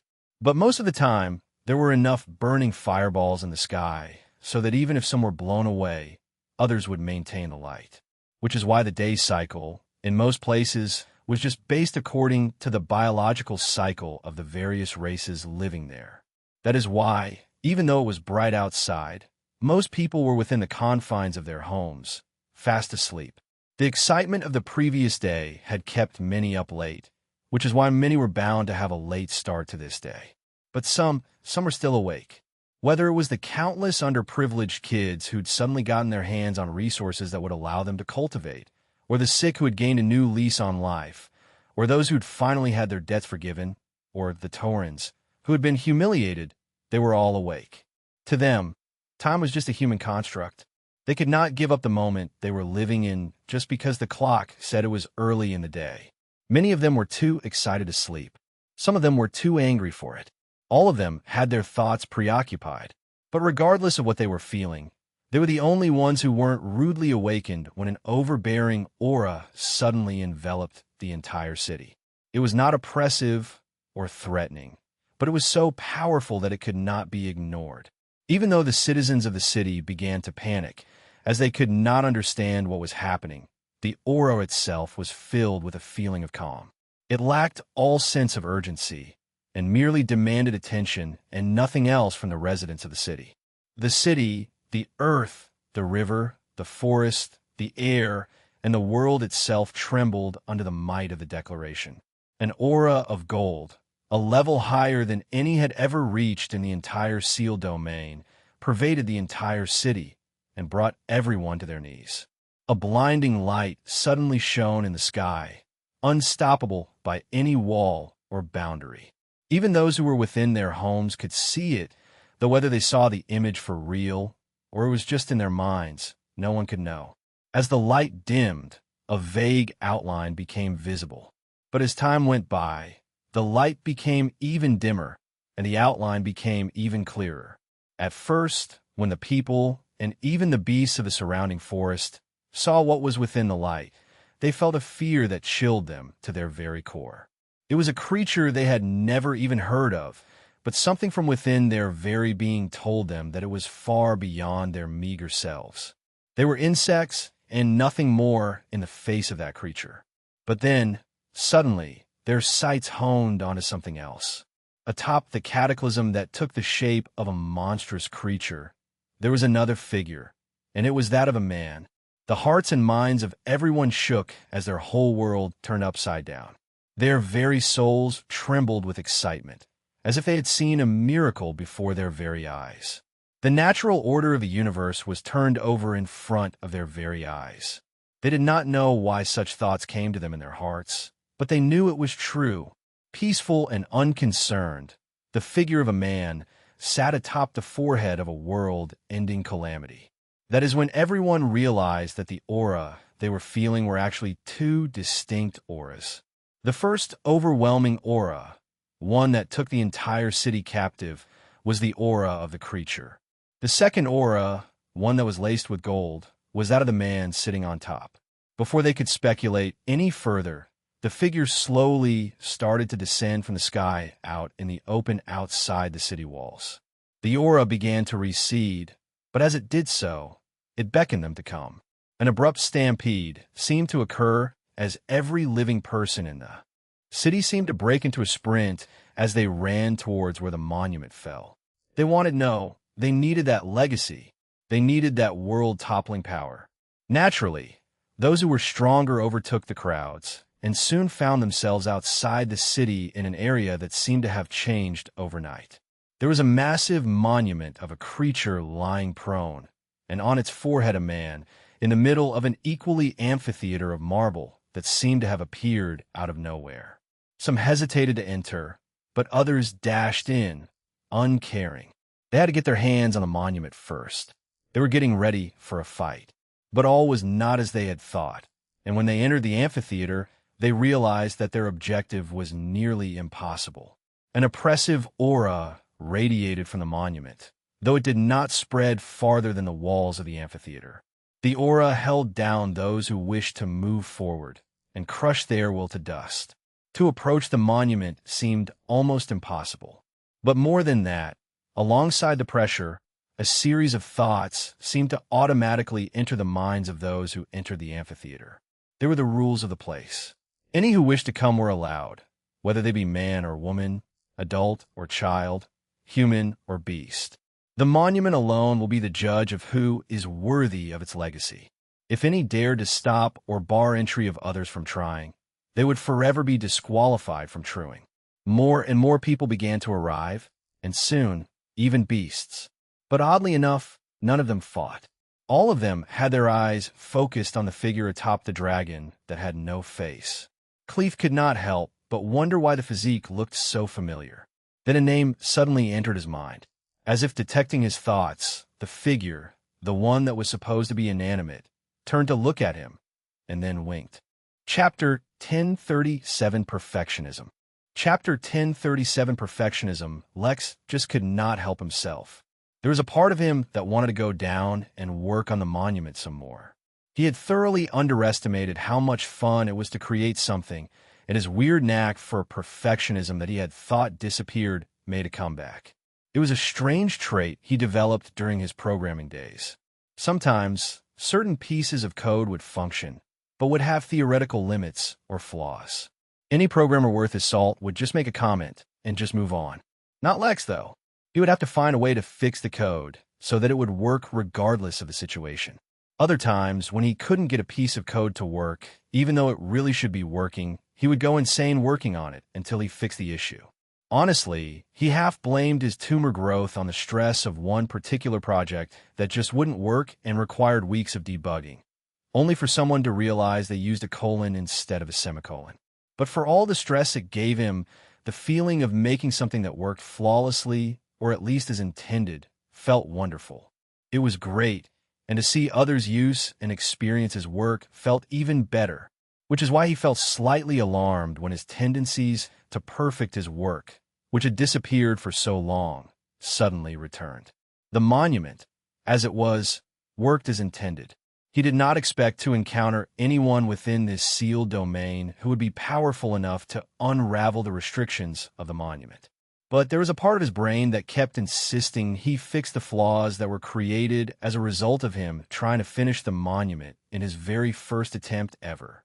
Lex's understanding of treasure manufacturing was limited as is, but even with his limited experience and knowledge, he could spot a few glaring flaws.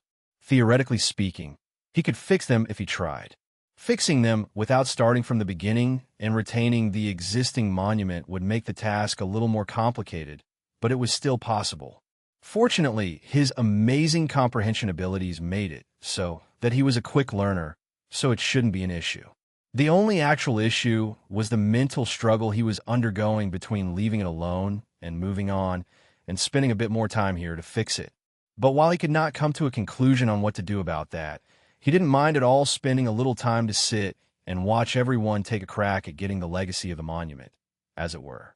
Originally, he was going to place the monument in the city, but then realized there was no need for him to discriminate against the other races like that. There were countless beasts in the forest, and many of them had great intelligence.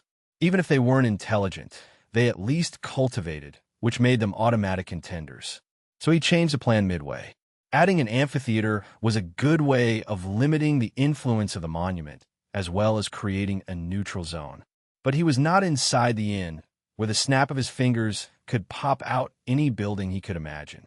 So naturally, he spent a few hours making that as well. It was tedious, but the results spoke for themselves. There were thousands of people inside the amphitheater, but there were a few hundred beasts as well. Their instincts could sense the opportunity that Lex had left for them, as well as the safety in this territory, which is why they flocked to it. Maybe he hadn't fully considered the repercussions this could have on the region, but realistically speaking, it was impossible to predict how big of an influence such an action would have. It all depended on if anyone was able to get a legacy.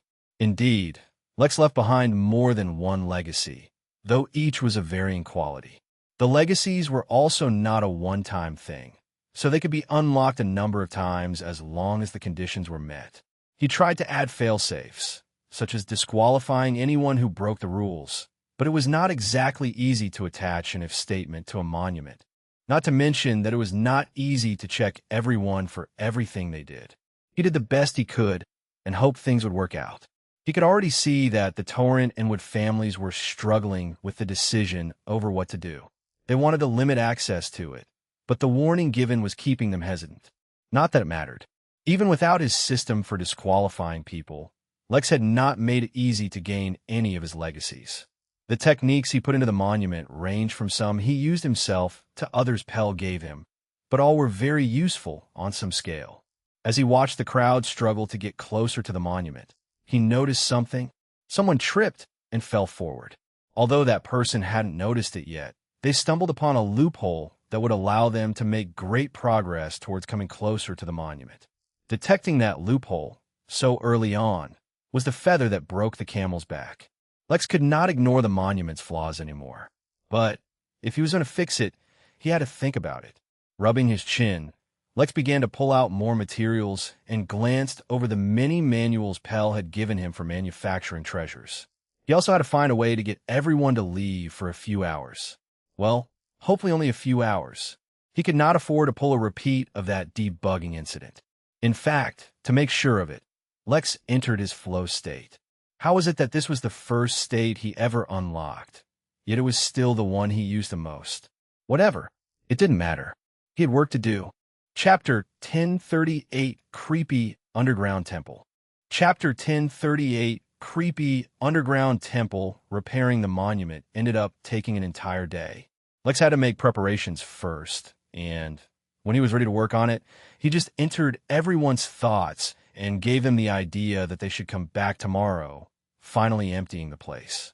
No one realized that their collective idea to leave was artificial, or at least if they did, they didn't let on.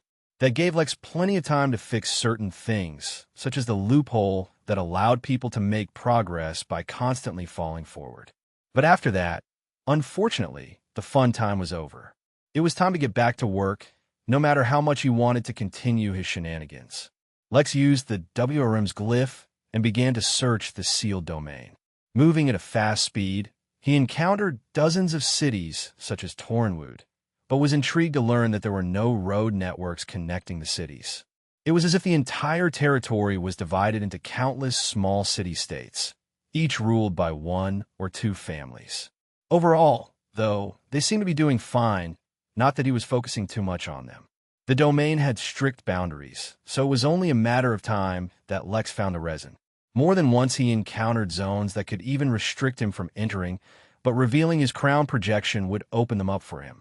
He had to say, each restricted zone was quite interesting, as they each contained unique biomes. Once he encountered a biome made completely of mushrooms. As interesting as it was, Lex's instincts actually told him that the place was incredibly dangerous, even for him, should he lower his guard. As much as he wanted to explore the dangers of shrooms, the glyph revealed that the resin wasn't there, so he moved on.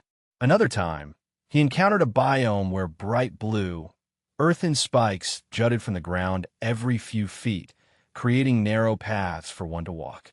It was interesting to see, and he was curious about what mystery lay in the center of the biome, where the glyph picked up something valuable. But it was not valuable enough to be the resin, so he moved on. Then he encountered the naturally occurring cities. It was weird to call them that, but as far as he could tell, they were entire cities that just formed naturally. From the walls to the parks to the roads, and even sewage systems, it was as if they were a part of the domain themselves. Entering them required having a sufficient projection level, which is probably where the strange caste system probably developed from. Lex continued to search, and his patience paid off, because in the 11th hour he encountered a massive natural city, the largest he had seen so far, and somewhere underneath it, he sensed something that gave off a powerful radiance when using the glyph greater than anything he had seen before. Feeling a bit of anticipation, Lex entered. Although the entry requirements of this place were the highest he had seen so far, at Shiny Silver, it posed no barrier to Lex. That is when he encountered true elitism for the first time, and it put his mood off. If the situation in Tornwood seemed extreme, where people were ready to fight at the drop of a hat, then things here were much worse. The signs of slavery were abundant, as it seemed like a person with a shiny silver crown projection gained the ability to enslave a number of other humans whose projection aura was lower. Above that were rusted platinum, who somehow had even more power. The ruler of the particular city was a man who had reached shiny platinum and was in the late golden core realm. His power in this city was absolute, which meant that he had absolutely no qualms about doing whatever he wanted. Lex felt a deep revulsion, especially since what was the largest and grandest city he had come across was actually a den of corruption and hedonism. Although the city did a good job of putting up appearances of being peaceful and it could hide no secrets from Lex.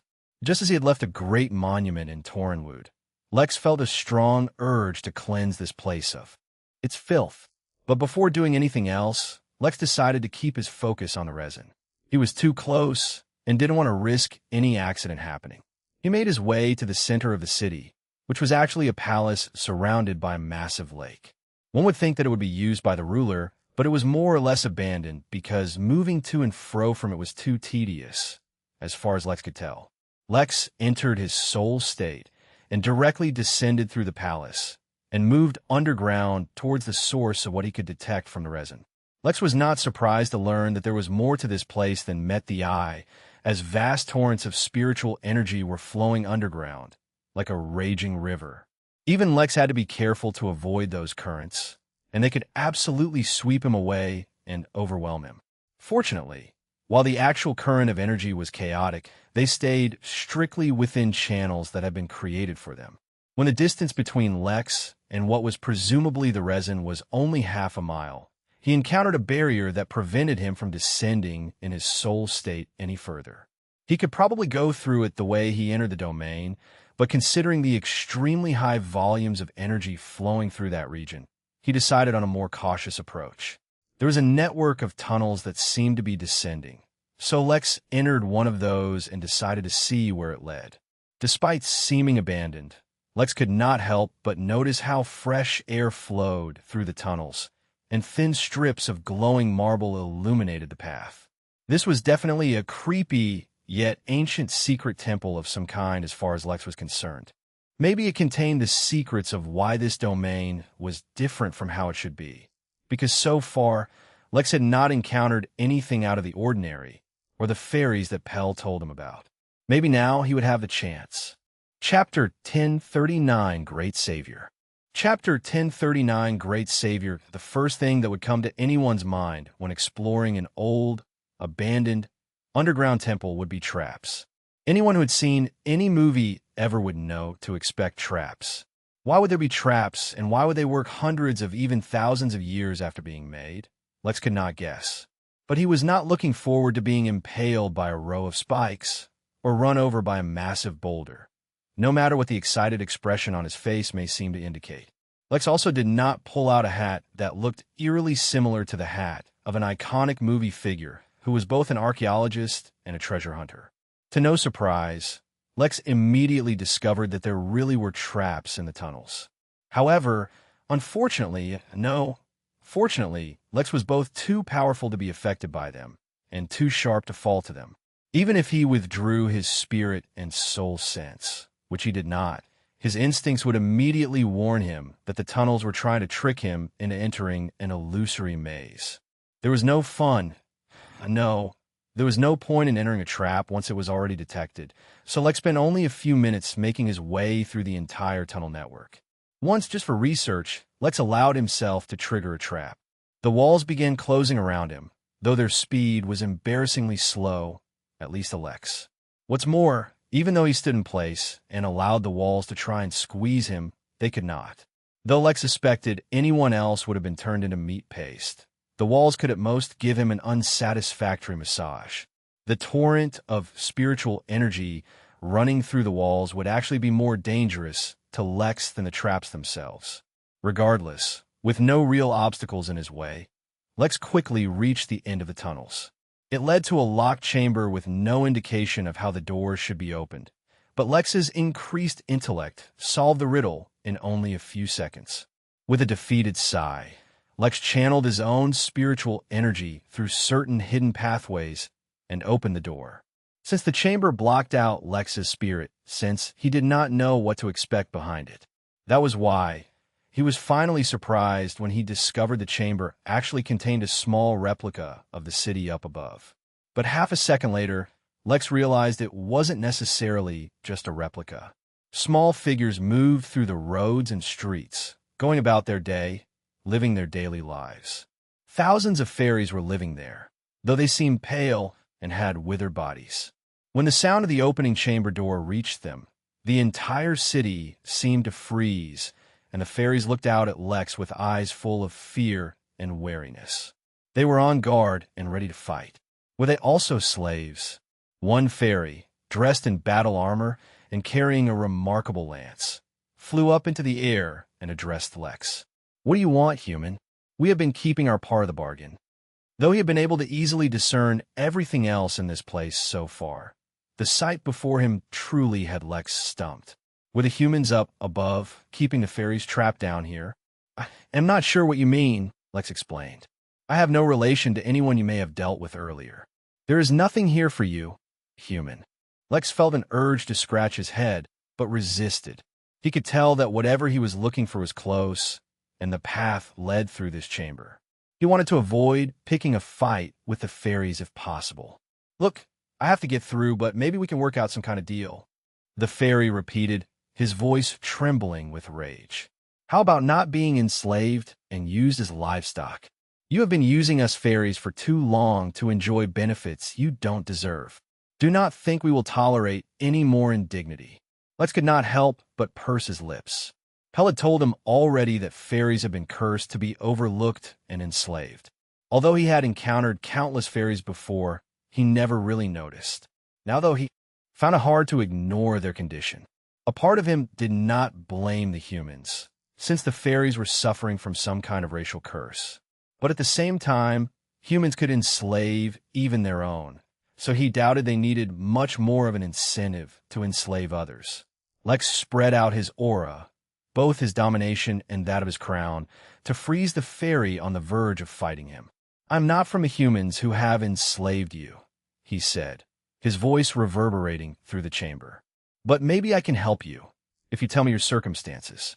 But regardless of what you choose, I need to get through here."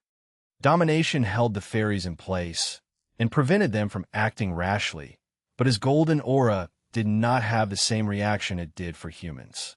Instead of stunning and suppressing them, it caused the fairies to become bewildered. They stared at his golden crown with jaws hung open and eyes that nearly popped out. One of the fairies from the city yelled, and started cacophony consisting of similar yells. It seemed the fairies recognized his crown and were incredibly excited to see it. the armored fairy said, as he put down his lance. Lex repeated, feeling like the fairies in front of him were slightly bipolar. But it didn't take a genius to figure out that they were reacting to his golden aura. Indeed, you were the golden crown of the great savior. When our ancestors bound us to this domain, embedding the scripts within our bodies that would be used to regulate the energies of this place, they also left room for salvation. The golden crown, which was the only way to unlock the greatest secrets of this domain, would forever be out of reach of those who imprisoned us. Only someone who could break through the chains of this domain could receive the highest of accolades that this sealed domain offers. 4 generations, we have been saving and storing the energy to give birth to the golden crown. So all that remained was someone who could fulfill its requirements. And now, finally, you have arrived. Great Savior, we beseech you, head to the heart of the domain and unlock its final secret. The reward will be yours, and we will finally have a way to break free of our bonds. We have made sure to stay out of sight of the humans for generations. Lex understood the gist of what was happening. Generations ago, the fairies were forced to make some changes to the domain by the humans who inhabited, or perhaps wished to inhabit it. Back then they had no choice but to comply, but they left loopholes for themselves. Not only did they seal the greatest reward this domain had to offer, they left a way out for themselves. Although it was very risky for them to wait for someone else to break into the domain. If Lex hadn't shown up, then who knows how long they would have continued to wait here. Judging by their weakened, withered state, who knew how they'd even be able to survive. I don't mind helping you out, but first, can you let me through here? Great Savior, it's not that we wish to restrict you. It's just that in the last chamber, our current leader is imprisoned by the torrents of the domain's energy. If you open the door before gaining the secret of the domain, then the leader will die prematurely and one of us will have to replace him. We beseech you, O great Savior, we will help you with anything you need. Lex pursed his lips. It was not ideal to leave the resin once he was so close, but making a small detour wouldn't hurt. Tell me where the secret is. Chapter 1040 History.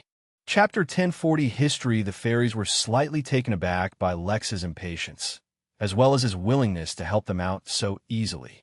In their defense, they had a very long time to imagine being saved from their grim fate, and this definitely did not reflect what they had imagined.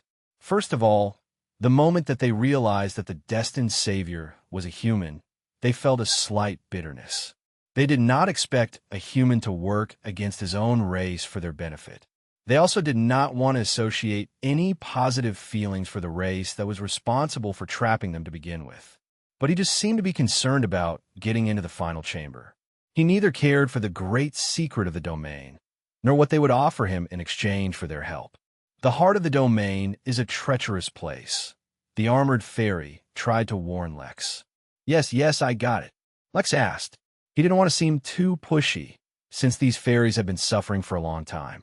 But it was also difficult to explain to them that it was unlikely anything here could really harm him. The fairy was stumped and looked back towards his people. Great Savior, if you give me some time, I will get ready to accompany you.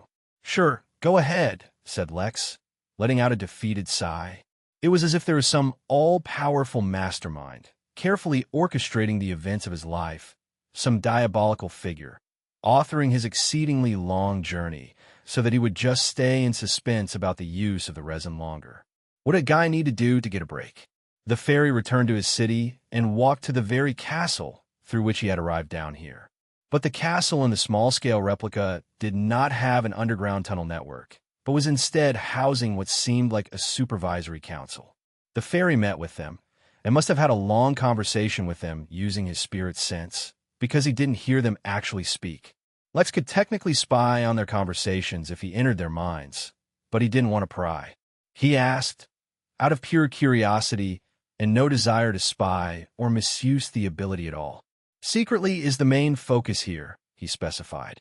The ring transmitted the method to Lex, and it was simply a different application of his own spirit sense. At the same time, he sent Lex ways to keep his own spirit sense hidden from others, as well as sense if someone else was trying to spy on his conversations. Being stronger than everyone else was truly a huge hack. It took Lex only a dozen seconds to learn everything.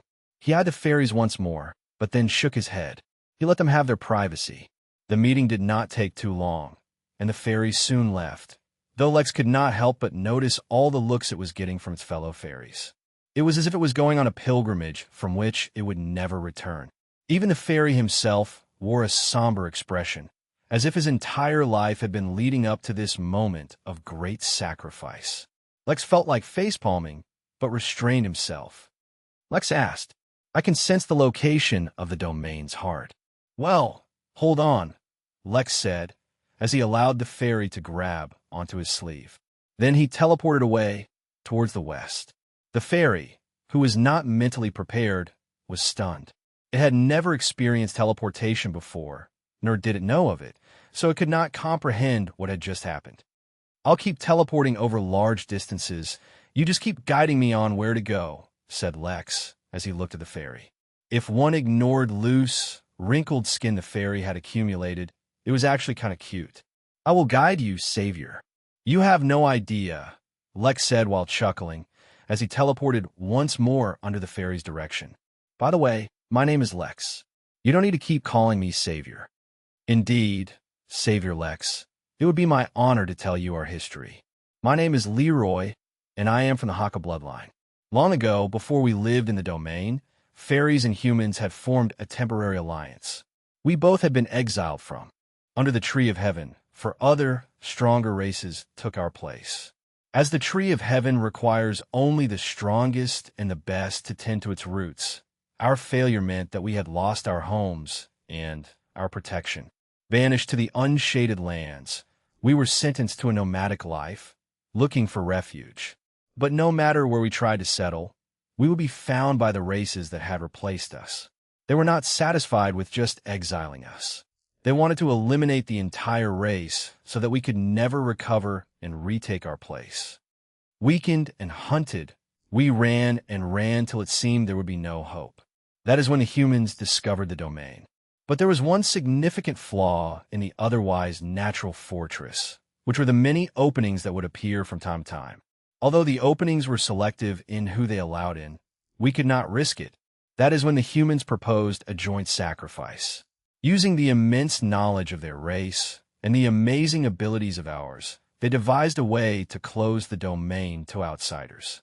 It would require a major joint sacrifice, as the strongest of the humans for back then would need to give up his own life to create the enchantment that would affect the domain. At the same time, the leader of the fairies from back then would need to tolerate the impact of the enchantment with his body and allow the change to take place. But that is when we were deceived. Although the human back then did indeed sacrifice himself, he also lied. It was not just the leader of the fairies at that time who was affected, but any fairy who would ever bear the burden of leadership for as long as our race existed. So when our leader died, the next one immediately suffered the overwhelming pressure of the enchantment that was used to affect this sealed domain. This temporary refuge became our prison, and our once allies became our prisoners. This was because the enchantment needed a living body to support it, and unless it was shifted from fairy to fairy, the effects of the enchantment would fade. Over generations, we supported each other by electing one another as leader, and shifted the burden of the enchantment from fairy to fairy before they died. During the shifting process, we also learned how to change the enchantment slightly to give us hope of escape and freedom, though we were limited in just how much we could change it. That is why nearly the entire fairy race is withered and frail, having suffered at the hands of the enchantment. But there is one possibility of escape, one that even the human who crafted the enchantment could do nothing about, as it has to do with the rules of the domain itself. Once the secret of the domain is accessed and revealed by one who follows the rules of the domain will fall into a temporary dormant state while it recharges and creates a new secret treasure to take the place of the one that was taken.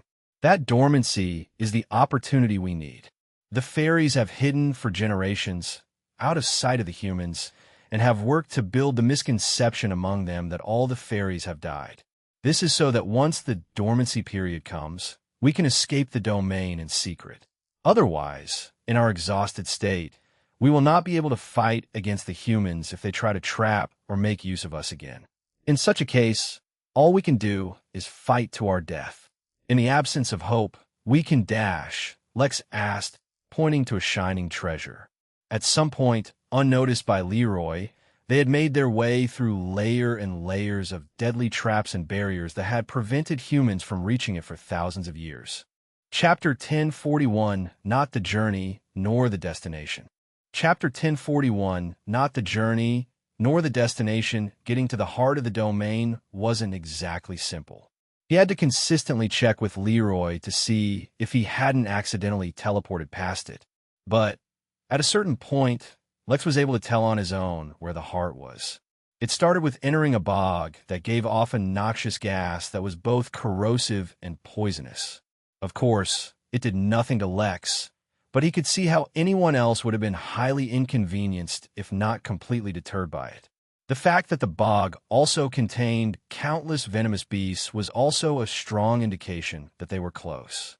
By this point, Leroy was already deeply invested in sharing the troubled past of his people, so Lex felt slightly awkward disturbing him.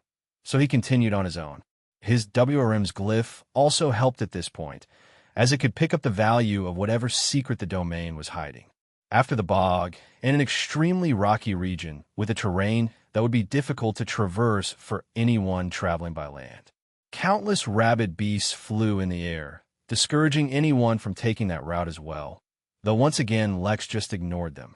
After countless deep canyons, rivers of acid, a pool of blue lava, a field of surprisingly beautiful flowers that were obviously carnivorous, a gravity field, another bog, and finally an enchanted forest later, Lex finally encountered a small building that managed to restrict his teleportation. Fortunately, at this point, his projection came in handy, opening the otherwise sealed doors. Lex noticed a few human bones at this point, as well as a small man-made hut belonging to someone who probably lived here for a while, but the occupant was long dead already, so he ignored it. He entered the building, only to get caught in a trap. To solve the trap, but it was much easier to just let it spring and then walk through the harmful effects of it to the final chamber. So that's what he did. As it turned out, some kinds of corrosive liquids actually made good hair gel if they could not eat through the hair and scalp. Who knew? Finally, after nearly 8 minutes of extensive travel since he began the journey, Lex reached a pedestal over which a golden crown was floating. It looked identical to his projection, but more than the crown, Lex could tell that the golden jewel embedded in it was the real prize. His domination aura was reacting to it in a strange way, though oddly enough WRM's glyph was ignoring the gem and telling him that the crown was the valuable thing. It was fairly obvious, but he interrupted Leroy anyway, just to be sure. Who would be responsible if there were some secret twist, and the actual secret was the pedestal and the crown was just a distraction? Poor Leroy, however, was too stunned to respond. His elders had informed him of the treacherous journey to the heart of the domain. They had told him that he would likely not make it to the center, or if he did, it would take decades at least. The beasts that blocked the path were immune to the effects of the projection aura, and the terrain was specifically designed to test the mettle of anyone who would dare lay claim to the secret prize. No, this had to be some kind of trick or delusion. Leroy used the special technique given to him by his elders to guide his path, and it pointed him directly to the crown. He turned to look at Lex, who was just looking back at him curiously. If that's the secret, then I'd really like to get this over with. Leroy still didn't respond. His brain shut down. He was reliving the painful past of his people. He was ready to sacrifice and join the long list of martyrs who had paid the ultimate price for his people. The obstacles before them were insurmountable. His elders had warned him to be mentally prepared for the fact that their savior may even die in the pursuit of the great secret. But now he was supposed to believe that the man took just a few minutes to get to it? What about the epic journey? The trials they had to overcome? The bond they would build over the dangers they faced? He had rehearsed the words he would say when he would be dying to encourage the Savior not to quit. Now he was just supposed to believe it was all over, just like that. Sensing that poor Leroy was not in the right mental state to respond to the moment, probably too welled up with the emotions linked to his imminent freedom, Lex decided to ignore him and just check for himself. He walked up to the podium, ignoring the strange pressure that was supposed to be weighing down his steps, and just grabbed the crown from midair. There was an invisible barrier around it, which was awkward because Lex ended up grabbing the barrier alongside the crown and pulling it as well. It seemed not everything could be brute forced. Lex used his own golden aura one more time to disable the barrier, and finally got his hands on the crown. A pulse of energy traveled from the crown into Lex, and then into the ground itself. The entire domain began to tremble as a massive earthquake suddenly began to rock everything. Back in the underground temple, in the final chamber, the fairy who was being suppressed by the river of energy coursing through him finally sensed the flow ebb and took his chance. He had been prepared for this day his whole life.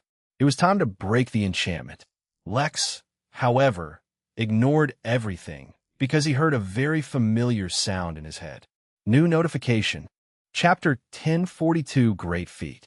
Chapter 1042 Great Feat. The timing of things was just too coincidental. Although Lex was expecting the system to come back online soon, for it to come back as soon as he grabbed the crown, clearly indicated that there was more at play. Rather than spending his time in speculation, Lex instead just read the notifications. New notification. System repair achieved 23% completion. New notification. No new features unlocked due to insufficient energy. New notification. Energy surge absorbed. Repair process accelerated. New notification. Newborn system detected. Absorb newborn system? It took a moment for everything to click, but when it did, Lex felt a surge of excitement.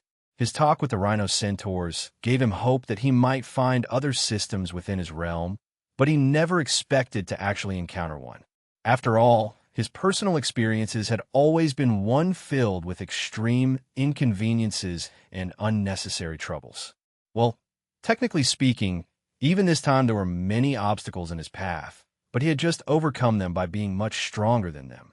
Although he could not make a guess for how many other systems there were in his realm, just the possibility of them gave him much more hope. He would have put searching for more domains on his agenda as a way of looking for more systems, but according to Pell, they were extremely rare, and finding even one was already a big deal. The thing he found the most exciting, however, was that his domination aura was reacting to this newborn system. It hadn't had much of a reaction to the system he got from John, but the newborn system was making it act strangely. While in its current state, it would prove to be an unreliable method for searching for more systems. If he strengthened it, then it might actually prove to be viable. Lex put the crown in his spatial bangle, and it easily entered. It was not that he wanted to hold off on absorbing more systems, but that he was more interested in seeing if the resin was absorbable first. I think that was most likely the secret we were looking for, Lex said, turning to Leroy. Although he was asking the question, he understood that Leroy was probably still in shock, so he grabbed the fairy and teleported directly back to the underground chamber where the fairies lived. Since he had already been there once, it was easy for him to teleport to it. Lex declared in a loud voice. He was feeling particularly chipper at the moment, and so didn't mind putting on a show. Perhaps if the entire sealed domain had not just suffered a massive earthquake, and the flow of energy around the final chamber wasn't noticeably reduced, the fairies would have thought that he was messing with them. But as things stood, they had to believe him, which was the most unbelievable part. That hadn't even been enough time to bake the cakes they put in their ovens to celebrate the arrival of the Savior. Now, they were supposed to believe that those cakes would be used to celebrate their freedom instead. Perhaps the unusual obsession with a loss of an extra opportunity to eat cake was the strange coping mechanism of the fairies. Leroy finally snapped out of his stupor and then looked at Lex with eyes filled with both horror and worship. Your chance for freedom is finally at hand, Lex declared magnanimously. I have already ventured through the treacherous lands at the heart of this domain and claimed its secret for myself. As if to confirm the truth, many looked towards Leroy, who flew out of Lex's hands and flew down to share his story. Lex did not immediately badger them to open up the final chamber. He waited for them to finish questioning Leroy and actually come to terms with the truth. It was also partially because he could feel that as time went by, the massive stream of flowing energy was diminishing, and hoped that it would completely stop before he went into the last chamber. After all, it was literally the only thing here that threatened him, and he felt like with his luck, the resin would be in the dead center of the stream if he went. Right now, ironically, it took longer for everyone to accept that the quest was already complete than it did for Lex to go and retrieve the floating golden crown. He was also keeping an eye on the city above him, and interestingly enough, he discovered that as the stream of energy slowly came to a halt, the effects of the crown projections also began to fade. Many humans who had previously been enslaved were breaking free of their restraints, and what ensued was chaos. Some of the more desperate and enraged ones were fighting against the enslavers, while most of them were just trying to run away. It was likely that similar scenes were happening all over the sealed domain. He wondered how everything was going over at Tornwood and his dragon monument. Eventually, the fairies finally accepted the truth. That is when things became more interesting. They all changed into suits of armor that seemed to have been prepared for a long time, and started to gather in the city square, lining up to form a star with 18 different triangular edges while holding hands. Lex could feel that they were activating some kind of spell or technique, and their layout seemed particularly well suited for the function of the technique. His left eye began to detect different laws appearing around them as chains. Some chains looked like they were indestructible and made of the hardest materials, but others were incredibly frail, as if a blow of the wind could cause them to break. Lex raised an eyebrow. Did the enchantment that was holding them prisoner, and the one that affected this entire domain, create an artificial law? How had these weak little fairies, and that one human, achieved such a thing? Chapter 1043 Remnants of a Race. Chapter 1043 Remnants of a Race. Lex actually became genuinely interested in whatever the fairies were doing. Pell had already told him that the fairies were different, but how could they create a law when the strongest of them was barely in the Golden Core realm? Or perhaps, back when they created this enchantment, they were stronger, but the problem still remained. The most likely answer was not that they created a law, but that domains themselves had the unique ability to create or influence certain laws within its territory, and that they were just influencing the domain.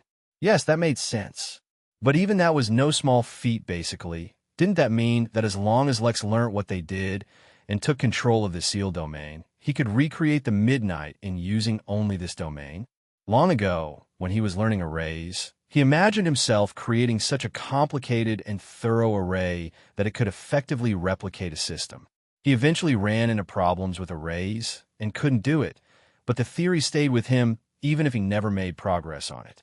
Now that he was stronger and understood more about cultivation, he knew that it would be impossible to properly replicate a system unless he could influence laws themselves, which meant that he was not quite at that level.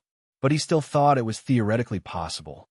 This was good research and may benefit him in the future, so he stopped everything else and focused all his attention on the fairies and how they were influencing the laws. Lex could see a lot of things happening, and though he did not understand them yet, he memorized them nevertheless. In the future, once his level grew even more and his understanding about laws was deeper, maybe he would be able to make sense of what he was seeing now. As the flowing stream of energy weakened, the power of the fairies' technique grew, and all the chains he could see began to tremble. In fact, Lex could even sense a subtle change happening in his own crown projection. At the same time, he could sense that the fairies' strength was also fading. It was not an exaggeration to say that the entire race of fairies had been weakened tremendously as a collective. Each of them had frail bodies and wrinkly skin, not to mention that their aura was fluctuating rapidly while they focused on attaining freedom. Perhaps there were some younger fairies who had been spared the burden of maintaining the enchantment for a period, but as far as he could tell, they would cycle that burden amongst all their people as a way of keeping all of them alive, even if it was in a weakened state. But at least the fairies in front of Lex, all 1450 of them, were all on the verge of collapse. He wondered if there were other fairy settlements for the younger generation. The alternative, of course, was that this was all that was left of this entire race. That was a tragic thought, truth be told. Lex did not wait long. At the moment the energy dried up, the smaller, weaker chains suddenly all snapped. The sealed domain suddenly trembled, and this time much more violently than from the earthquake. That was because it wasn't just the ground that was shaking, but the massive boundary wall of the sealed domain as well. Lex could feel currents of energy forming, flowing just like the wing, and like the wind, gathering into a massive storm. Lex raised an eyebrow as his body experienced goosebumps. For the second time, he was about to encounter something in this domain that could threaten him, and the same as the first, it had to do with energy. At least this time, it could fall under the category of a natural disaster. It was humbling to know that a natural disaster formed from massive currents of energy could still harm him. He was almost beginning to think he was indestructible over here. But the energy storm was happening far away from him and was up above the surface. He expected that he was probably safe underground, even though energy could technically travel through the ground. He was not sure what to expect, actually. On that thought, he decided to stop dallying around. He turned his attention to the door of the final chamber, which was no longer sealed shut. It had cracked open on its own, though no one came out or went in. The fairies who were in the square had all collapsed, and though they had attained their freedom, it would take a while for them to recover. Lex was, of course, going to offer them all jobs at the inn. It was not just because he felt pity for them, but because they had literally influenced laws in front of him. No matter how many loopholes they used, he could not deny their feat. They would make incredible allies in the future, once they recovered from the deep exhaustion that haunted their entire race. As for the curse that haunted their race, well, Lex would deal with it when it became a problem. He was convinced that there was something about him that would never let him have an easy time. Maybe it was the system that could bend the universe to its will, or maybe it was something else. Either way, he was no longer afraid of trouble, because it would come his way regardless. But offering the fairies jobs would have to wait. For now, he walked up to the door and opened it, revealing a destroyed chamber. The entire ground had collapsed into rubble, and a good portion of the roof had caved in as well.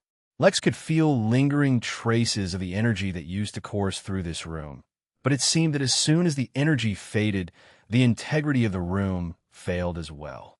His spirit sense picked up something, and it wasn't the resin. Buried beneath the rubble was the body of the fairy. Chapter 1044, Touching the Tao. Chapter 1044, Touching the Tao. Lex carefully removed all the debris that had crushed the fairy using his spirit sense, revealing a frail, withered body devoid of all life. Looking at the deplorable state that the tiny body was in, Lex could not help but feel a tinge of pity. Although he knew it would be useless, Lex took out a drop of his blood, turning half of it into the soul state, and dropped it on the body. The drop of blood was quickly absorbed, and the body began to recover at a visible rate. The crushed bones quickly recovered, the skin smoothed out, the wings that were broken healed, and all the bruises on its body vanished. In a matter of seconds, the fairy's body was restored to its peak state, but the body still remained lifeless. The half of his blood that had been turned into the soul state remained hidden within the body, unabsorbed by anything. There was no soul left to heal. The fair was thoroughly dead, even if its body was restored. He sighed. It was quite tragic. He had come so close to freedom, and in fact delivered it to his brethren, but was unable to see it himself. Lex carefully lifted the body and placed it aside. Once he was done here, he would return the body to the other fairies so that they could bury it or honor it in whatever way they deemed fit. Then he began lifting all the debris off the ground. He could tell that previously this chamber had been surrounded by a powerful protection, so that even he would have had trouble getting through it. But whatever had occurred in this chamber not only destroyed the chamber itself, but also those protections. That made life convenient for Lex, since he could tell that the chamber was built right over the resin. It was too convenient to be a coincidence. Lex did not even have to dig too deep. After removing a single layer of debris, he discovered a bowl-shaped, hollowed-out area, and within it lay a small piece of amber-colored resin that could easily fit in the palm of his hand. It did not give off any aura at all, and only wafted the slightest aroma. But just that gentle whiff was enough to arrest Lex. His limbs froze as the mixed sensation of absolute fear mixed with enormous greed assaulted his mind. Domination trembled within his body, as if it was being affected by its roots of dragon's might. Lex's mind, which had grown enormously after his recent growth, was stunned as it was overwhelmed by the presence of the resin. Most of all, Lex's instincts were warning him in the clearest way possible. It was almost as if they were directly speaking to him. The resin in front of him had the potential to put him in incalculable trouble and danger, the likes of which he had never experienced before. Of course, this was only subject to the limit that his instincts could respond to. For example, when Lex had encountered the mysterious man who had just entered his room somehow, his instincts hadn't been able to detect him at all, as that person was just too powerful and beyond the scope of what his instincts could calculate. Maybe even now, his instincts were failing to grasp the true extent of the danger associated with this resin. But besides warning him about the danger, there was also an insatiable greed. His body wanted it. His soul needed it. The resin would change things forever. It took Lex several minutes of just being frozen still to get over the initial shock of just smelling the resin. As soon as a semblance of control returned to him, Lex immediately sealed his sense of smell, allowing his body to recover slowly. The resin barely gave off any other aura, which is why his body stopped reacting to it. His heart was racing and sweat began to accumulate on his brow as he considered what to do. The strong reaction from his body was tempting him, but his mind was telling him it was more important to first check if it could restore his system. There were other bits of resin in this realm that he could get his hands on, so it wasn't like he was suffering a permanent loss if he gave it up now. But just having such a thought was an extreme burden on him, and took an immense amount of willpower. It seemed like perhaps giving the resin to his system might not be the easiest thing. Lex slowly sealed his other senses, including his sense of touch, as he prepared himself to interact with the resin. If the system could absorb it, then he had to accept it as quickly as possible and not allow the resin to stay in contact with him for too long. He asked, "No, unfortunately you cannot. It is one of the protocols to protect hosts." Lex gulped, feeling oddly nervous. Even with almost everything sealed, his instincts kept warning him. The consequences of touching the resin would be far from simple. But he had no choice. Lex psyched himself up and then reached forward, ready to accept the system's prompt as soon as it appeared. His finger touched the resin, and he heard a familiar sound. But it hardly mattered. Pell had told him that the Amber Chaos resin was a Tao-level ingredient. That meant that, in a way, touching the resin with his body was the same as touching a Tao lord with his bare body. There was no way he could get away unscathed. At the same time, the resin was meant to be extremely gentle and could be absorbed by any living being. That meant Lex would not come to harm. But that did not mean there would be no side effects at all. A golden light emerged from within Lex, one that was more deeply connected to him than anything else he had ever revealed, even domination. All the inscriptions in Lex's body and soul were erased, and his Empyrean resonance physique was unsealed completely. Chapter 1045 Unleashed. Chapter 1045 Unleashed. The radiance of the light emanating from Lex's body could not be blocked by stone or walls, nor could it be limited by distance, laws, or even realms. Lex himself became a beacon of light, his entire figure drowned out amidst the light itself. Since his mind was overwhelmed, his body acted on instinct to protect itself, and so domination was released all around him, much like the dragons might had once surrounded the dragon he had stolen. But he was hardly in danger, because the closest to him, the fairies, were all unconscious. But that did not prevent them from being influenced by the golden light. Lex's physique was supposed to help humans evolve, but whether it was due to the influence of the Amber Chaos resin, or because his physique itself was completely unlocked, it began to influence everything humanoid. It began First, with the fairy corpse closest to him. Even though it lacked a soul, the body was at least fine, and under the brilliance of the golden light, it began to evolve, and it even used the remaining half-drop of soul-state blood left in its body. Then came the fairies outside, who had procured freedom, but had no energy left to enjoy it. Their bodies lay prone on the floor, still holding hands firmly, even while they had no strength to do anything else. The golden light shone down on them, and like the gentle touch of the light of the winter sun, began to provide them with much-needed warmth. Their wrinkles began to retreat, their feeble bodies began to strengthen, their wings regained their lost vigor, and a hint of golden appeared around their eyes.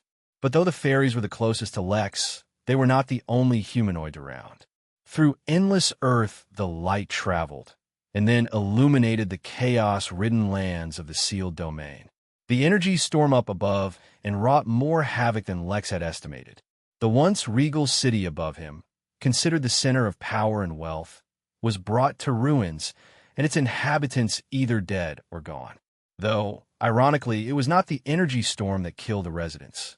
It had only harmed the buildings.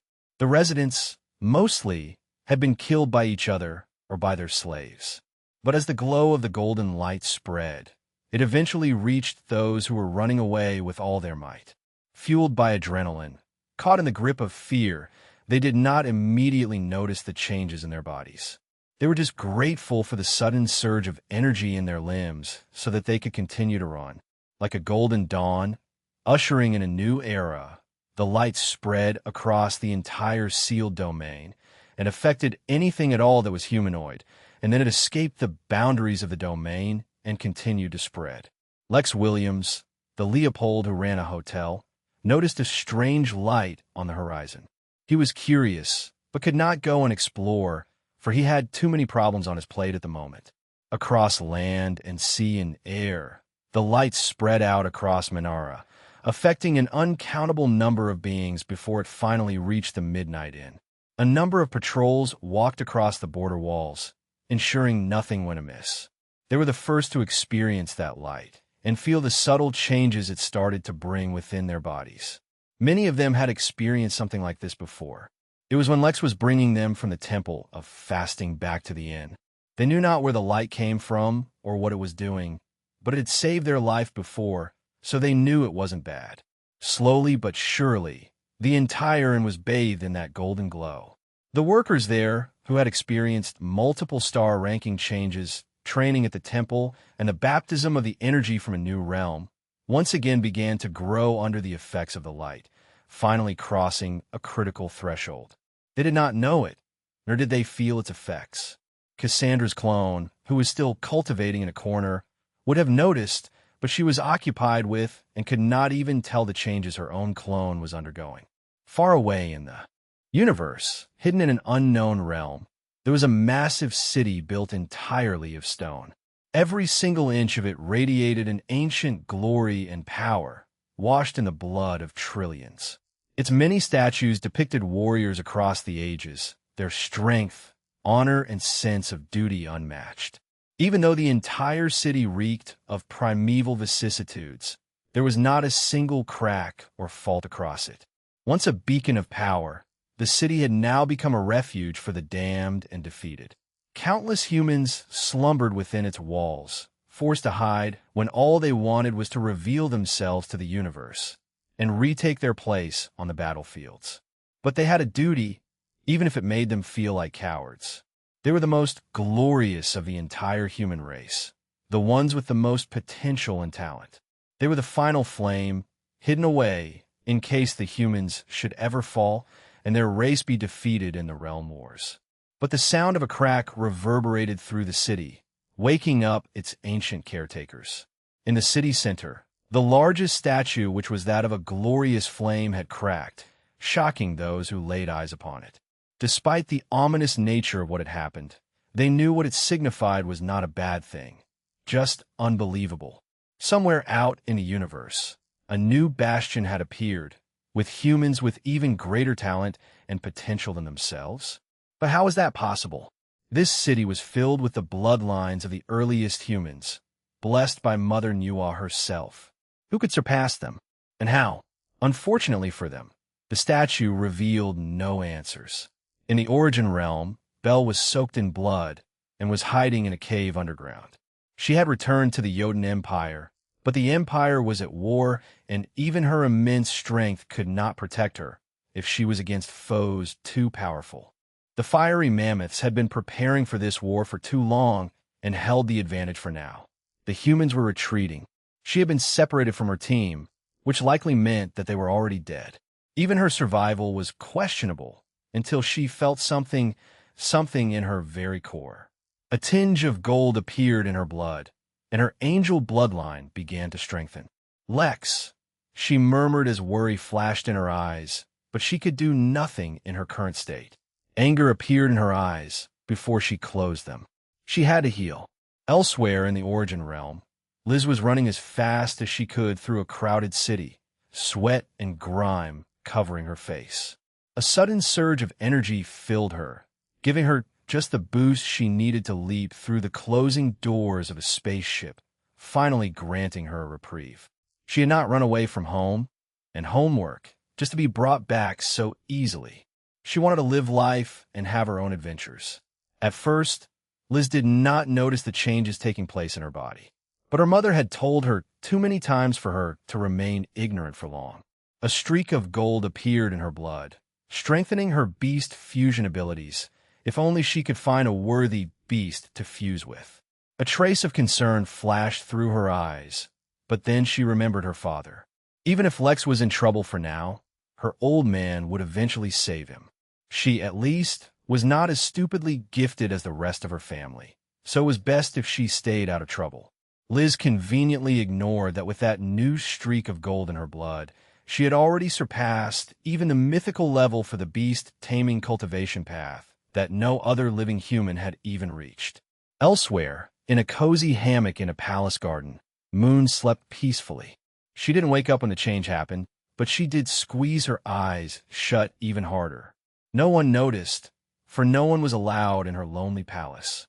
In another realm entirely, a couple was riding a massive wyvern through the clouds, with countless dark shapes chasing them. When the change happened, they both suddenly looked at each other, shocked. They both had extremely different reactions. The woman began cursing oracles as frauds, and the man drew his sword. Even though he was still not an immortal yet, the earth immortal figures chasing them trembled just a bit. Then a sword intent that had been sheathed for too long tore through the skies, raining down blood on the boiling sea far below them. The woman asked, extremely worried. "For now, we're already doing the best we can," the man answered simply. In a room in the Midnight Inn, a particular devil was sleeping, but woke up with a startle when he felt the change in his body under the influence of the golden light. At first, he was greatly alarmed, but then he began to laugh unfettered. His bloodline was evolving. Somehow, he had to get word back to Garbitz. Chapter 1046, Second Body. Chapter 1046, Second Body. The golden light shining from Lex's body spread across the entire Midnight Realm. And for most creatures, it was just an interesting and unusual event, but for some it was the beginning of a monumental change. Perhaps none benefited as much from the change as the Workers, though, as their body's potential had already been repeatedly improved. The higher their potential reached, the more difficult it became to improve, yet that is exactly what they experienced. In fact, the cultivation potential for the Workers could no longer be measured on a scale for humans. They would need to compare themselves to the average humanoid from a superior race, such as devil, elves, or even angels. The timing could not have been better, because Luther had just returned after a thoroughly successful negotiation session with the Emperor from the minor realm that invaded them, so even he managed to get the benefits. Lex, who had already anticipated that touching the resin might not be so simple, was mentally prepared to accept any system prompts as soon as they came up. He was not able to act on it immediately, for he had been completely overwhelmed, but slowly and steadily his mind wormed through its constraints and accepted the prompt, not even reading it properly. The resin that he was touching disappeared, and Lex fell to his knees, finally freed from its constraints. He trembled, for he was still reeling from the experience. It was fair to say that Lex had long been used to feeling various levels of excruciating pain. It just came with the territory of being an innkeeper, he supposed. Those experiences, as terrible as they were, had prepared him for the hardships he would face on his journey. But what he had not been prepared for was how awesome that it felt. It might sound crass to say such a thing, but the reason his mind had blanked was because it felt like he was having an orgasm with his entire body. It was the most euphoric feeling he had ever felt, and even now that it was over, his body was still jittery just from the memory of it. Lex tried to stand, but he just fell down because he couldn't control his body properly. He groaned and was getting ready to try again when he realized that he was still kneeling and hadn't moved at all. Yet at the same time, he had tried to get up and had fallen. Lex became even more confused when he realized he could see his own back. He tried to move his right hand, and yep, he saw it from two different angles. The fact that it took Lex so long to figure out what was happening was a testament to just how severely impacted his mind was from the effects of the resin. He turned around and saw the fairy fallen over, looking at himself. That's when he realized he could see the world from his own eyes, as well as those of the fairies. Lex said, with both his bodies, which was extremely disorienting. He closed his eyes and realized he closed the fairy's left eye and his own right eye. He was not used to having two sets of eyes yet. At that point, Lex allowed himself to slump back into the hole he had excavated. Until his mind completely recovered, he was not ready to deal with whatever was happening. But just because he didn't want to deal with it did not mean he would stop feeling any sensation from his other body. Despite his exhaustion telling him to give up, somehow, his fairy body was not exhausted at all. In fact, it was ready to jump up and run around. Well, part of that was because he was sitting awkwardly on his own wing. He got up, flapped his wings so that it would move, and then sat back down. Thanks, Lex said to himself, for letting himself sit more comfortably. No problem, Lex responded. Then the two bodies just sat there, staring at each other. That's when Lex realized that he either looked much bigger from a fairy's point of view, or his body had grown a little taller after touching the resin. It only took a few minutes. Lex's mind recovered from the zenith of pleasure it had just experienced, and besides feeling a slight withdrawal, he returned to his normal self. At that point, it took him only a few seconds to completely get used to having two bodies. He could control them both independently and with such precision. One would think Lex was born with two bodies. Lex stood up using his fairy body and flapped his wings a few times to get a sense for them. The wings were transparent and paper-thin. Even though a fairy's body was small, one would have a hard time believing that such frail wings could help them fly. Yet, strictly speaking, it was not the wings that allowed fairies to fly. As Lex flapped his wings, gold fairy dust began to appear and allowed him to levitate. The faster he flapped his wings, the most dust would appear, allowing him to fly higher and farther. The wings, then, were just left to help him navigate while in the air.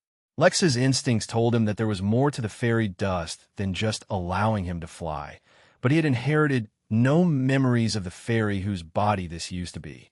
As such, his understanding of fairies was extremely limited. He allowed his fairy body to return to the ground, then sit back down. He wanted to see if his other body could also use the same cultivation technique. For a few seconds, nothing happened, but then the cultivation technique automatically delivered some information to Lex's mind and began to run on its own. The reason for the delay was because the meridians in a fairy's body were different from that of a human's, and the layout was different as well. Therefore, the technique obviously would not run in the same way. But it was still usable.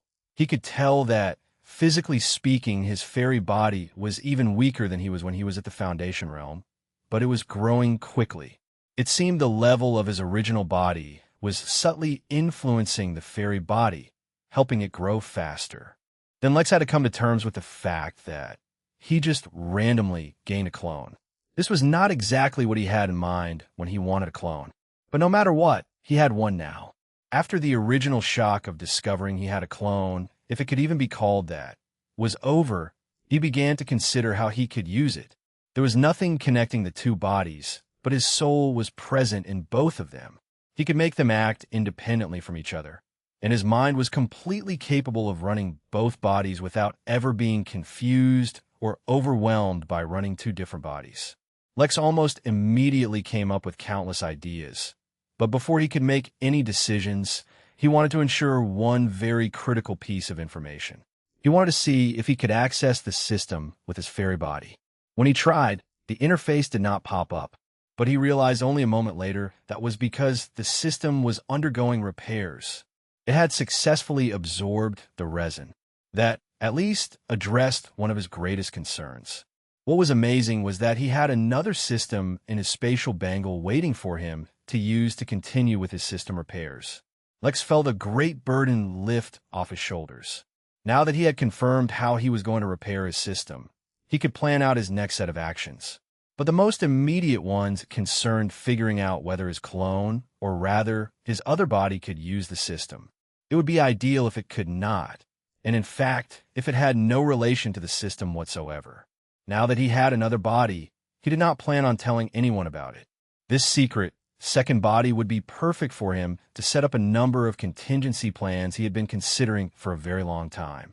To be on the safe side, he decided to not even bring the fairy back to the inn for the time being. But while he could not confirm whether or not it could use the system, there were other things he could test out. For example, if the distance between his two bodies was great, would that have any effect on his second body or not? To test it out, Lex finally stood up and began to walk out the chamber, leaving his fairy body with the other fairies. Slowly, he walked back through the tunnel network towards the city up above. But even when he reached the surface, there seemed to be no effect on his second body at all. Lex grinned and tried teleporting away. This would be interesting. Chapter 1047 Main Characters Have It Tough. Chapter 1047 Main Characters Have It Tough. At first, Lex did not teleport too far away. He just doubled the distance. But there was no strain on his control over either body. Then he was a little more courageous and tried to teleport farther away. But no matter how he teleported, it made no difference. It seemed that each body contained his soul, and as such, could be controlled by that bit of soul, no matter how far one body was from another. Lex tested out his strength to see if gaining another body had somehow weakened him or his soul, but that did not seem to be the case. Yet after a while, he could not help but find himself feeling confused. This was similar to the final moves of Inferno Blade, to a small extent. Over there, at least there was an explanation, though it did not make sense to Lex at all. But when he wondered how he could control both bodies and maintain awareness of each body and its surroundings despite each being so far away from the other, he could not wrap his head around it. They had to be connected somehow, right? The pieces of his soul had to be communicating with each other somehow. But even when he entered his soul state, he could not feel any connection. He entered the soul plane, and as disorienting as that was, there was still nothing. For some reason, Lex just found it hard to wrap his head around the idea. It was like being connected to the internet without Wi-Fi or Ethernet or mobile data. Perhaps his inability to completely grasp such concepts was why Cassandra had suggested he hold off on becoming an immortal. Now that he felt much better about his chances of restoring his system, Lex didn't mind spending a little time to figure out how his abilities worked. As it happened, Lex teleported over a city, so he decided to take a small break there. Besides, he wasn't about to return to the inn until the fairies woke up, anyway. He planned to offer them an opportunity to come back to the inn with him. The sealed domain was also still undergoing changes, and though the energy storm had faded, mostly, it might not be the best idea to pass through its barrier at the moment. Lex teleported to the city and found that the situation wasn't the best. It wasn't like one of those projection requirement cities that had been filled with slaves who retaliated once the projections failed, but it wasn't exactly great. Discrimination based on one's projection had become a part of their society. To these people, who had projections from the moment they were born and had them for generations prior, the sudden failure of it felt like they had become crippled somehow. It was as if an integral organ had just stopped working. Tensions were high, and even though the city guards were out in full force, it didn't help much when even the guards were concerned. Lex ignored them and found himself a relatively nice tavern. Last time, he went to a really shady place, and ended up encountering a completely random plot. But it was fine because he wanted to learn to act mysteriously back then. Right now, he just wanted a cool, nice drink to accompany him and his thoughts. The building was nice. None of the furniture was torn or stained, and the owner looked well dressed, if a little stressed. Lex put a gold coin on the counter and just sat down on the bar stool. The owner showed a restrained excitement at the sight of the coin, but only nodded. His years of experience let him know which customers were in a chatty mood and which ones weren't. Lex began to think more about his clone, who was currently testing out the flexibility of his wings. There had to be something connecting them. Otherwise, he imagined that his fairy clone would still operate as him, but the two bodies would not have shared memories and awareness. So in a way, it would still be Lex and act as Lex depending on the situation, but just could not share the information with his other body. But at least for now, that wasn't the case. He would continue to test if distance made a difference, and eventually he would even test being in different realms. If both the bodies continued to share information, that would be amazing. Then he began to think about how exactly he got a clone. He had looked far and wide for a decent cloning technique, but none satisfied him. It was still to be seen if this clone, or this second body, could continue to grow stronger as well, and how useful it would be. But considering it could use the same cultivation technique as him, Lex wasn't worried at all. The only thing he could think of was that he left a drop of his blood in the soul state in the corpse, and then touched the resin. That somehow must have fused his blood with the... Lex froze. Did he just miss the opportunity to turn the massive dragon into his clone because it was already occupied now? Loss. Lex felt an immense and incalculable feeling of loss. He could have been a dragon. He could have... No, that didn't make sense. What exactly happened when he touched the resin? Although it was tough to look back and recall anything other than the waves of pleasure that were crashing into him, it was not impossible. He felt like maybe he had used his physique. So that was the key, somehow. Brandon, empty out the place. I don't feel like sharing, said a very angry and aggressive-looking man as he entered the tavern. His entire body was covered in blood, and he was reeking of a dangerous aura. Lex sighed. A part of him knew he was destined to never actually get any peace. He looked at the man, then turned back to his drink. The man clearly noticed Lex's dismissive mood and became triggered. He opened his mouth to yell, and that's when he felt a hand slapping his face. The next thing anybody knew, the man had disappeared, and there was a hole in the wall. Lex dropped another gold coin on the counter. Sorry about that. Lex was beginning to understand why the main characters in novels couldn't be bothered to argue with every random person who bothered them. It was much easier to directly slap their faces than to get into a verbal face-slapping competition. Chapter 1048, Embarrassing. Chapter 1048, Embarrassing. There weren't many people in the tavern to begin with, but the few that were there were startled by the noise. Most of them hadn't noticed when the bloody man entered the place, so they were unsure of what exactly happened. But seeing as how the tavern owner was not worried, they calmed down and returned to their drinks. None of them were really in the right frame of mind to worry about other things at the moment. Lex returned to his thoughts about the clone. The activation of his physique might be the key, unless it was a freak accident that would require resin.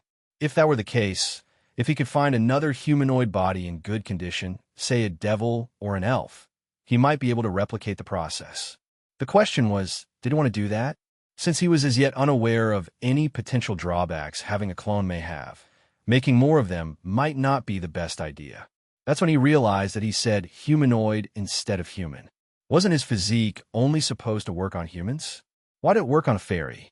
But as if you're getting some feedback from his own body, he understood that it now affected all humanoids, and not just humans. This was a level beyond what Cassandra had told him.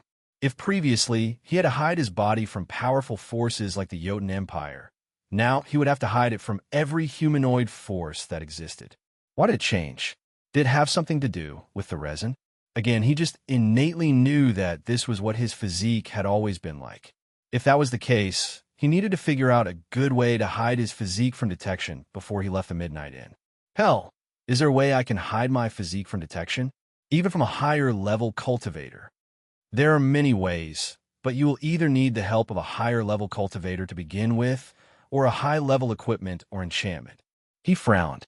This could be problematic. Lex was in the midst of his own musings, sipping the cold drink the tavern owner had given him, when the man Lex had slapped away came wobbling back in. He was disoriented, which was to be expected. Lex had slapped him right in the face, not killed him. Even so, it was impressive. At the same time, it promised more irritation for Lex. The man asked as he rested his body weight against the back of a chair. Lex sighed. He supposed he just could not avoid the whole tedious exchange. "No, I don't know who you are," Lex said in a bored tone, "but I'm sure you're going to enlighten me. So then tell me, is your father someone important? Or your family?" The man seemed to get angered by Lex's nonchalance, but he kept himself from screaming, mostly because he was too dizzy to do it. This is my tavern. I own this place." The man sounded more unresigned than anything, but his words startled Lex. He turned to look at the man he assumed had been the owner, and he gave Lex a nod while wearing an awkward smile, confirming it. "Oh, wow. That has made me feel bad," Lex said as he facepalmed. Before the man could say anything else, Lex shot a drop of his own blood into the man's body, suddenly prompting it to begin healing rapidly. As it turned out, the blood covering his body was not his own, and beside the mild concussion Lex had given him, he was fine. So, with nothing else to fix, Lex's blood began to heal the old wounds in the man's body and brought him to a new peak. "In my defense, I'm too used to rude people coming in and picking a fight," Lex said, explaining himself to the man, who stood bewildered. Then he sighed and came and sat beside Lex. "Never mind. It's just that kind of day, I guess," he said as he grabbed a drink from who turned out to be just a really well-dressed bartender. "I paid for the damages," Lex said, still feeling kind of bad. He made a mental note about acting mysterious, confirm the situation before making a move. Otherwise, he would just end up looking silly as well. Little did Lex know that his small act of slapping the man away like a nuisance, then healing him beyond his wildest dreams, made him seem much more mysterious than anything he could have planned. The man just grunted, accepting Lex's explanation. Lex turned his attention back to his problem. Most likely, the best solution he could come up with was to ask the system for a quest that would reward him with a way to hide his physique. Although he didn't know if the system would be cooperative, at least it was on talking terms with him now. It might be worth a shot. Meanwhile, if he could somehow determine that his clone had no drawbacks to himself, should he try to make another one? But if he did, Lex wanted a really cool one. Asking for a celestial might be too much, but there had to be other powerful humanoid races with cool abilities. Elves did not impress him so much outside of their immortality. Devils could control demons, which was kind of cool, he supposed. Angels, well, he wasn't certain what was special about angels yet. There had to be more, right? Lex had very high standards. The fact that he didn't even know if could continue to create clones was a separate matter entirely. Chapter 1049, The Jolly Rancher. Chapter 1049, The Jolly Rancher, while baby Lex, pretending to have the body of an adult, was sitting and sipping some unknown drink with the tavern owner who he previously assaulted and then healed. Fairy Lex was figuring out the dynamics of being a fairy. His body was absolutely feeble, which was something that should be expected, but Lex really wasn't used to it anymore. Running around, he felt like the guy experiencing his first day at the gym after years of being a couch potato. Suffice to say, his body was not cooperating with him. The body also had instincts of its own that he wasn't used to yet. To say that fairies were more sensitive to spiritual energy than humans was an understatement. It was almost as if spiritual energy was in love with him. It constantly hovered all around him. It was the air beneath his wings, and it was the literal sparkle in his eyes. As ridiculous as it was, his fairy body had a greater capacity for spiritual energy than his original body. That was absolutely absurd because Lex barely ever ran short of spiritual energy. Only feats like literally ripping space apart would put a slight burden on his reserves, and that was before he became a nascent soul cultivator. The fairy spirit sense was also much more refined. It was practically another limb, and it was so much easier to use as well. It responded as if by instinct. Once he more or less figured out how to control his body and keep his energy in check, Lex explored the city inhabited by the fairies. He had no intention of stealing from them, but if he could find a few books or techniques that were especially focused on fairies, that would be a great help. He did find them, but there was a small issue. Fairies didn't really record things they considered common sense, and everything they needed to actually write down to remember was so esoteric, he had trouble understanding it. The worst part was they were all baking recipes. None of them had anything to do with actual techniques.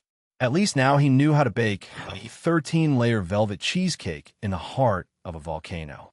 He just needed the glittery sprinkle of youthful excitement, whatever that meant. He really wanted to avoid interacting with the fairies using the body of one of their former comrades. It would be incredibly, well, insincere was one way to put it. What if this dude had a wife or kids?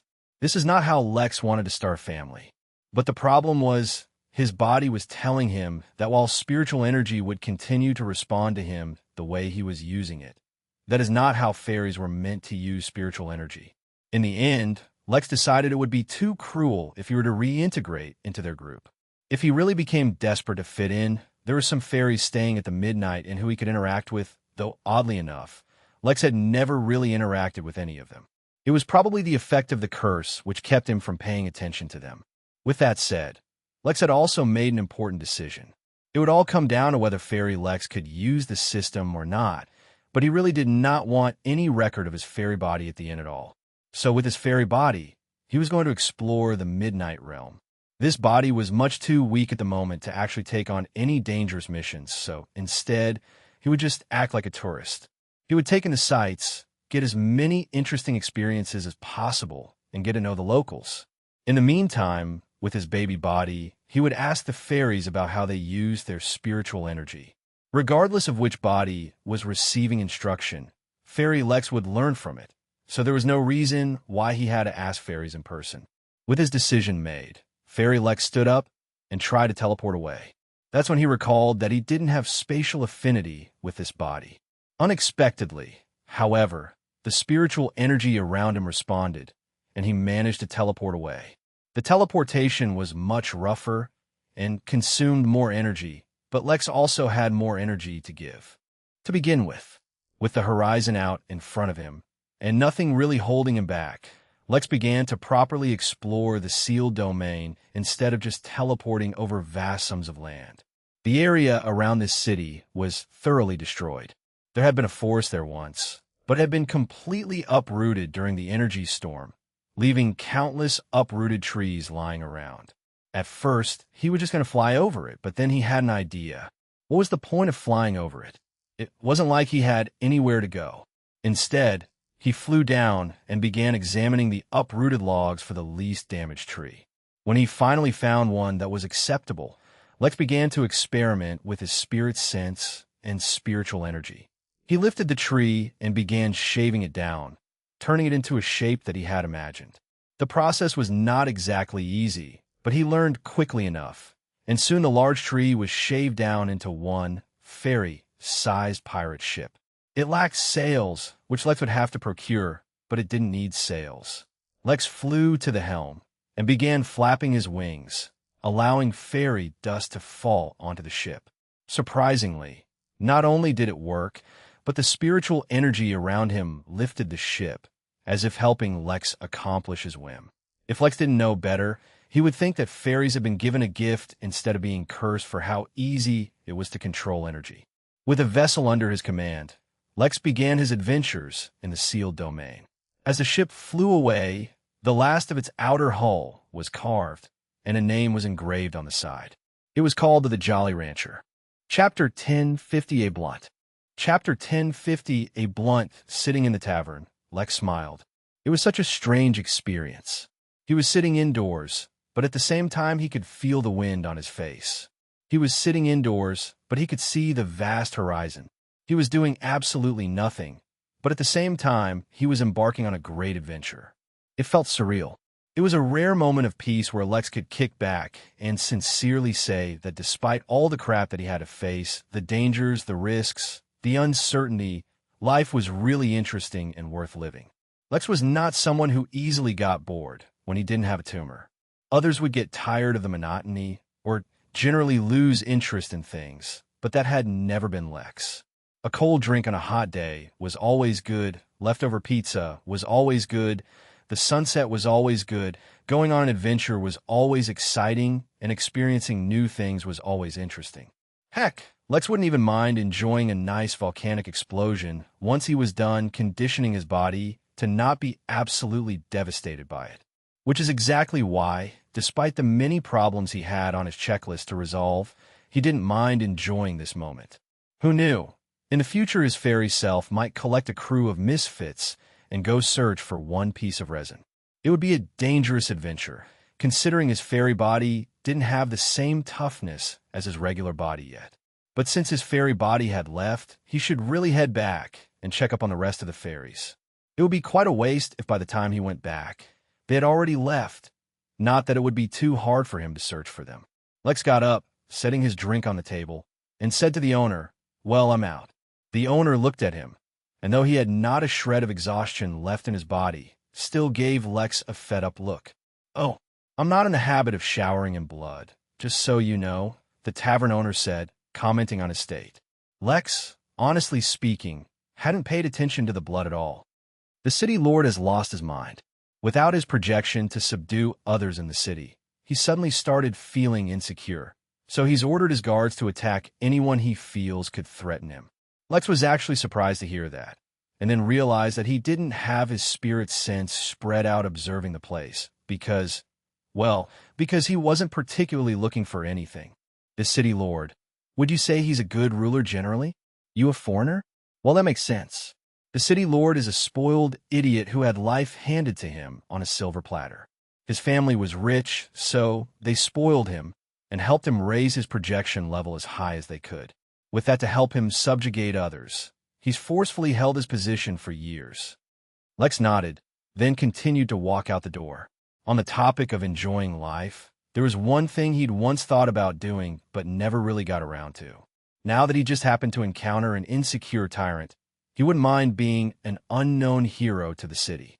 But naturally, he would not just take the tavern owner's word for it. He spread his spirit sense out and collected information, and it didn't take much time.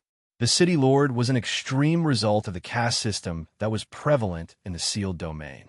In fact, Lex didn't doubt that if he could raise his projection level even higher, he would absolutely start taking slaves. His orders to the city guard to go kill a bunch of people didn't really help his case either. For a moment, Lex hesitated. Was it right to go around being a vigilante just because he was powerful? It was a slippery slope. Once he got in the habit of deciding people's fates, it might not stay limited to cruel city lords. But the hesitation lasted only a second. Whether he wanted to or not, he was already in a leadership position, and every decision he made was already affecting the fate of countless others. Every single being in this entire realm was only born as a result of his decisions.